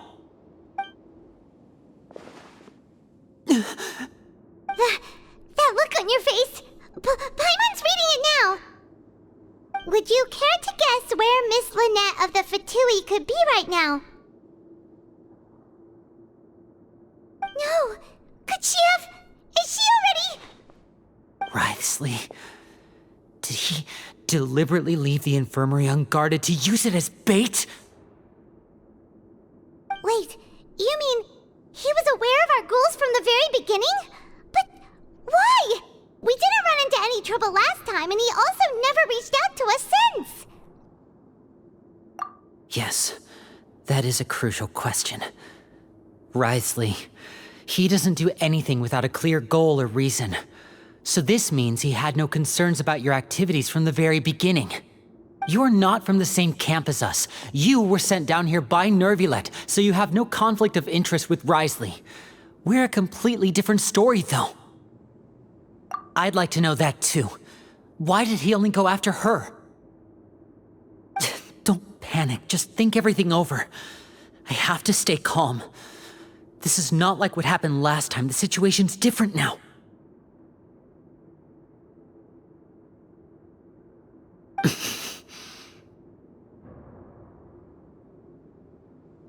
Wait, you're right. Wait, but that means... The fact that Freminet was able to leave the grounds, could Wriothesley have let him go as well? But what does he gain by letting Freminet leave like that?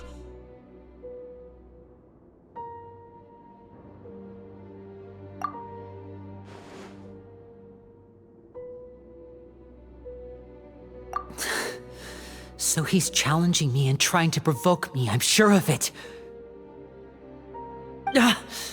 We never should have sent out Freminet.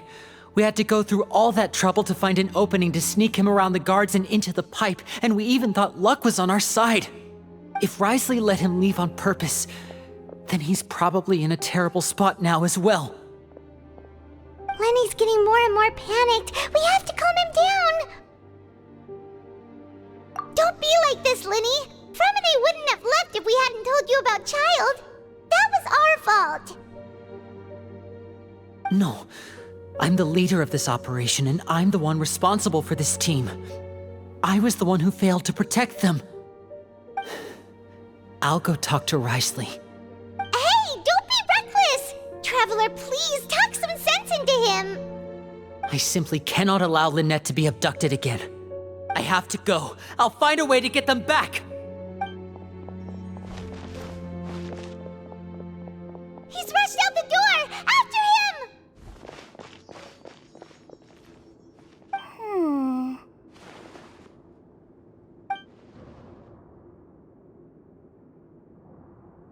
Right. I feel like we still have some room to make changes on these details. It's not impossible, but it'll require extensive testing. Is that so?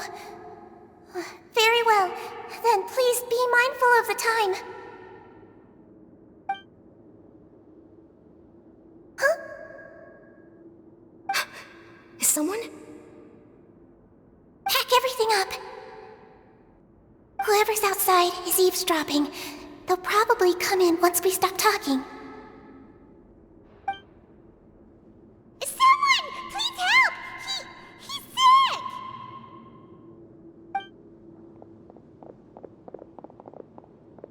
Whoa, are you okay? These two. As expected, they've already found this place. Oh, they are quite sharp. What a delightful turn of events. I like smart people, but I also like playing dumb. I like the feeling of being trusted. Oh my! What's wrong, little one? There's no need to panic. Take a deep breath before you begin. Being able to read human expressions is quite the useful skill. Wait! Wait! It's no use, we have to catch up to him!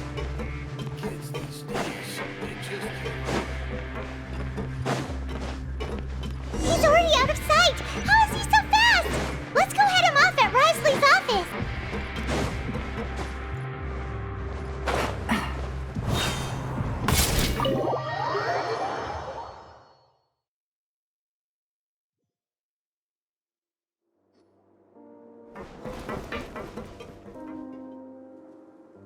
Come out and face me, Wriothesley!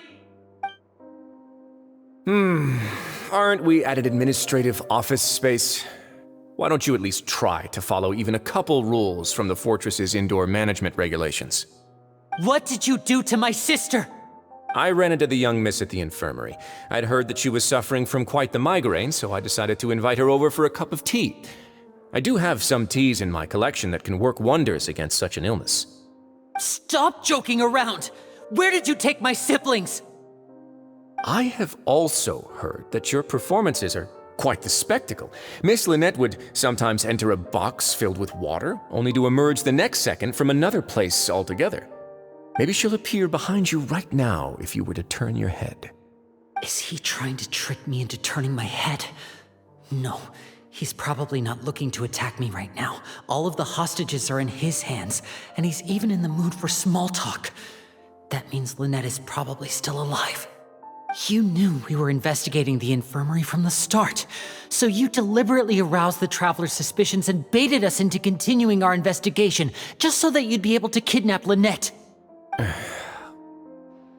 As for Freminet, no, you probably didn't even interfere with Childe's escape. You let him go, so you could purge the Fatui members that we had planted into your ranks. There was no need to do so. The fortress of Meripede is a pretty pleasant place. Most people enjoy their lives here. The only ones who act differently are those with personal agendas. It was quite easy to identify your colleagues. You removed our original members and spread the news of Childe's escape so Father would assign our team to come down and investigate.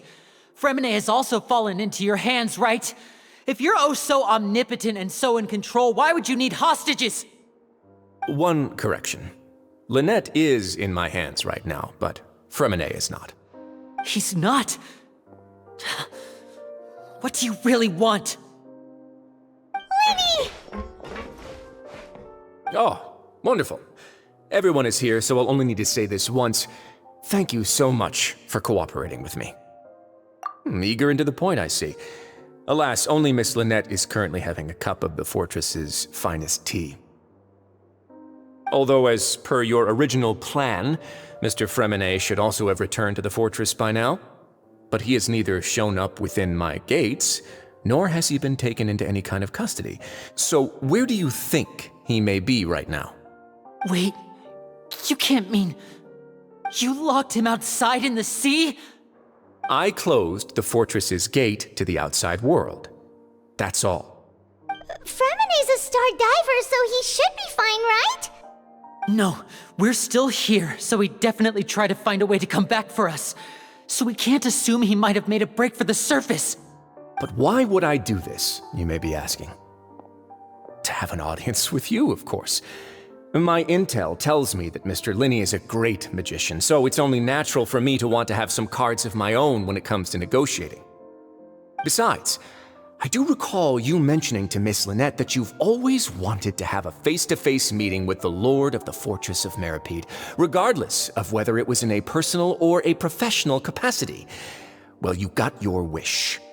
So, you've been keeping tabs on us before we even set foot in the fortress.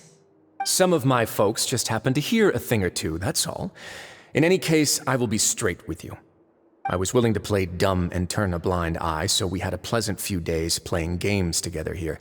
But once you started focusing on the Forbidden Zone, all of that changed. Mr. Linney, the cards are stacked against you right now. Miss Lynette is in my hands, and Mr. Freminet is still slowly being pickled out there in the brine. You know just as well as I that he cannot last out there forever. You need do but one thing to guarantee their safety. I would like you to contact your superior, and ideally invite her over for a cup of tea with me. You want to see Father? But why should she bother giving you an audience? Well, if she cares for the well-being of her dearest children, she should have plenty of motivation to join me for a parents' evening. I've heard that the bonds between the members of the House of the Hearth are like the bonds of family. I don't see why she would refuse. Why did you think Father sent us to handle the Fortress of Meripede? This place is basically a no-man's land. It wouldn't be fitting for anyone as important as a harbinger like Father to come here in person. Oh, I see. So it's because she doesn't care for my place here. That's such a shame. After all, I've amassed quite the tea collection. I was looking forward to sharing it with her. Both Monsieur Neuvillette and Lady Farina have already received many samples as gifts. Was this the extent of your master plan to get to Father? No matter how much pressure you may put on me, I won't allow you to use us to blackmail her. You people really are difficult to get along with. All I'm asking for is a face-to-face conversation. Does she truly have no interest in the fortress's secret? Mr. Linney, you have one last chance to invite your father here. If you refuse... Linny!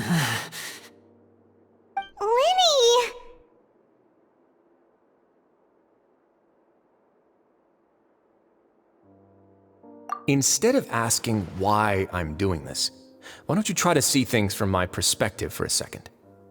From the very beginning, the Fatui has been actively infiltrating my fortress. I gave you a warning by cutting off the first few operatives I found, but that only caused you to double down. Had you given up on the fortress then and there, I'd have no reason to want to talk. Mr. Freminet left the fortress on his own, and Miss Lynette tried to pry out my secrets right in front of me. No matter how you look at it, the responsibility for this falls on you. I shouldn't ask Father to do anything because of us. 6, 5... Wait, 2, 1. Time's up. It really is a shame, Mr. Linney. Wriothesley! Negotiations have broken down. Please leave, ladies and gentlemen. It's time for my afternoon tea. Yeah,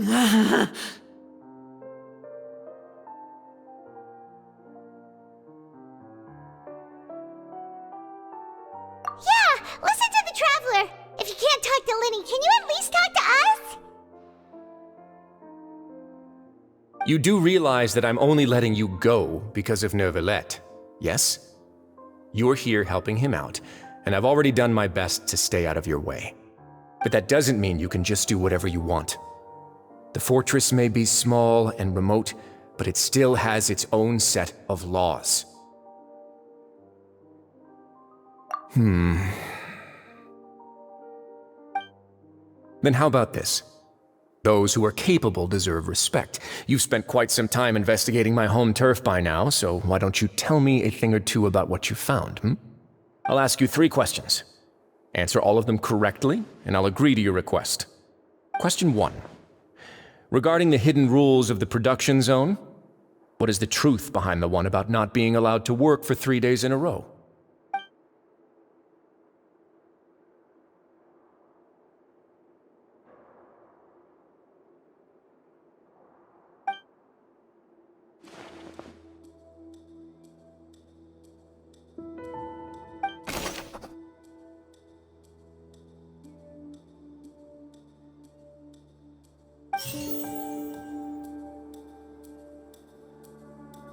I've been told that the infirmary is always empty for the half hour just before lunch. But what could Sigewinne be doing during that time?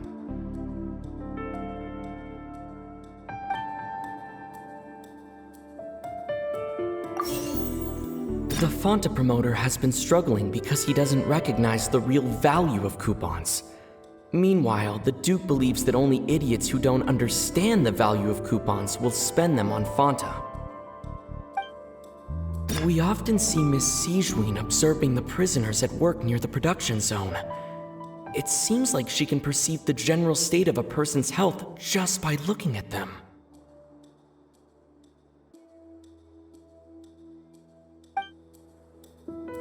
Fonta's internal report suggests that they're starting a new trial of an unnamed and unpackaged product. But the product has to undergo a trial because even Fonta's own employees have a lot of reservations about it.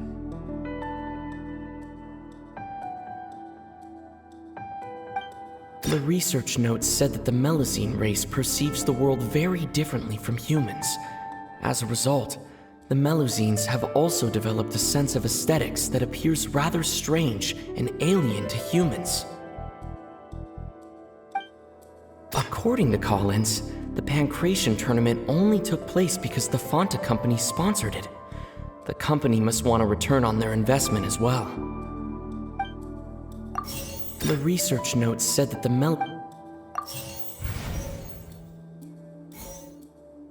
Fonta promoter has been struggling.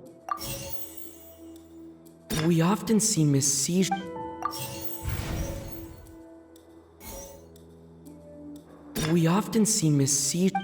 Fonta's internal reports. The Fonta promoter has been struggling.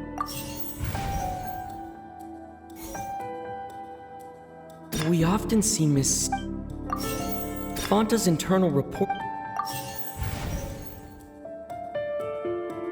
I've been told that the infirmary.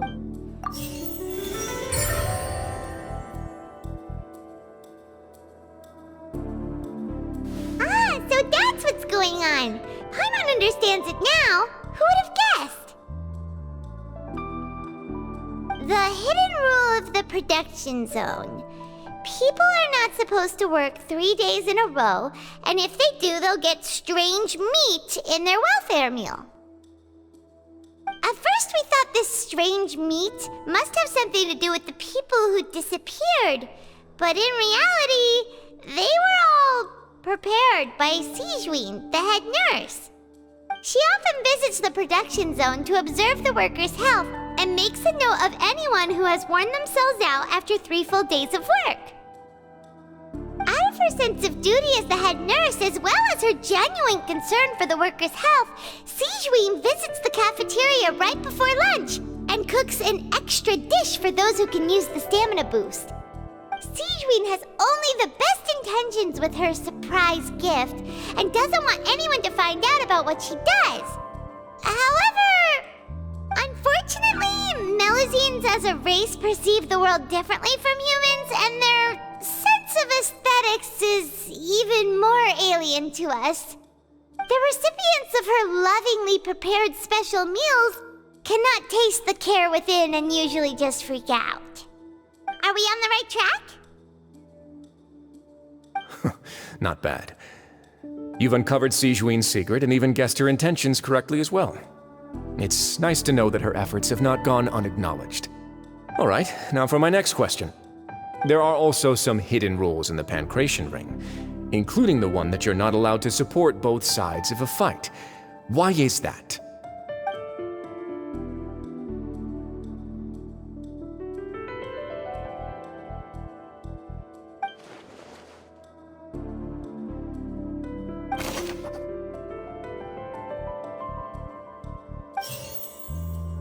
The Fonta promoter has been We often see Miss Fonta's internal report. I've been told that the infirmary. According to Collins, the research notes said that the Fonta promoter has been struggling. We often see Miss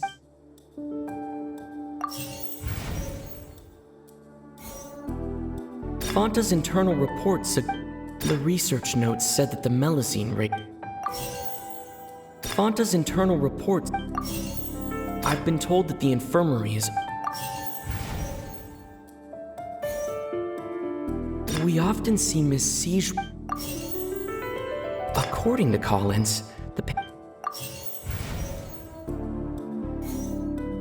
According to Collins, the Fonta promoter has been struggling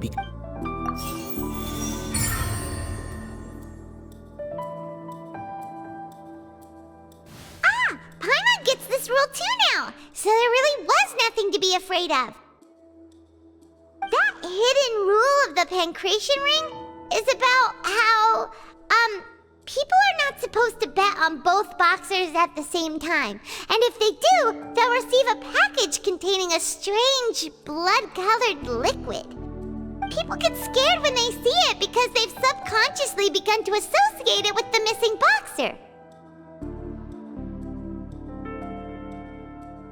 But really, it's just a bottle of the latest yet-to-be-named and packaged new Fonta trial product. A blood-red drink. It's no wonder even Fonta's own staff were questioning the company's decision-making. The company, facing backlash from its own staff, decided to try to trial the product on a smaller scale to see how it might be received by customers. They came to the fortress of Meropide and offered to sponsor the pancreation tournament so they could push their new product. But the Duke completely refused to even entertain the idea. The Duke, knowing how valuable coupons are in the fortress, knew that only total idiots who didn't understand their true value would bother buying a Fonta product here. And so, only those who proved their stupidity by being dumb enough to bet on two opposing sides of the same match were selected to receive the drinks. I acknowledge the effort you've put into bringing the truth of this mystery to light. Although, based on your description, that Fonta promoter is a bit too careless with his words, I may just reconsider my collaboration with the company. All right, and here's the final question. What's the secret behind our head nurse and all of her patients in the infirmary? Stop your cruel and pointless games, Wriothesley! You know that we haven't finished our investigation, so there's no way we can answer the last question! The thought of sparing Lynette and Freminet never even crossed your mind! You'll pay for this! Ah! Lenny, are you alright? Oh, close one. I owe you, Sigewine. That was a fantastic shot.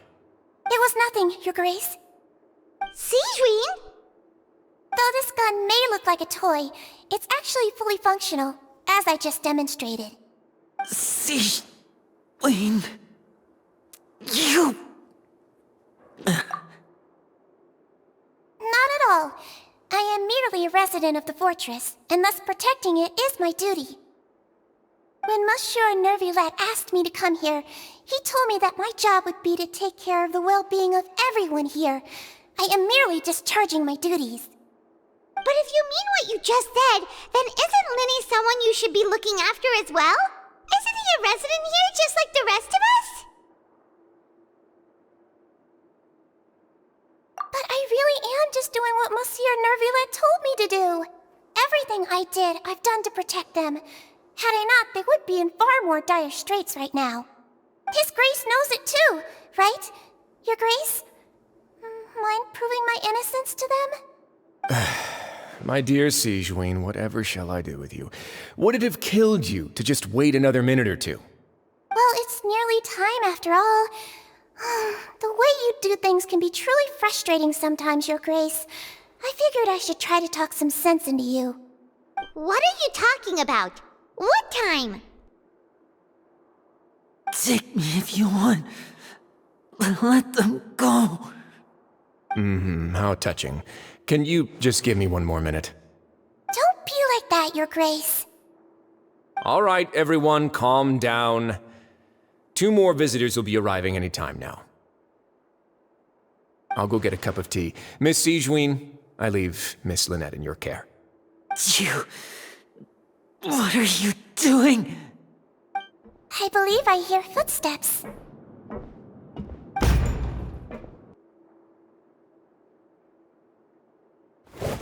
Some space, please. Ah, Miss Clarande. My door. Freminet. Freminet! What's going on? What is Clarande doing here? Work. I'm sorry about shooting you, Mr. Linney. The tranquilizing effect will begin to wear off soon. Please take it easy in the meantime, though. What happened to Freminet? Wasn't he diving just outside of the fortress? Why is he looking like this?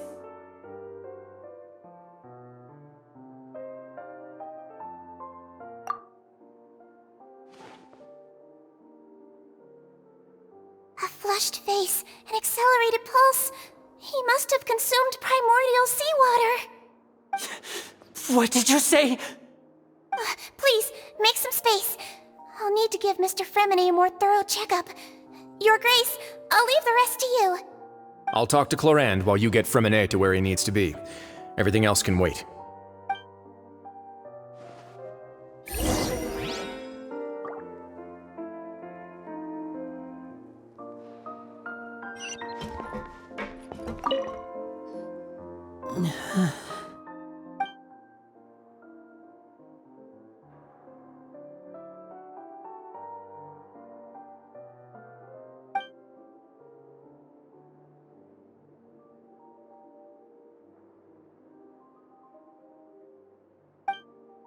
How is he? These symptoms are probably caused by an acute ingestion of a large amount of primordial seawater. Still, his condition is not critical. Of course, it would be best if he stayed for further observation. Let's leave him here for now, and move him to the infirmary once he's recovered a bit more. Sorry. I am aware that the infirmary may not be your favorite place in the world at the moment. We do only have a single clinic in the fortress, however. Why would he ingest a large amount of primordial seawater after leaving the fortress? How could that possibly happen? Please, look after Mr. Freminet for the moment. I'll go fetch some medicine and a respirator. Oh, I'll bring Miss Lynette back with me. Where is she? How is she right now? Oh, she just took a nap in an empty room after I tranquilized her. If my calculations are correct, she should also be waking up right around now. You might not believe me, but His Grace and I actually made some snacks and tea for her.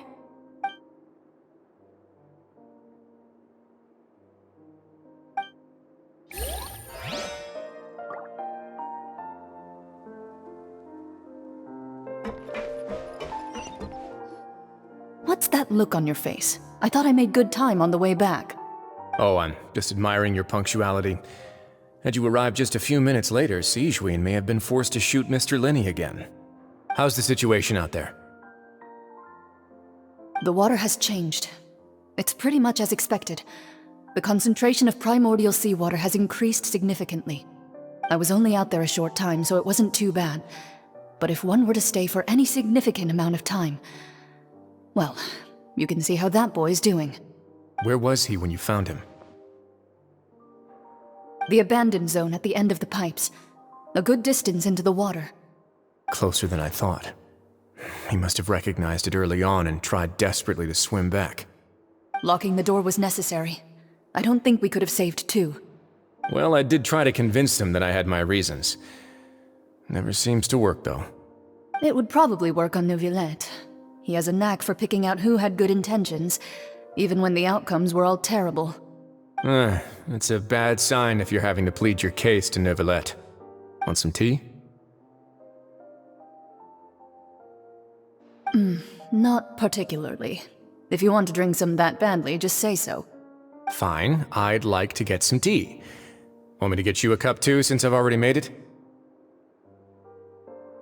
Might as well then, I suppose. Actually, do you have a towel? I would like to dry my hair.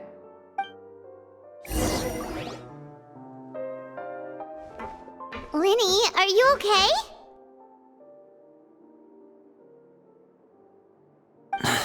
I'll be fine. They're all here now. Don't worry about me. Are you sure? You don't look alright. My hands and feet are still a bit weak, but that's probably just the residual effects of the tranquilizer shot. I'm back, everyone. Lenny! Oh, Traveler, Paimon, you're here too. Freminet? Is he... He'll be fine. But for now, please help me lift him up.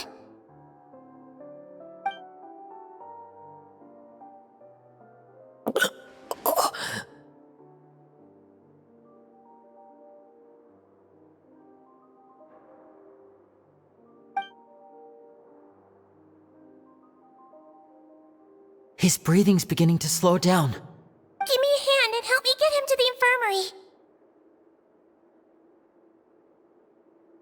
Yeah, I'll take him from this side. Lynette, together? On it.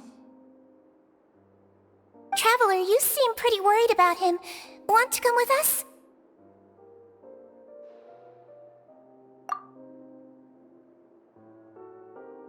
The Duke and Clarande are gone. They probably went to get some tea. The Duke will explain the truth in just a bit. Miss Clarande will need a break, since she only just returned from rescuing Freminet out of the sea.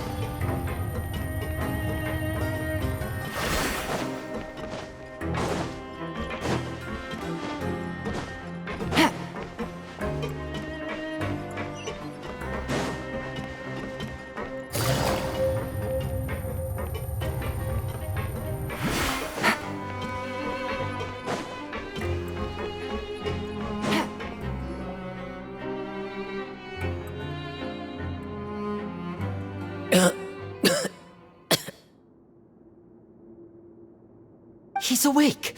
Freminet, how do you feel? Lynette. We're all here. Where am I? The infirmary, at the Fortress of Meripede, Mr. Freminet, and you are no longer in any danger. How do you feel? Don't push yourself if you're not feeling up to it. Traveler. Paimon. It's been so long. The sea! There's something wrong with the seawater. Shh, it's okay. We can talk about it after you've recovered. No, listen to me. This is really serious. There's primordial seawater mixed into the regular seawater. I don't know why it's there, but no one should touch it.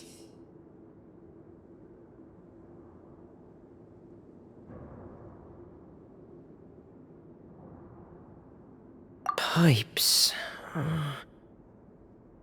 Right, the pipes. It's all coming back to me now.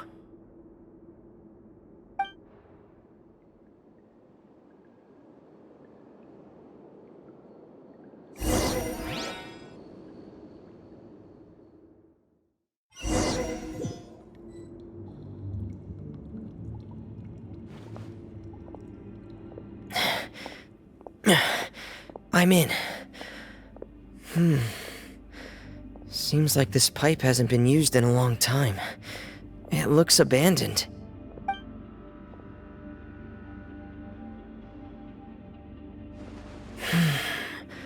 Where could Master Childe be?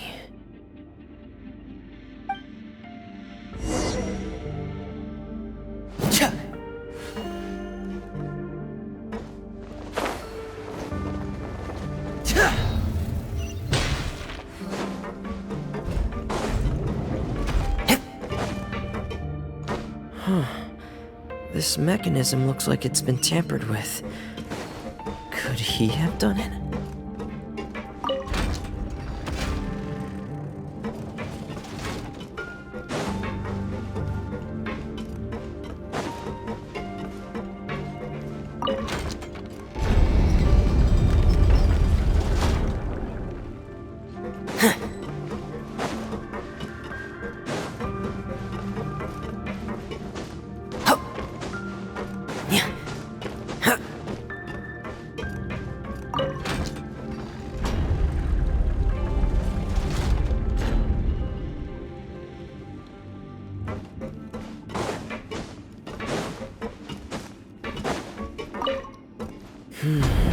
It's getting stuck on something. Seems like I'll have to avoid those obstacles while I turn it.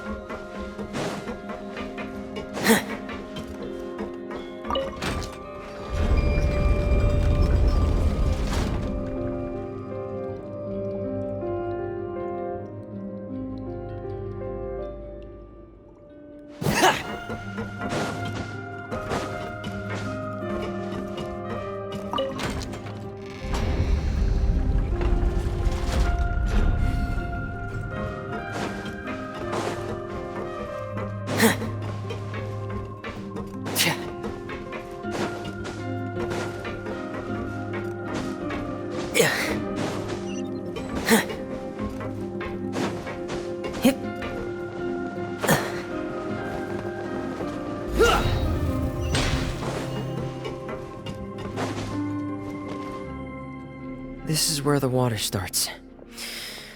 Okay. Master Childe probably dived into the water. I'll go take a look as well.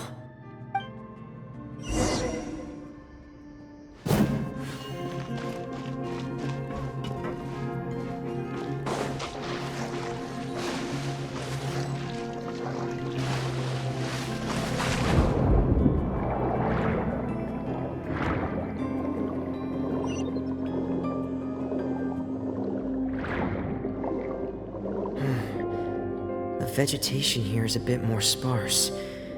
These traces aren't natural. A person must have left them, and recently. I should be going in the right direction. There are traces here too. I need to keep going. Huh? The traces are gone. But I don't see where he could have gone from here. Wait. What the...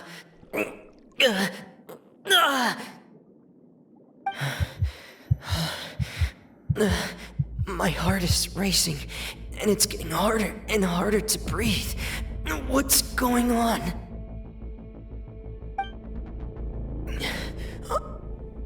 No good. I have to get back. They still don't know anything about what's going on. If I turn back right now, I should still be able to make it.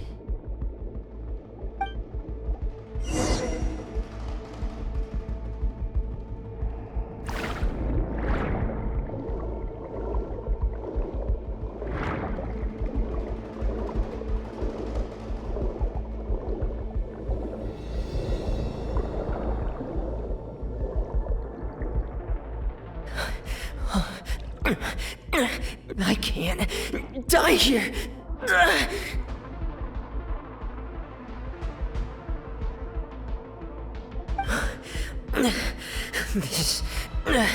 This is bad. I'm feeling worse and worse, and I'm still underwater.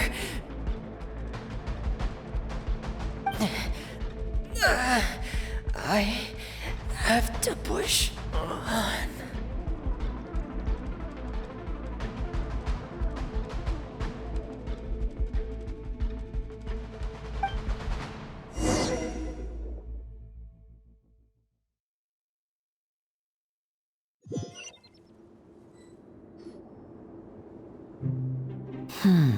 So, in other words, the trail you were following vanished, and you had no idea where Master Childe could have gone, but there was also no obvious place for him to have disappeared to. That's right. I tried my best to swim back, but I had already put some distance between myself and the fortress, and I just couldn't find the strength to keep going. I probably passed out some time after that, and you know the rest. Miss Clarande brought you back, but we also don't know why she just suddenly appeared at the fortress, or why she went out to save you. Miss Clarande, you say? I must go thank her in person. You're still too weak, Freminet. You can go after you've had some more rest. Miss Lynette is right. I believe Miss Clarande will stay here as a guest for another few days, so there's no need to hurry. A guest? Then I can assume Wriothesley was the one who invited her to come down here? You should ask His Grace about that. He'll be able to explain better than me.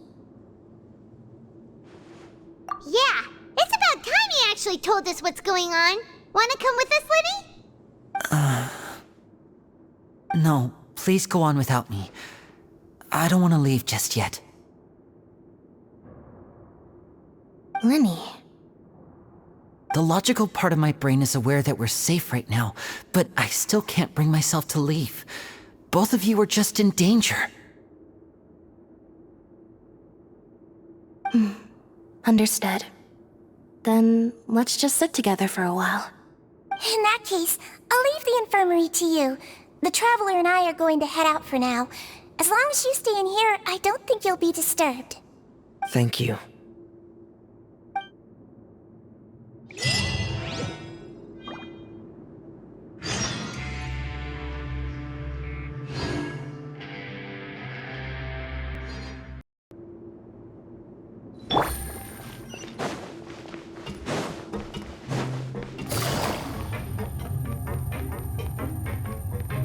Take it easy.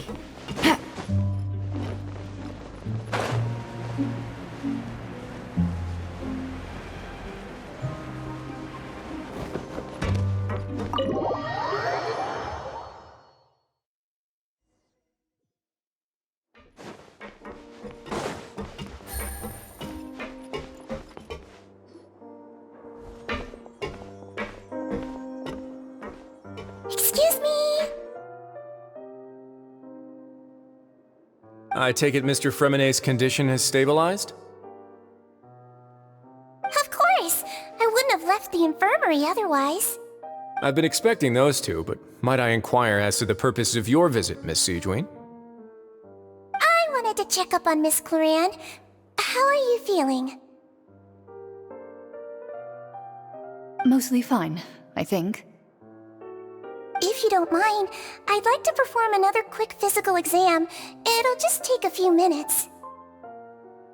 All right. Thank you for looking out for me. I'll take my leave for now, then. Well, want to explain yourself, Wriothesley?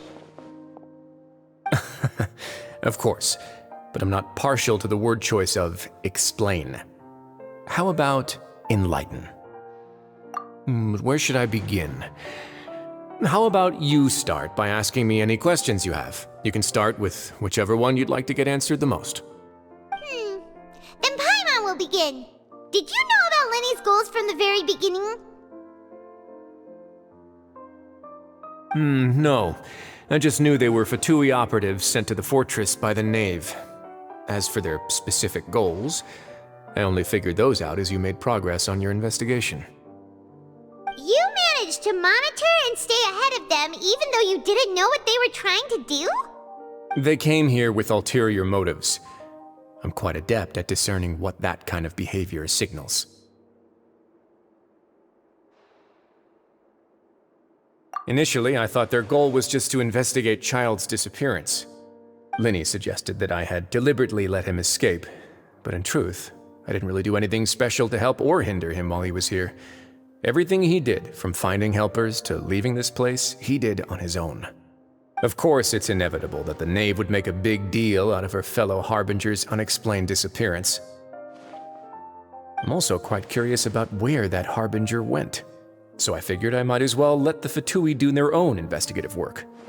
All I care about is the answer. So you were hoping Linny's group would just do your work for you!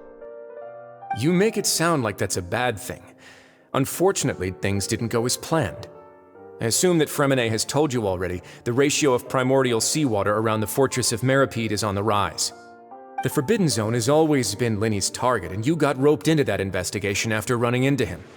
I began to intervene out of concern for your safety, and also to prevent the fortress from becoming entangled in more irksome matters. Are the rumors true? That you're also a former criminal? Why would you put it like that? Isn't staying here all day and serving as the manager of the fortress a kind of sentence unto itself? Another form of prison? I just happen to have some support from the rest of the inmates, that's all. Oh, right! Paimon wanted to ask, who invited Clorant down here? Me, of course. I paid her good mora to come down to the fortress for some field work. As a champion duelist, Miss Clorant could be considered to be an independent party. I needed to find an exceptionally capable person to help me get through the impending crisis. And saving Freminet was part of that crisis? You can think of it like that, yes. Credit where credit is due, that boy is quite adept at diving. Had conditions not been as hostile as they were, he probably would have found the missing harbinger already. That's not something you should be asking after. Neuvillette only asked you to investigate Childe's whereabouts. All I need to prove to you is that the Forbidden Zone had nothing to do with the Harbinger's disappearance. That should be clear now that you've spoken to Freminet. But we've already uncovered that there's something wrong with the Infirmary, and we've answered a bunch of questions that you threw at us. Isn't it about time that you answer our last question in return? You make a compelling case. Do you really want to know the answer that badly? Yeah, Paimon really wants to know! Even if the truth may not be pleasant? Follow me.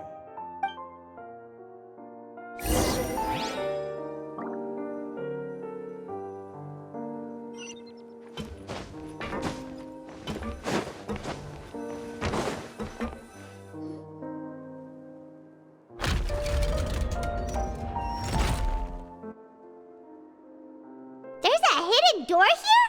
And a whole basement behind it? Huh. You're pretty good at hiding stuff, Wriothesley. It seems you've forgotten just what kind of place the Fortress of Meripede is.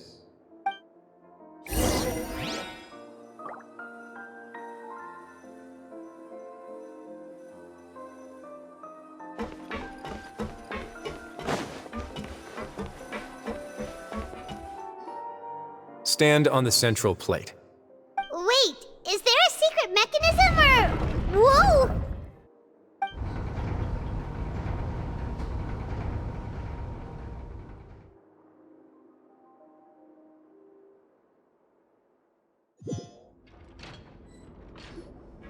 So, this is the Forbidden Zone? Honestly, for a place so well hidden, Paimon sure doesn't see anything special. What a huge door! There are 3 such isolation gates in total. Generally speaking, I'm the only one who's allowed to go inside. Hence the name Forbidden Zone. Am I correct to assume you're going to run on back and tell your little Fatui friends everything? Well, Paimon wasn't thinking of keeping anything from them. Well, I'd advise you wait until you've seen the whole truth of this place for yourself before deciding whether or not to tell them.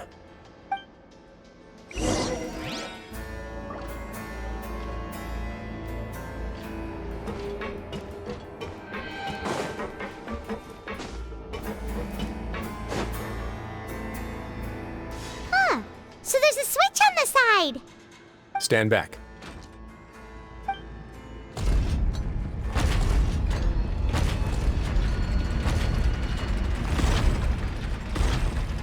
Whoa! They all just went up one by one! Go on, have a look.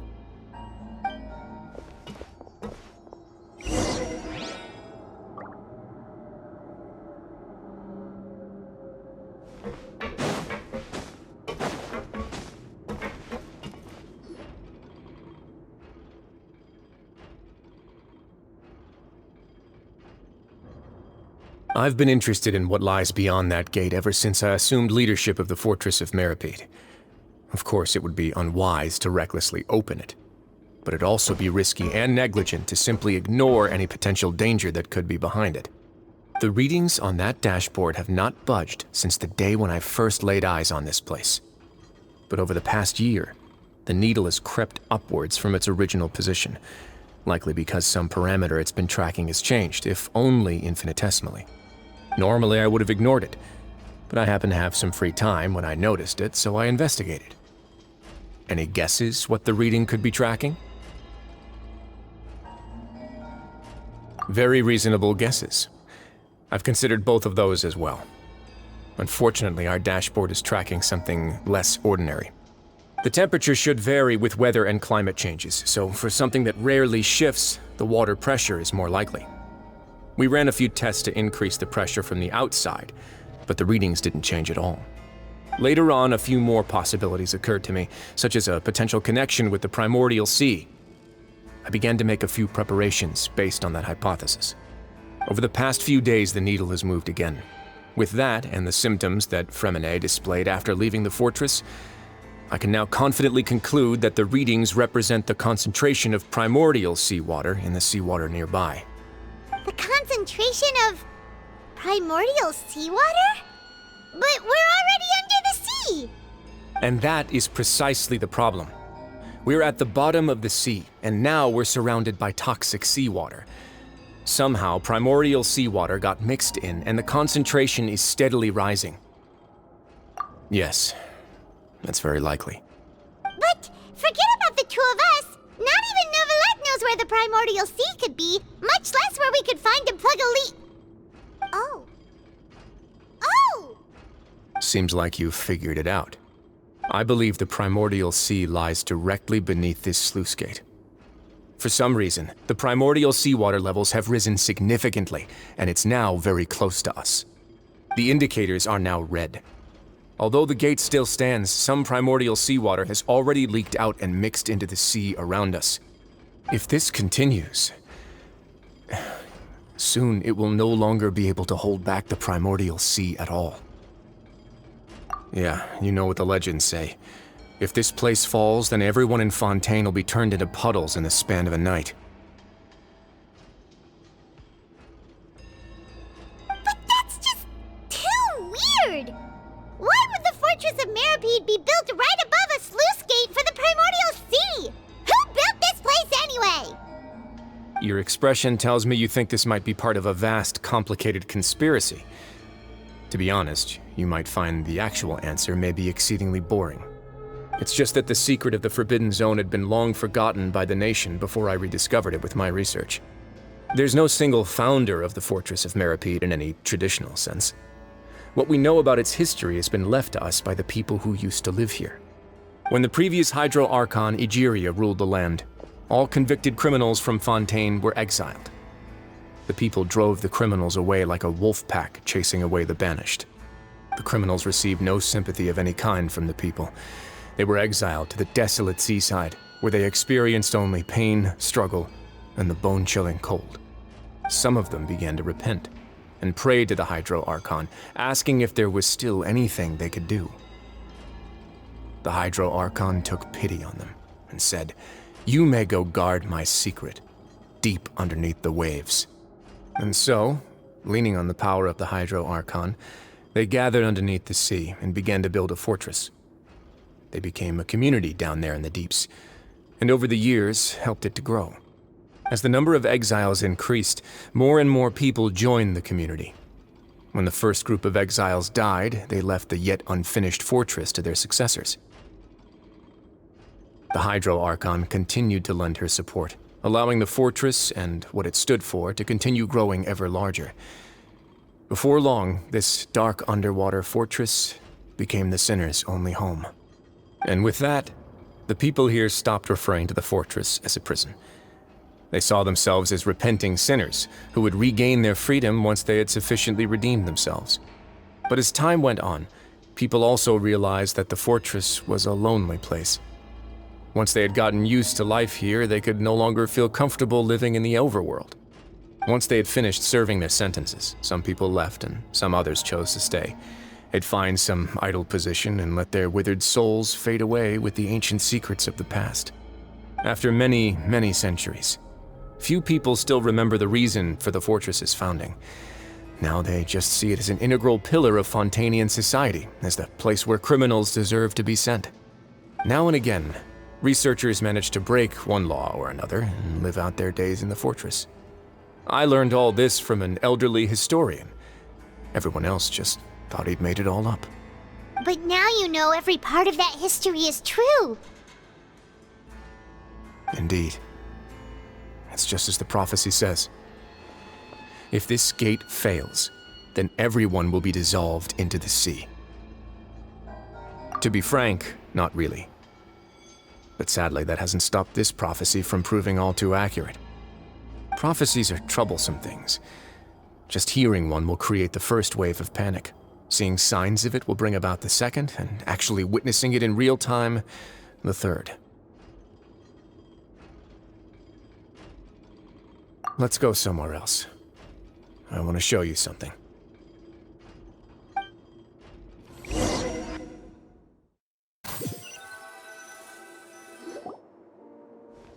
This is it. Your Grace, perfect timing. The results from our last round of experiments have... Wait, Jurier, he's not alone! Huh? Lorvine and Jurier? No need to panic, you two. I've already told them about our plan. What? After you warned us not to tell a single soul about any of this? I'm skeptical as well. Are you sure they are trustworthy? The results speak for themselves, don't they? These two may already know more than you could ever imagine. All right then, if Your Grace insists. They seem harmless enough, so I'll trust them for now. Well, how about some reintroductions? This is Jurier, one of the highest-ranked researchers from the Fontaine Research Institute. He used to work under Edwin. I trust that you've heard of Edwin?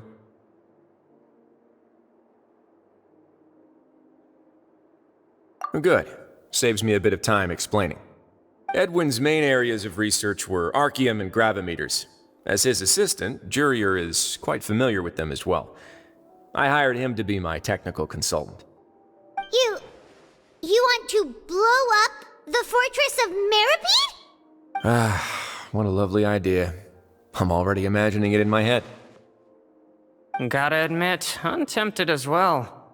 Guys, focus! Focus! That taskmaster over there is Miss Lorvine, and is also one of my technical consultants. While Jurier used to be Edwin's assistant, she used to be Jurier's assistant. Ooh, are they together?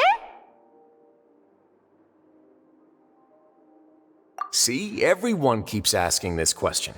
Are you too sure you're not a couple and just using your work as a convenient cover?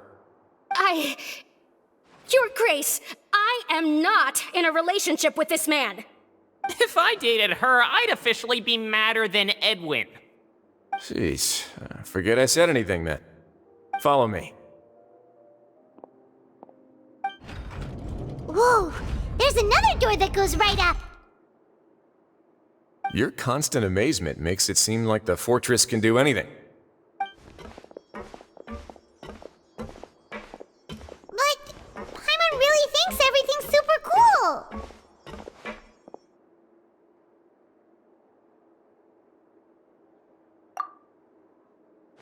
let's spice it up a bit. And here you go.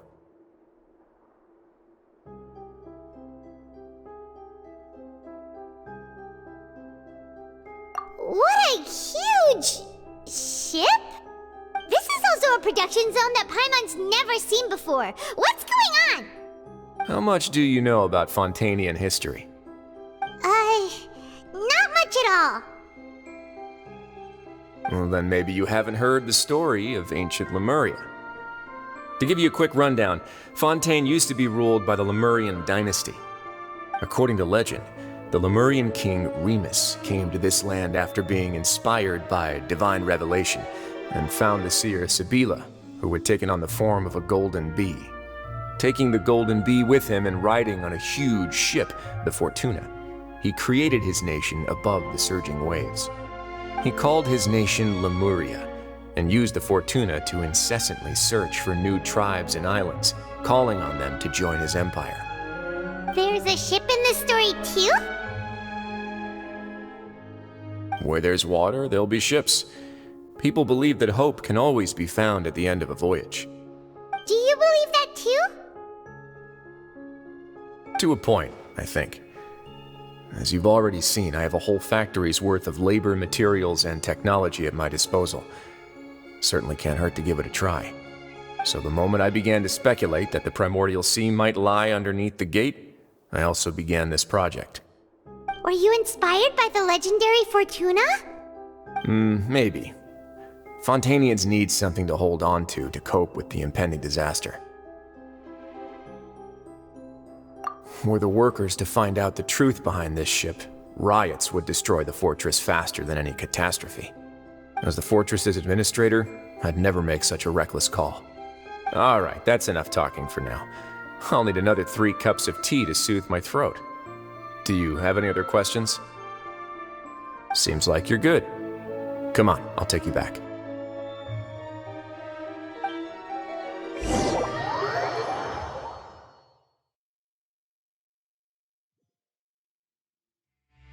I'll leave you here for now.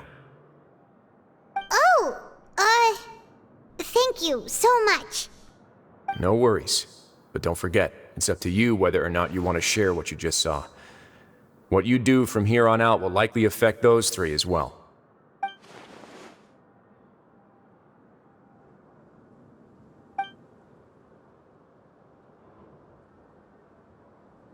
Yeah, we'll put a lot of thought into it for sure.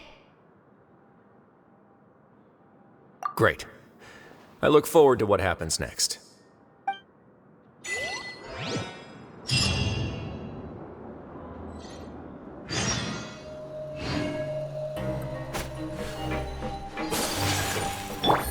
Take it easy.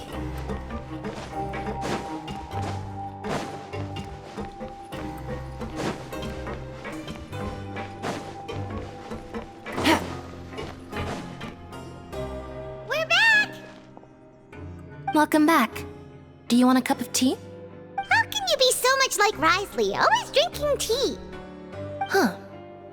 Actually, now that you mention it, I just remembered something now. While I was sedated, I could still barely hear 2 people talking next to me. They were discussing everything, from the leaves to the water and even the teacups themselves. Must have been Wriothesley and Sejuin. Yeah, I heard 1 male voice and 1 female, so it should have been the 2 of them.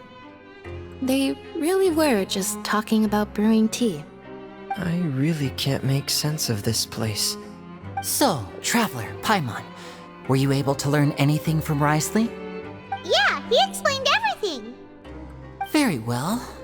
Then, would you mind checking your answers against my speculations? Yeah, I took the time to rest, so I'm feeling a lot more relaxed now.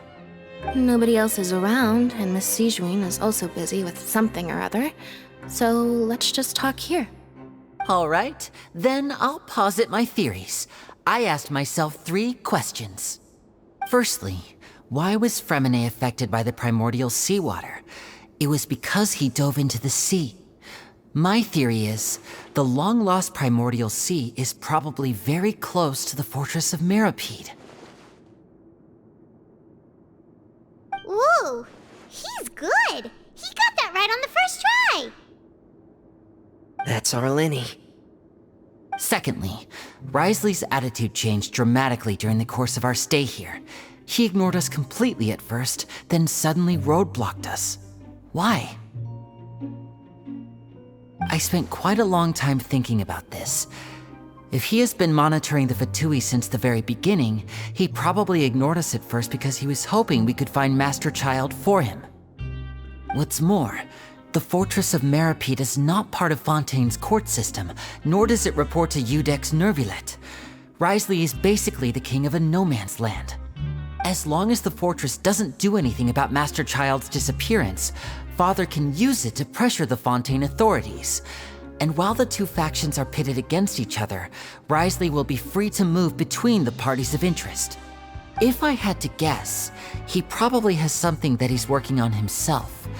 It's likely related to the secret of the Infirmary, but I just can't think of what it could be.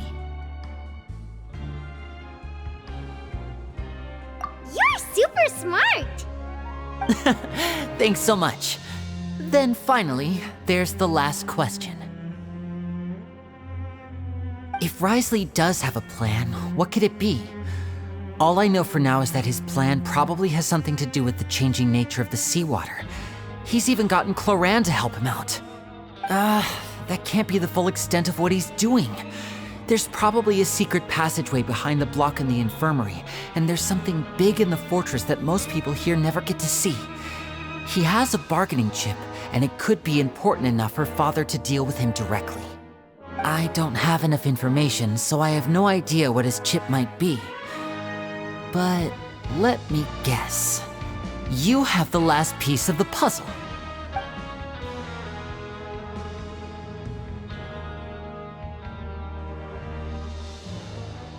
I can't believe it. The sea will engulf everyone. Just like the prophecy said. Could Wriothesley have wanted to meet Father to figure out a way to deal with this crisis? If you remember, I once mentioned that Father sees the House of the Hearth as her base of operations, and she truly wants to resolve the crisis. But how could Wriothesley have known that? Or perhaps he didn't know, and just wanted to bring Father over to his side? Which could be why he said he just wanted to negotiate. Yeah, that makes sense to me. I understand your concerns as well, Traveler. I'll figure out a way to pass this on to our father. No matter what, we're on your side. The two of you have already aided us far too much. We probably wouldn't be standing here right now if not for you. If you ever need anything else going forward, please come to the House of the Hearth at any time. Though you may not share the sentiment, after all that we've gone through together, the three of us basically see you as family now. You have my gratitude. Thank you for protecting Lenny when it really mattered. And thank you for sharing the secrets of the fortress with us. We didn't think you were going to do it. Why are you being so formal all of a sudden?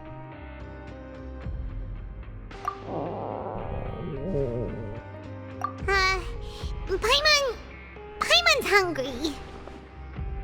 Oh, you've done so much already. Go get some food. Alright, then we'll catch you guys another time.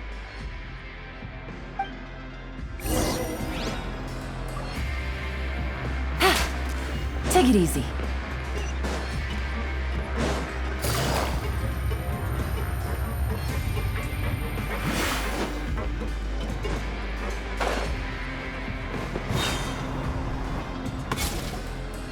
It's time for dinner. Welfare meals now being served in the coupon cafeteria. Come on, let's go pick up ours as well. Traveler and Paimon, over here. Are you here for dinner too, Miss Siegewein? And I'm taking the opportunity to prepare Miss Cloran's dinner as well.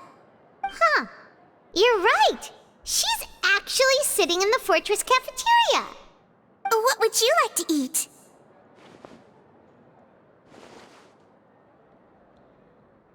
Yep, you can. I've already talked to our chef, Mr. Wolsey. It's all on me today, so you can get whatever you'd like.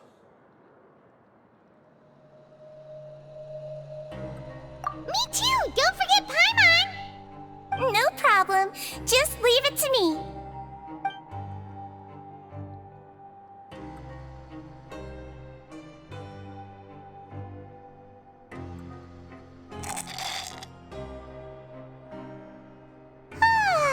So delicious.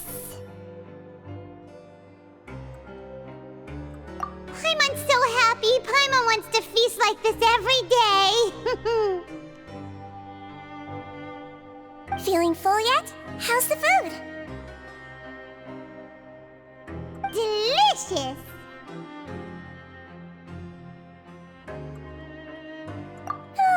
I'm so glad to see you all so happy.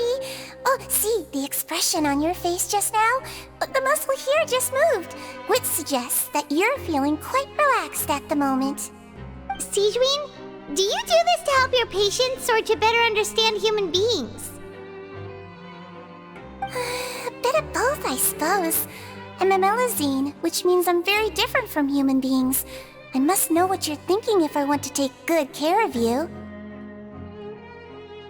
You're really good at taking care of people. Even though you're so short, you still talk and act like an older sister. Really? You're reminded of an older sister? That's great to hear. Oh, and what did you mean back in Wriothesley's office? When you said that you were protecting Linny and his siblings as well? Oh, that. I just asked His Grace to look out for those children, especially that diver boy. I was getting a bit worried after hearing that something was wrong with the water. Thankfully, Clorand is very strong and managed to save him in the nick of time. His Grace also sealed the pipes after Clorand left, to make sure that Linny wouldn't impulsively chase after his brother. Although the path was blocked, we still stationed some guards there to stop anyone from approaching. They were instructed to only open the door once Miss Clorand had returned. Oh, and I was keeping an eye on Mr. Linny as well. We had to press him, but we couldn't allow him to be in any real danger. You were all super considerate and really thought everything through. It's just what we do down here at the fortress. At least this has been His Grace's style for as long as he's been the leader. Oh, I really wish Monsieur Neuvillette would come down here more often too. I feel like he'd like it here, with all the darkness and chaos.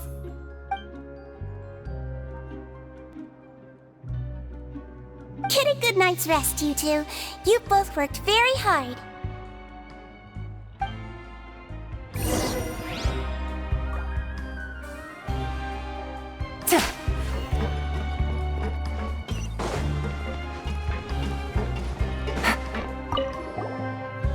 Clorand! Ah, it's you two. How's dinner? It's all right. Miss Sigewinne really put in a lot of effort. So we heard that Wriothesley invited you to come down to help, and you saved Freminet too! You sure work super fast! Oh, it was child's play. Still, Paimon didn't know even champion duelists could take on side jobs.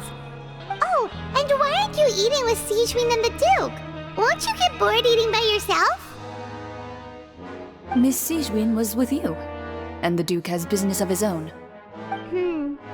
Actually, didn't Navia say that you went out for dinner with her as well? Yeah. First time in a long time. First time in a long time? So you mean you've gone out to dinner with her in the past? In the past, yes. You seem to be enjoying yourselves here. Things will be getting messy at the fortress soon. Don't run around unnecessarily.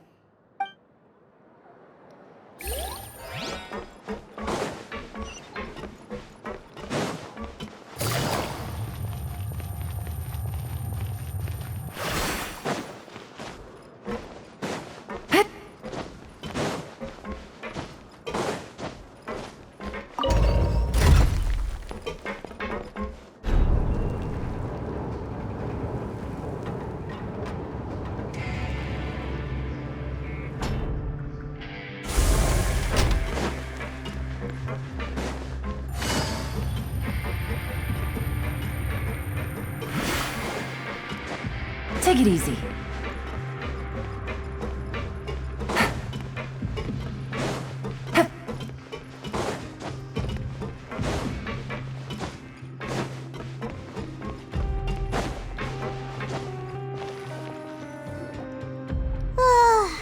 much has happened.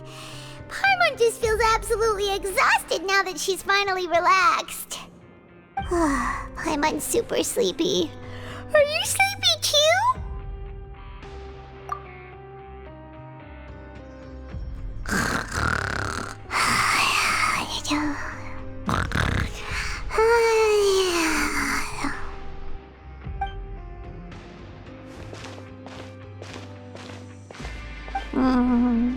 Delicious. Paimon wants seconds for free.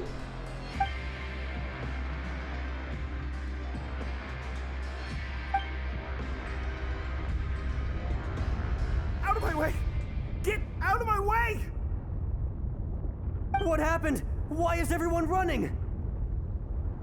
No idea, but something must have happened. Stop asking! Who's yelling? Paimon still wants to sleep.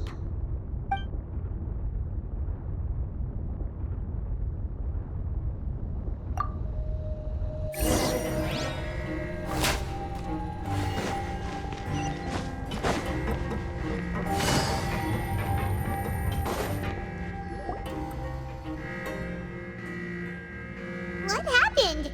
Why is everyone running around? Hey! What are you doing? No time to explain, mate. Goodbye. Hey, wait!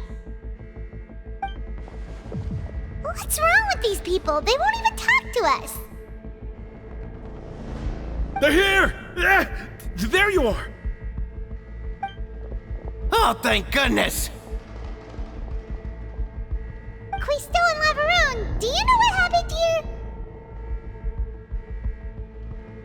We came here especially to inform you. Something seems to have gone terribly wrong just now. His Grace is telling everyone to evacuate and get out of here. Laveroon was saying you two are new here and you don't have many friends, so you might slip through the cracks. Haven't you heard all the stories like that? An evacuation is successfully completed, yet you only find out once you do a head count that 1 or 2 people are missing. Wait, weren't you the one who brought that up? Why is it suddenly my idea? Hey, shut up! Okay, whatever. The point is, you should come with us. Yeah, he said to get as far away as possible, upwards and outwards.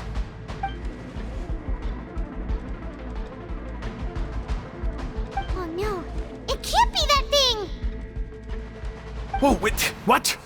What? Hey, where are you going? We have to go find the Duke! You two just go and get out! Go on without us! Hey, hey! Be careful! Attention! Please evacuate upwards and outwards, upwards and outwards. If you're already at the topmost layer, then try to move as far outwards as possible.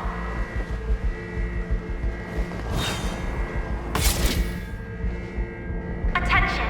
Please evacuate upwards and outwards, upwards and outwards. If you're already at the topmost layer, then try to move as far outwards as possible.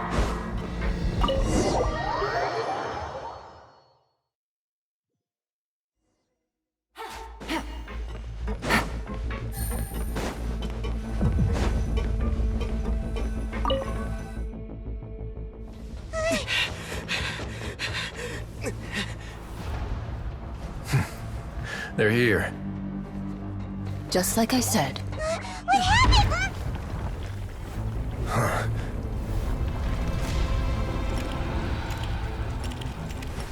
You're just in time. But be ready to run.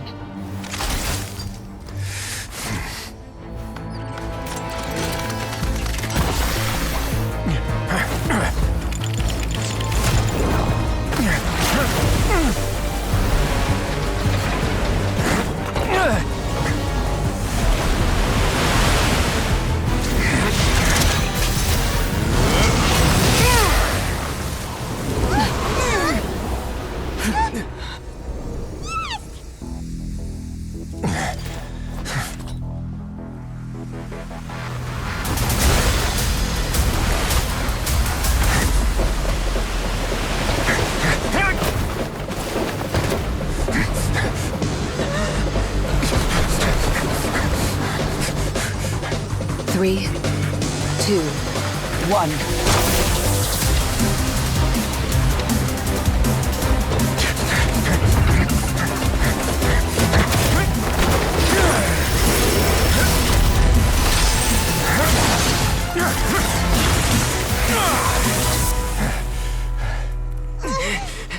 This won't hold it for long. Find Neuvillette. Tell him the defenses are about to collapse. Then what will happen to you? Until he arrives, we're the last line of defense.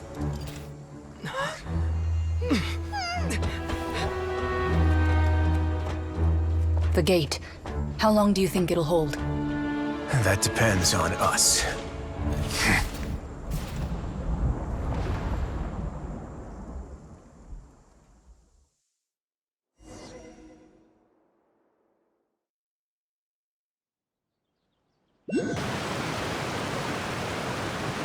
Neuvillette? Why are you here? Traveler, I need you to head to the Opera House immediately. Farina will soon be meeting with the Knave there. You must protect Farina, and make sure she doesn't spend too much time alone with her. Will do. You have my sincerest gratitude.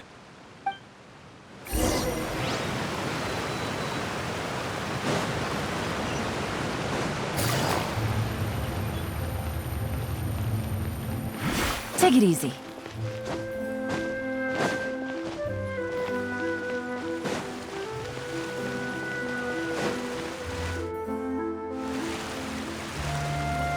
Look! There are a ton of Fatilian Palais Mermonia people over there! The Knave is probably here already. We need to hurry! Are you two the traveler in Paimon? Monsieur Neuvillette has left instructions. Please follow me.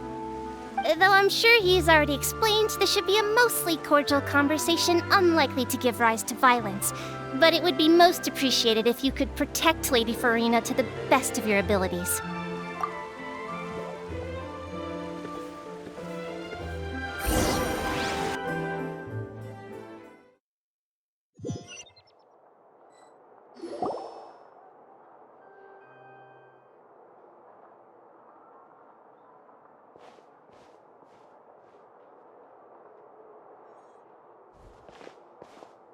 Oh, so you two are the honored guests Miss Farina mentioned. Of course, of course! How could they not attend a meeting such as this? I must always have 2 or more guests at my dessert table. Otherwise, the occasion would be too lonely and unbecoming of my station. It is my pleasure to make your acquaintance, traveler. I have heard much of your accomplishments. I am the Knave, one of the 11 Fatui harbingers.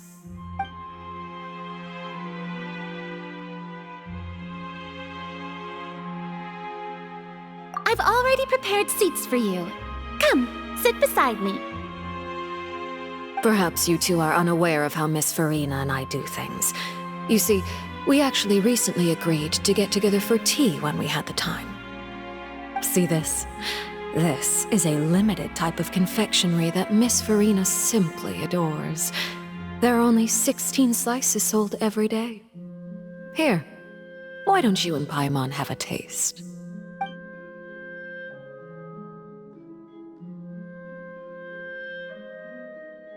Traveler, what do you think of this cake? That's good to hear. So what Childe said was on the mark after all. You do share a taste in desserts with Farina and I.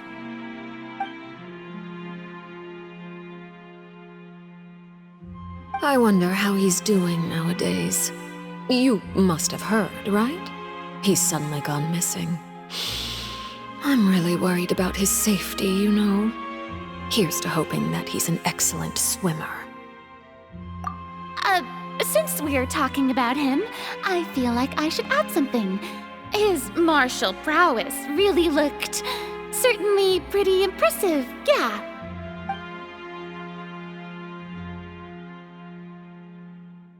Oh, so you're also familiar with his aptitude for fighting, Miss Farina. Oh, right. I almost forgot. Childe was subdued by Iudex Neuvillette right in front of you. Against ordinary people, my colleague would never be on the back foot. But alas, he just never imagined he'd run into such a person. I must express my admiration for Monsieur Neuvillette. Coming from you, that's not surprising at all. But I thought you would be happier to hear the news. Of course, but it's still a bit of a shame. You see, I would have been far happier had I received this news somewhat earlier. As you well know, a long time has passed since Childe disappeared.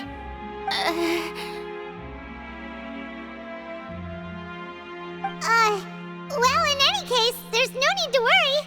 We know for sure that Childe is still alive. Oh, and just how do you know that? Because we found evidence that proved he left the Fortress of Meripede. And where did he go after leaving the fortress? Well...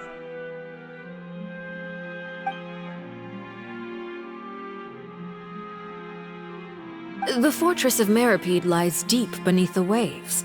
Unless he pranced right out of the main gate, he must have had to swim for it. Do you have any proof that he surfaced safely? Ah, that is good news at least. His sister Tonya sent a letter to Fontaine not too long ago. Since he was unfortunately unavailable, I picked it up on his behalf. Do you have any idea how he usually writes back to his family? Dear Tonya, your letter made me feel like we were still enjoying our time in Snezhnaya together. I'm currently admiring the scenery on the streets in front of the opera house. Is it something like that?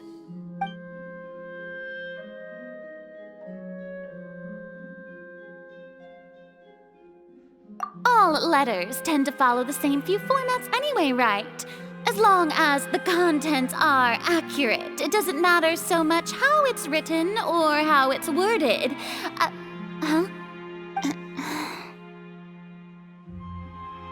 Hold on. The water in the teacup is shaking. I suppose this is also a sign of things to come, Miss Farina. I don't quite understand what you're trying to say. Have we entered into the next stage of the prophecy?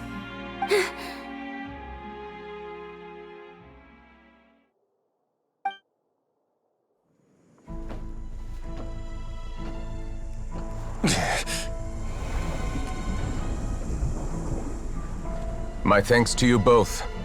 I will take it from here.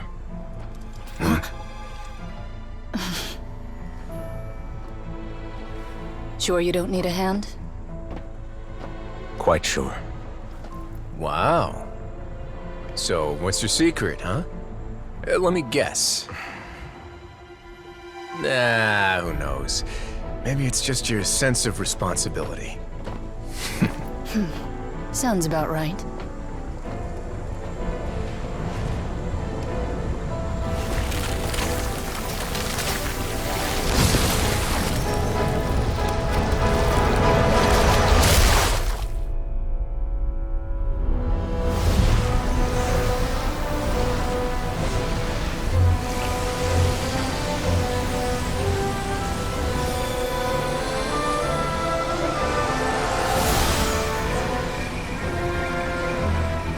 Day may come when the prophecy is fulfilled, and the waters burst forth.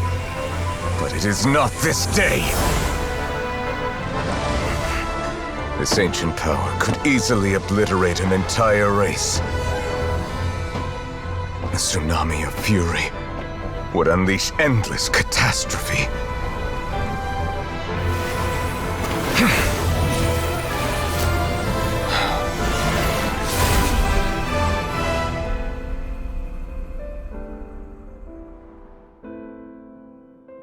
This sentence is too severe. Forgive me for overruling it.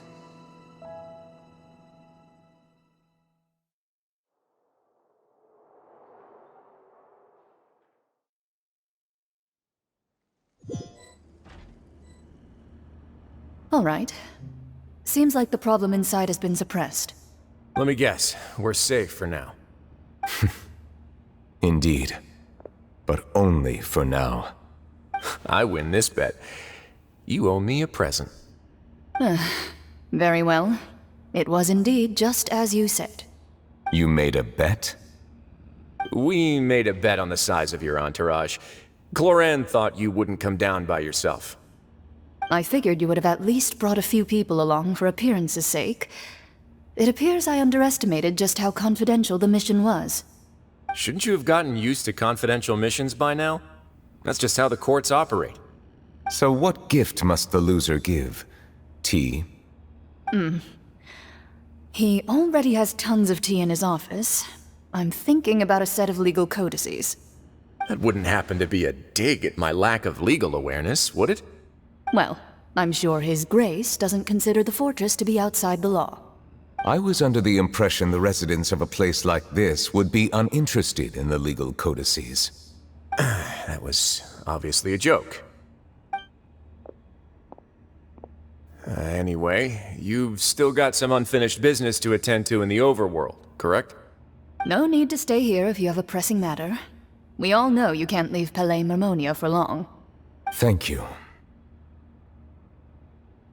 I hope everything went smoothly with the Fatui Harbinger.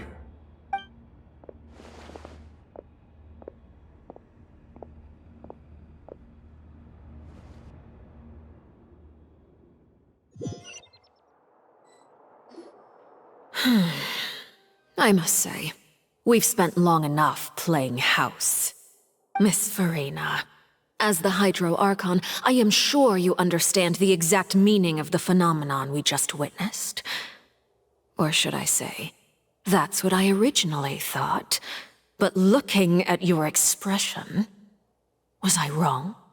And you haven't a clue? What are you trying to say?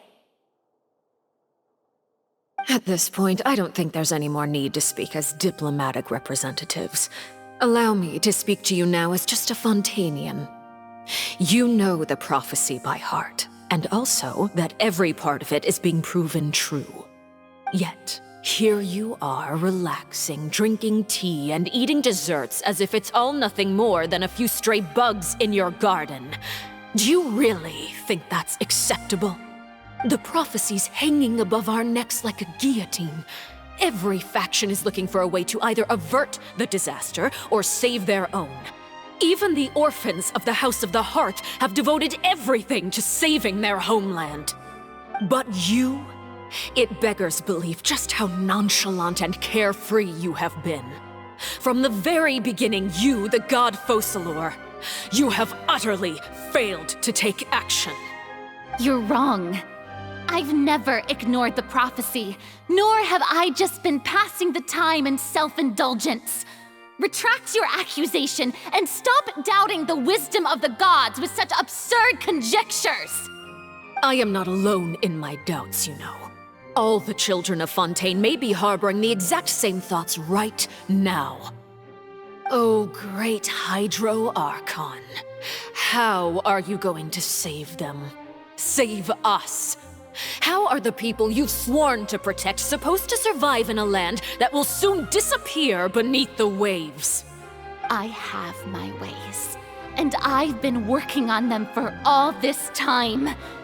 Even if you look down upon me, you have no right to judge me.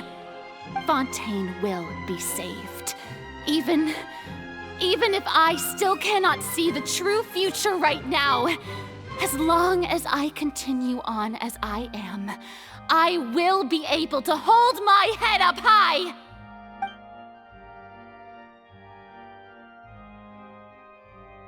Then I ask you, Miss Farina, just what have you been working on? Where can we see it, and what is it doing to help?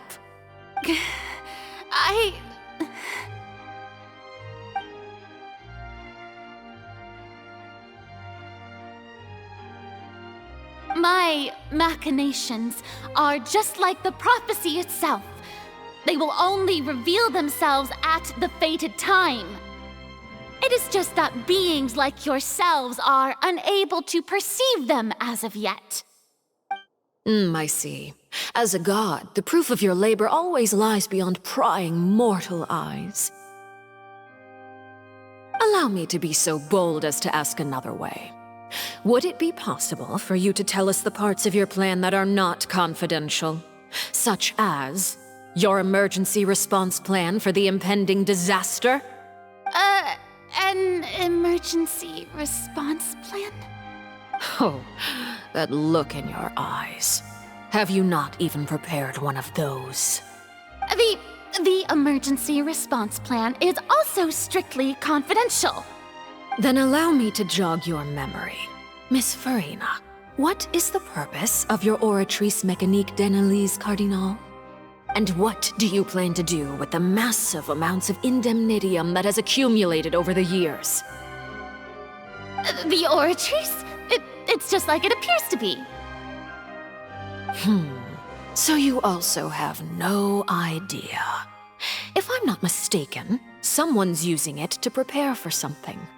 But unfortunately, it would seem that someone is not you, Miss Farina. I first caught wind of this when Linny tried to investigate the Oratrice in the Opera House. You see, even just getting close to the core contaminated him with an extremely large amount of indemnitium. But even if that had nothing to do with you, then what could you possibly be working on, oh great Hydro Archon? Oh, right. I almost forgot. Udex Neuvillette is not at the tea party with us today. Miss Farina, I suppose you must have ordered him away to take care of some troublesome business. Yes, that's exactly right. Please keep it a secret for me. Of course I will. Although, I must say, Miss Farina, you seem quite insecure without the Udex by your side. Oh, very well. Let's stop that conversation here. There are still a few slices of cake left, so please, help yourselves, everyone.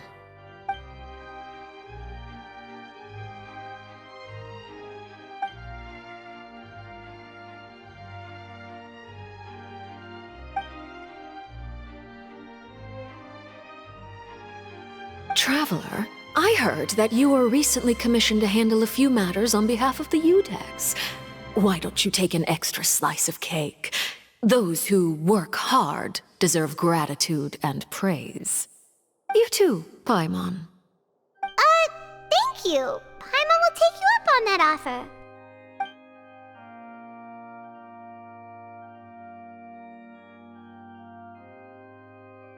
Oh, Paimon's super full. That cake was great.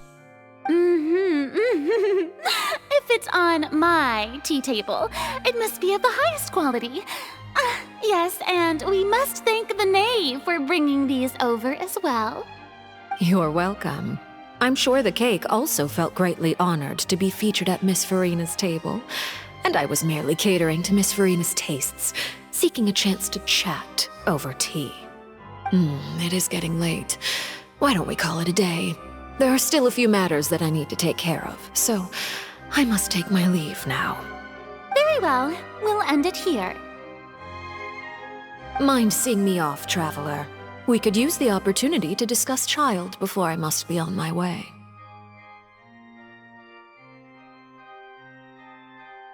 Paimon's coming too!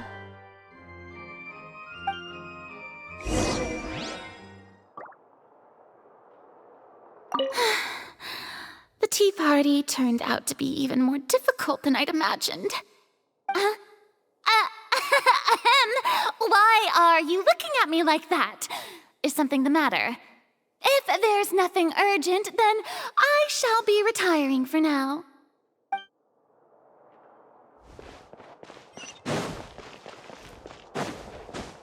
Scatter!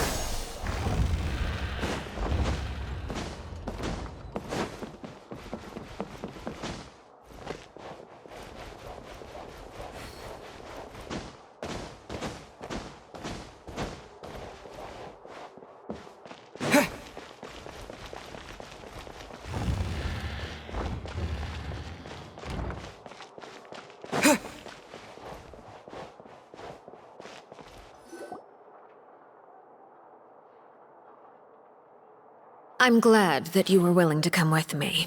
Of course, Childe was just an excuse. I have no interest in your dealings with him. That's what Paimon thought. You lent your aid to the children of the House of the Hearth. As their father, I would like to express my gratitude. Do I look like an irresponsible father to you? The House of the Hearth is very important to me. You should know that I care deeply about my children. That was all. Formal topics should be discussed in formal settings, and informal topics in informal settings. I know you just returned from the fortress of Meripede. Relax. I have no intention of trying to get anything out of you. Linny, Lynette, and Freminet are still there, and I trust their judgment and abilities. They've all been working very hard and have always done all they can to fight back against anyone who tried to stop them, especially Linny. You mean Wriothesley. He's a tricky one to deal with. It's unfortunate that Linny's so eager to prove himself that he can't learn to rely on others, including me. By the way, and you can just consider this a bit of idle gossip, but what's your impression of Farina?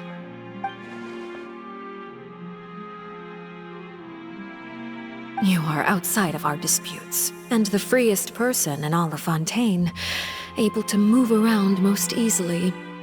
Allow me to share my perspective with you. And that's everything that happened during the trial. Master Childe was declared guilty and immediately transported to the fortress of Meripede. Didn't he say he was coming here on vacation? Does he not feel an ounce of shame for all the trouble he has caused?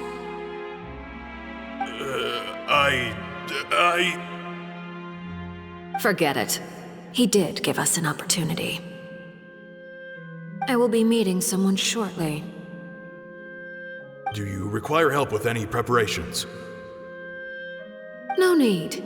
I will take care of it myself. I need to meet with Farina, the Hydro Archon. She is at the heart of Fontaine. But what's fascinating about her is that she often seems more like a celebrity than a working Archon. Oh? Come over here, you little critter, you!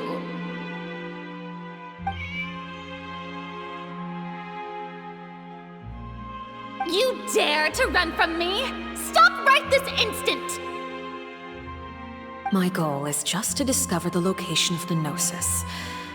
But I didn't expect the chance to approach Farina to be handed to me on a silver platter. This is so easy, it's actually making me a bit suspicious. Anything left unguarded is usually just bait. But no one will blame someone for taking the bait. After all, from the moment it was attached to the hook, the bait is meant to be sacrificed. It's just as I guessed in the second before I struck. The Hydronosis is not currently held by the Archon. In fact, this Archon doesn't seem like a god at all. And I sense that she's under some kind of curse. Who are you? And what are you trying to do? Please don't kill me! I'm begging you, please! The fear in her pupils is genuine, so perhaps she's not bait after all. Either way, targeting her has lost all meaning. I left the scene with ease. Nobody came looking for me, and nobody could serve as a witness to my near assassination of Focalor. I suspect even Farina dares not mention this incident to anyone. Not long after, my informants confirmed what I had guessed. After returning to her quarters, Farina quietly cried alone. She was so scared that she could not sleep that night, nor could she even bring herself to eat her cake. There's no doubt that there's something wrong with her. I began to entertain the possibility that she is not the true Hydro Archon. Perhaps Iudex Neuvillette is actually the genuine article. I have to find the Gnosis. If the Neuvillette hypothesis is correct, he is probably in possession of it. Alternatively, It might have been hidden in a place that's hard for ordinary people to access. Yes, Father. My dear children, please speak. News from the fortress of Meripede. Master Childe has gone missing. On top of that, the contacts and guards we bribed at the fortress have all gone quiet as well. Probably the handiwork of that Wriothesley. I'm afraid so. This is a good opportunity. The value of a harbinger is much higher than most would imagine. We now have an excuse to exert diplomatic pressure on the Fontaine authorities. Set up a meeting for me. I would like to meet the Hydro Archon and Iudex Neuvillette. Oh, and I have an additional mission for you three. Yes, Father.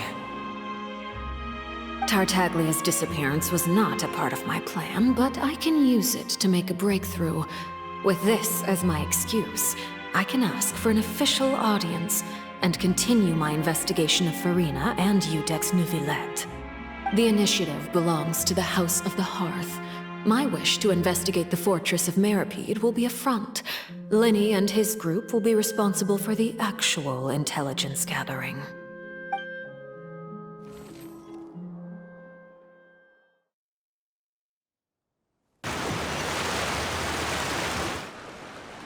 You should know the rest.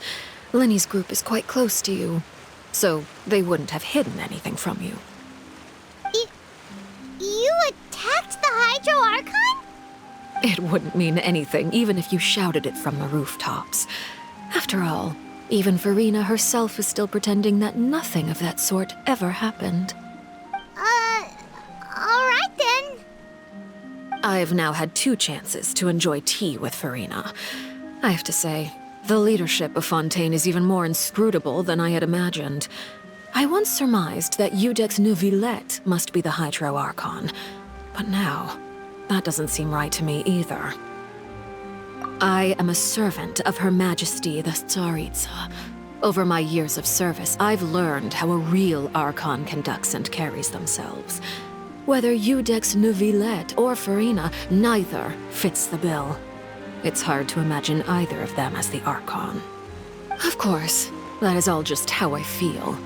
Gut feelings often do not require justification. It is, however, quite amusing to me that after all my years working in intelligence gathering, I've come to realize I am at a complete loss regarding the identity of the god of the land of my birth. Don't you think Fontaine is quite intriguing? A catastrophe looms, yet many secrets have yet to rise to the surface. It looks like Fontainians will have no choice but to save themselves. Ultimately, though, one must survive in order to do anything else. Should the need arise, I would be happy to cooperate with you. You don't need to commit to anything right now, of course.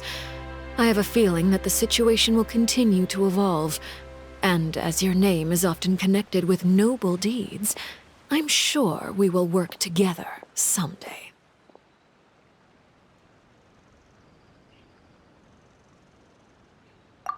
He certainly returned quickly. You must want to catch up with each other, so I'll leave you to him.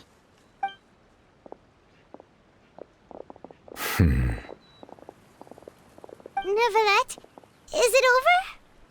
For now, yes. But this issue will prove quite thorny in the long term. I'm concerned that sooner or later the prophesized events will occur. Thank you for protecting Farina. To put it simply, I used my power to force back the primordial sea and reseal the sluice gate.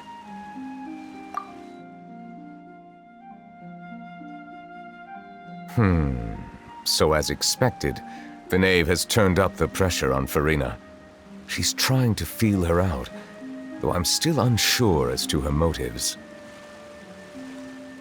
Permission granted. Whoa. It can't be that you're the real Hydro Archon, right? But that's just a speculation on our part, though. You can't tell us? Then then that's okay. We can talk about something else. We won't try to force you. You guys in Fontaine are super strange. If by the phrase, you guys, you are referring to Farina and I, then although I'm not sure just what you are trying to imply, I must clarify that I do not share her positions on a multitude of topics. I believe so. The fortress has a long and complex history. It has seen much grief and suffering. And now, another catastrophe will soon be upon us. I mourn this turn of events.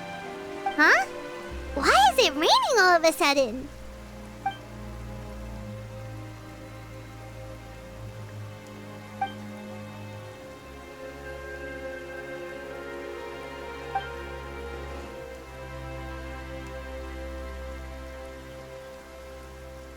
You may be closer to the truth than you think. Oh? And what are you thinking? The dragon of... what? Huh? Please do not be so surprised. Farina?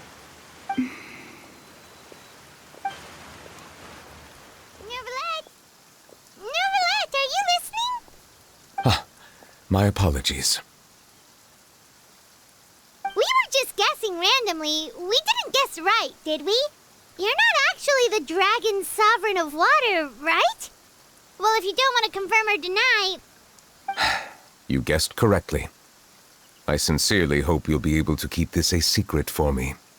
Right, of course. We'll definitely help you keep it a secret. There's still something Paimon wants to ask you, though. Please, go ahead. Well, if you are the dragon sovereign of water, and you were able to force back the primordial sea from the fortress, then since Fontaine's prophecy is all about seawater, couldn't you just use your power to solve the crisis? None of the currently living dragon sovereigns in the world, myself included, possess our full dragonhood. They say that when the first usurper arrived on Teyvat, they seized a part of the dragon's power. Today, that stolen power is the basis of the Archon's authorities. There are 7 elemental Archons and 7 matching dragon sovereigns. The dragon sovereign of water who lived through that era perished a long time ago. As their successor, I know far less of that part of our ancient history. In any case, I believe I will not be able to do much unless the Archon disappears and returns their elemental authority to me. Given the status quo, however, I would recommend finding another way to deal with the prophecy. Oh, so even you can't solve it. I still have some urgent matters to attend to at my office. If you have any more questions regarding ancient history, you are welcome to discuss them with me at a later time. Please go right ahead. There's a place that Paimon wants to go too. Traveler, why don't we pay another visit to the Fortress of Meropide? Paimon is a little worried. We'll see you another time. Take care.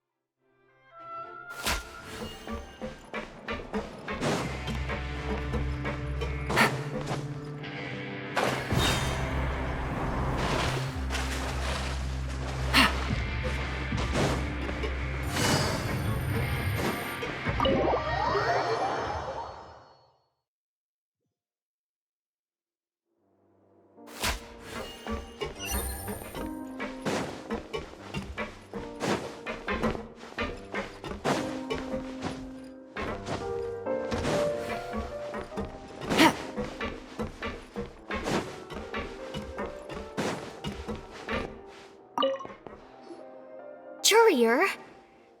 Miss Sigewinne told me you still haven't eaten. Yeah, I was working on something, so I forgot.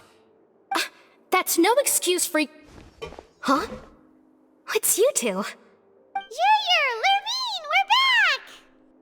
Hello there. It's been quite the mess here recently. How have you been? And you? Are you still taking the secret passageway from the infirmary to work on the ship? Yep. That is still top secret, though, so don't say a word to anyone. It can be a bit annoying when there are lots of people in the infirmary, but I still prefer taking that route over the one from the Duke's office. I mean, the infirmary does make it easier for you to slack off. Oh yeah? Then why are you also here so much? You two really are just using your jobs as a cover for your relationship, aren't you? Not at all!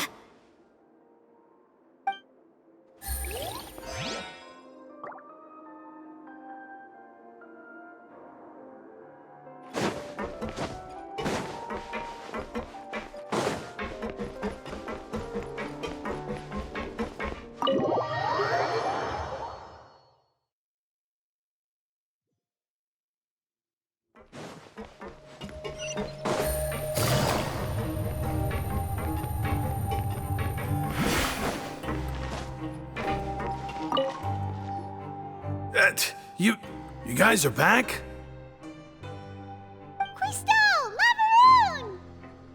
You guys didn't get caught and thrown back down here, right? Huh? No, not at all. And here I thought you'd managed to escape from jail during all the commotion. I'd held you up as legendary jailbreakers, but now you're telling me you just never left? We're sorry, but we just had some business to take care of. All right. There's no need to get caught up in the details. We're just relieved to see you.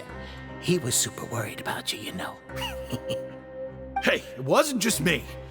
Weren't you super worried as well? Something like that, yeah. I was also transferred to work in the kitchen a few days ago. I can still hear Quisto mumbling to the carrots. Are those two all right? Do you think they made it out alive? Whenever he'd say that, I'd tell him I'm sure they're fine. Wherever they are, they're kicking back with drinks in hand, enjoying the lovely scenery. Hey, there's nothing wrong with worrying about your prison pals, is there? I mean, considering how they always love listening to all my gossip. These two, they sure are a lot warmer and friendlier than when Paimon first met them. Oh, well, if you say so. I'll be watching you to make sure you finish every last bite.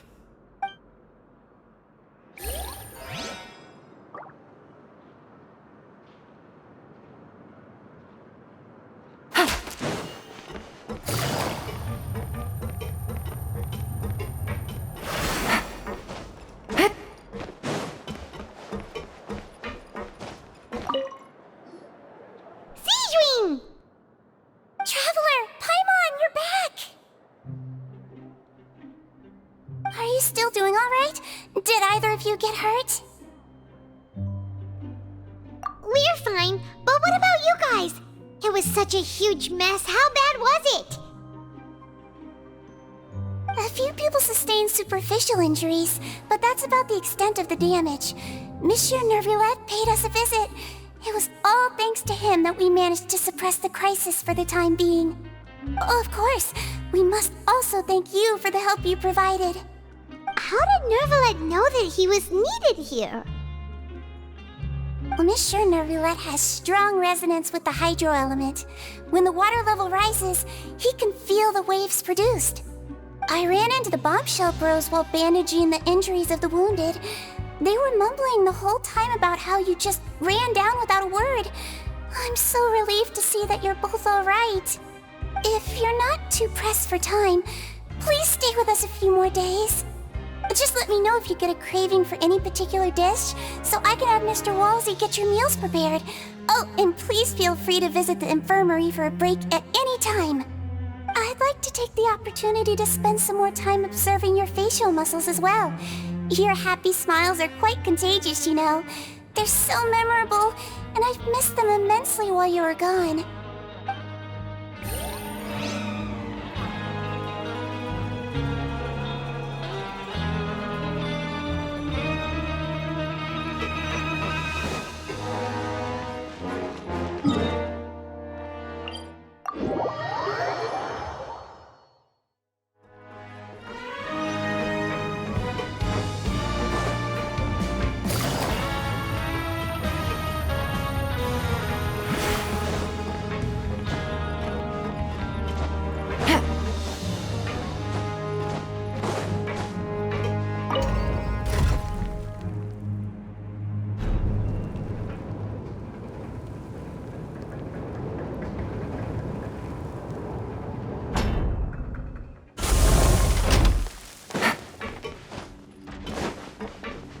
Take it easy.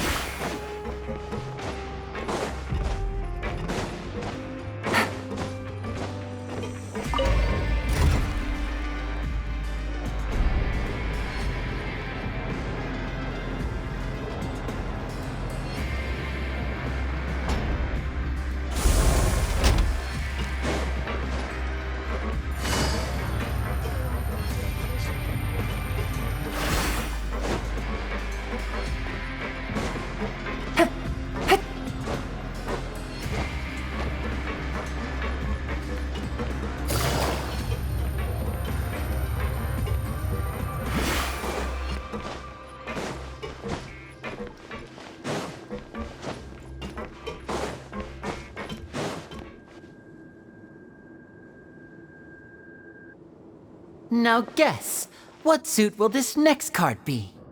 A bare-teeth cat?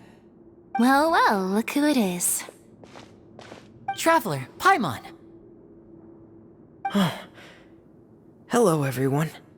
Looks like you're recovering nicely, Freminet. Mm-hmm. Thanks to everyone's support. Oh, right. I managed to work up the courage to thank Miss Clarant in person. Whoa, how did she react? She told me that it was nothing. It was as if saving a life wasn't a big deal to her at all. She also told me not to worry about it. She didn't want to stress you out, that's all. She's right, and it's best not to dwell on it. Yeah. Okay, but check this out. We went back to the opera house and we met the Knave. You met Father? Did she say anything to you? She said a few things that were, a bit hard to understand. And also that she's looking forward to working with us in the future.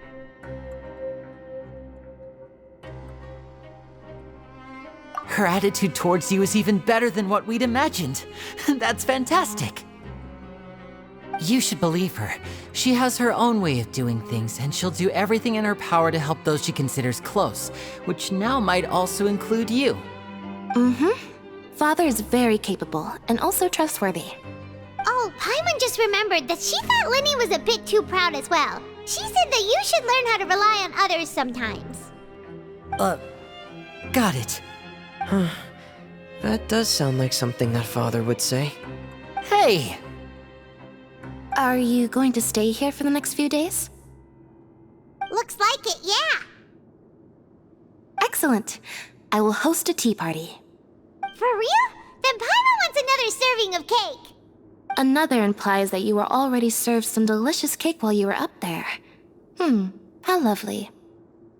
Well, next time, you're going to have tea and snacks with us.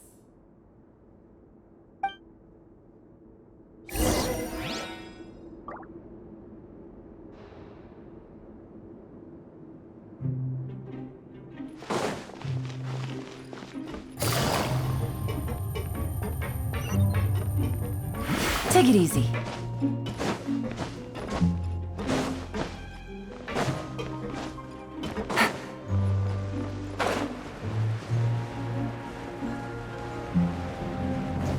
Take it easy.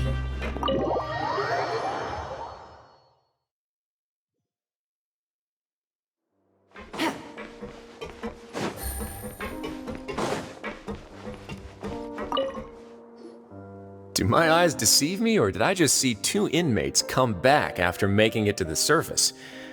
Some strange winds blowing of late. We wanted to see how the fortress is doing. Is everything still alright? We're fine, for the most part. Neuvillette came down and took care of the worst of it. If that's the case, why don't you just ask him to stay here? Oh, yeah, what a brilliant plan. Let's go convince the Udex himself to exchange the Courts of Fontaine for a puddle of water in the middle of nowhere.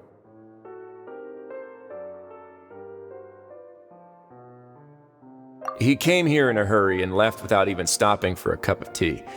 He did remember to take Miss Sigewinne's gift with him, though. He sure sounds super busy. Miss Clorinde has left as well. She also took her gift from Miss Sigewinne. Were the gifts milkshakes? Neuvillette got the milkshake. Clorinde received lipstick instead.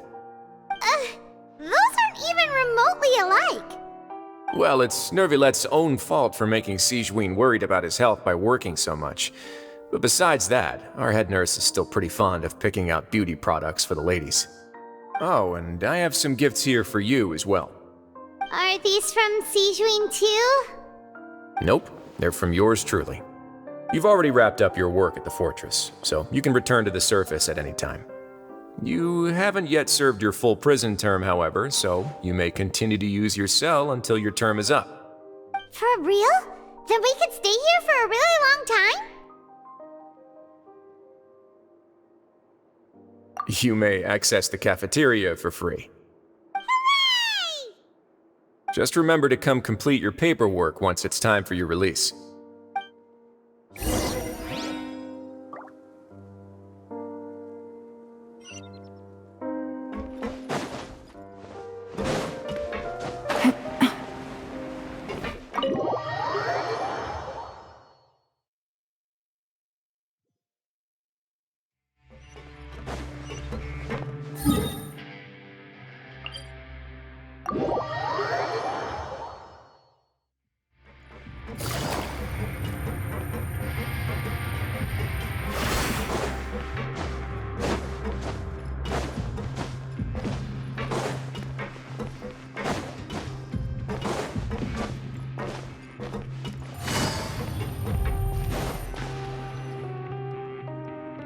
We're back in our cell again.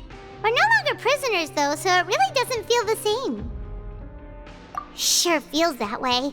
But the truth is, we never did anything bad to begin with, so I'm not sure why we put so much pressure on ourselves. Huh? How did you know? Hey, that's not true! Alright. Okay, Paimon just wanted to say that we really are an amazing duo after all. It's like, we've now gone to so many places together and become friends with so many people. We've never stopped traveling or stopped meeting new friends. There are so many bad things in the world, and we're just two people, but we've still been solving problems no matter where we go. Isn't that pretty cool? You're counting Paimon today? Aren't you the only adventurer here? Then let's ask Catherine to give Paimon an adventurer handbook as well. Paimon will also be an adventurer from today forward. Just our thoughts making Paimon giddy.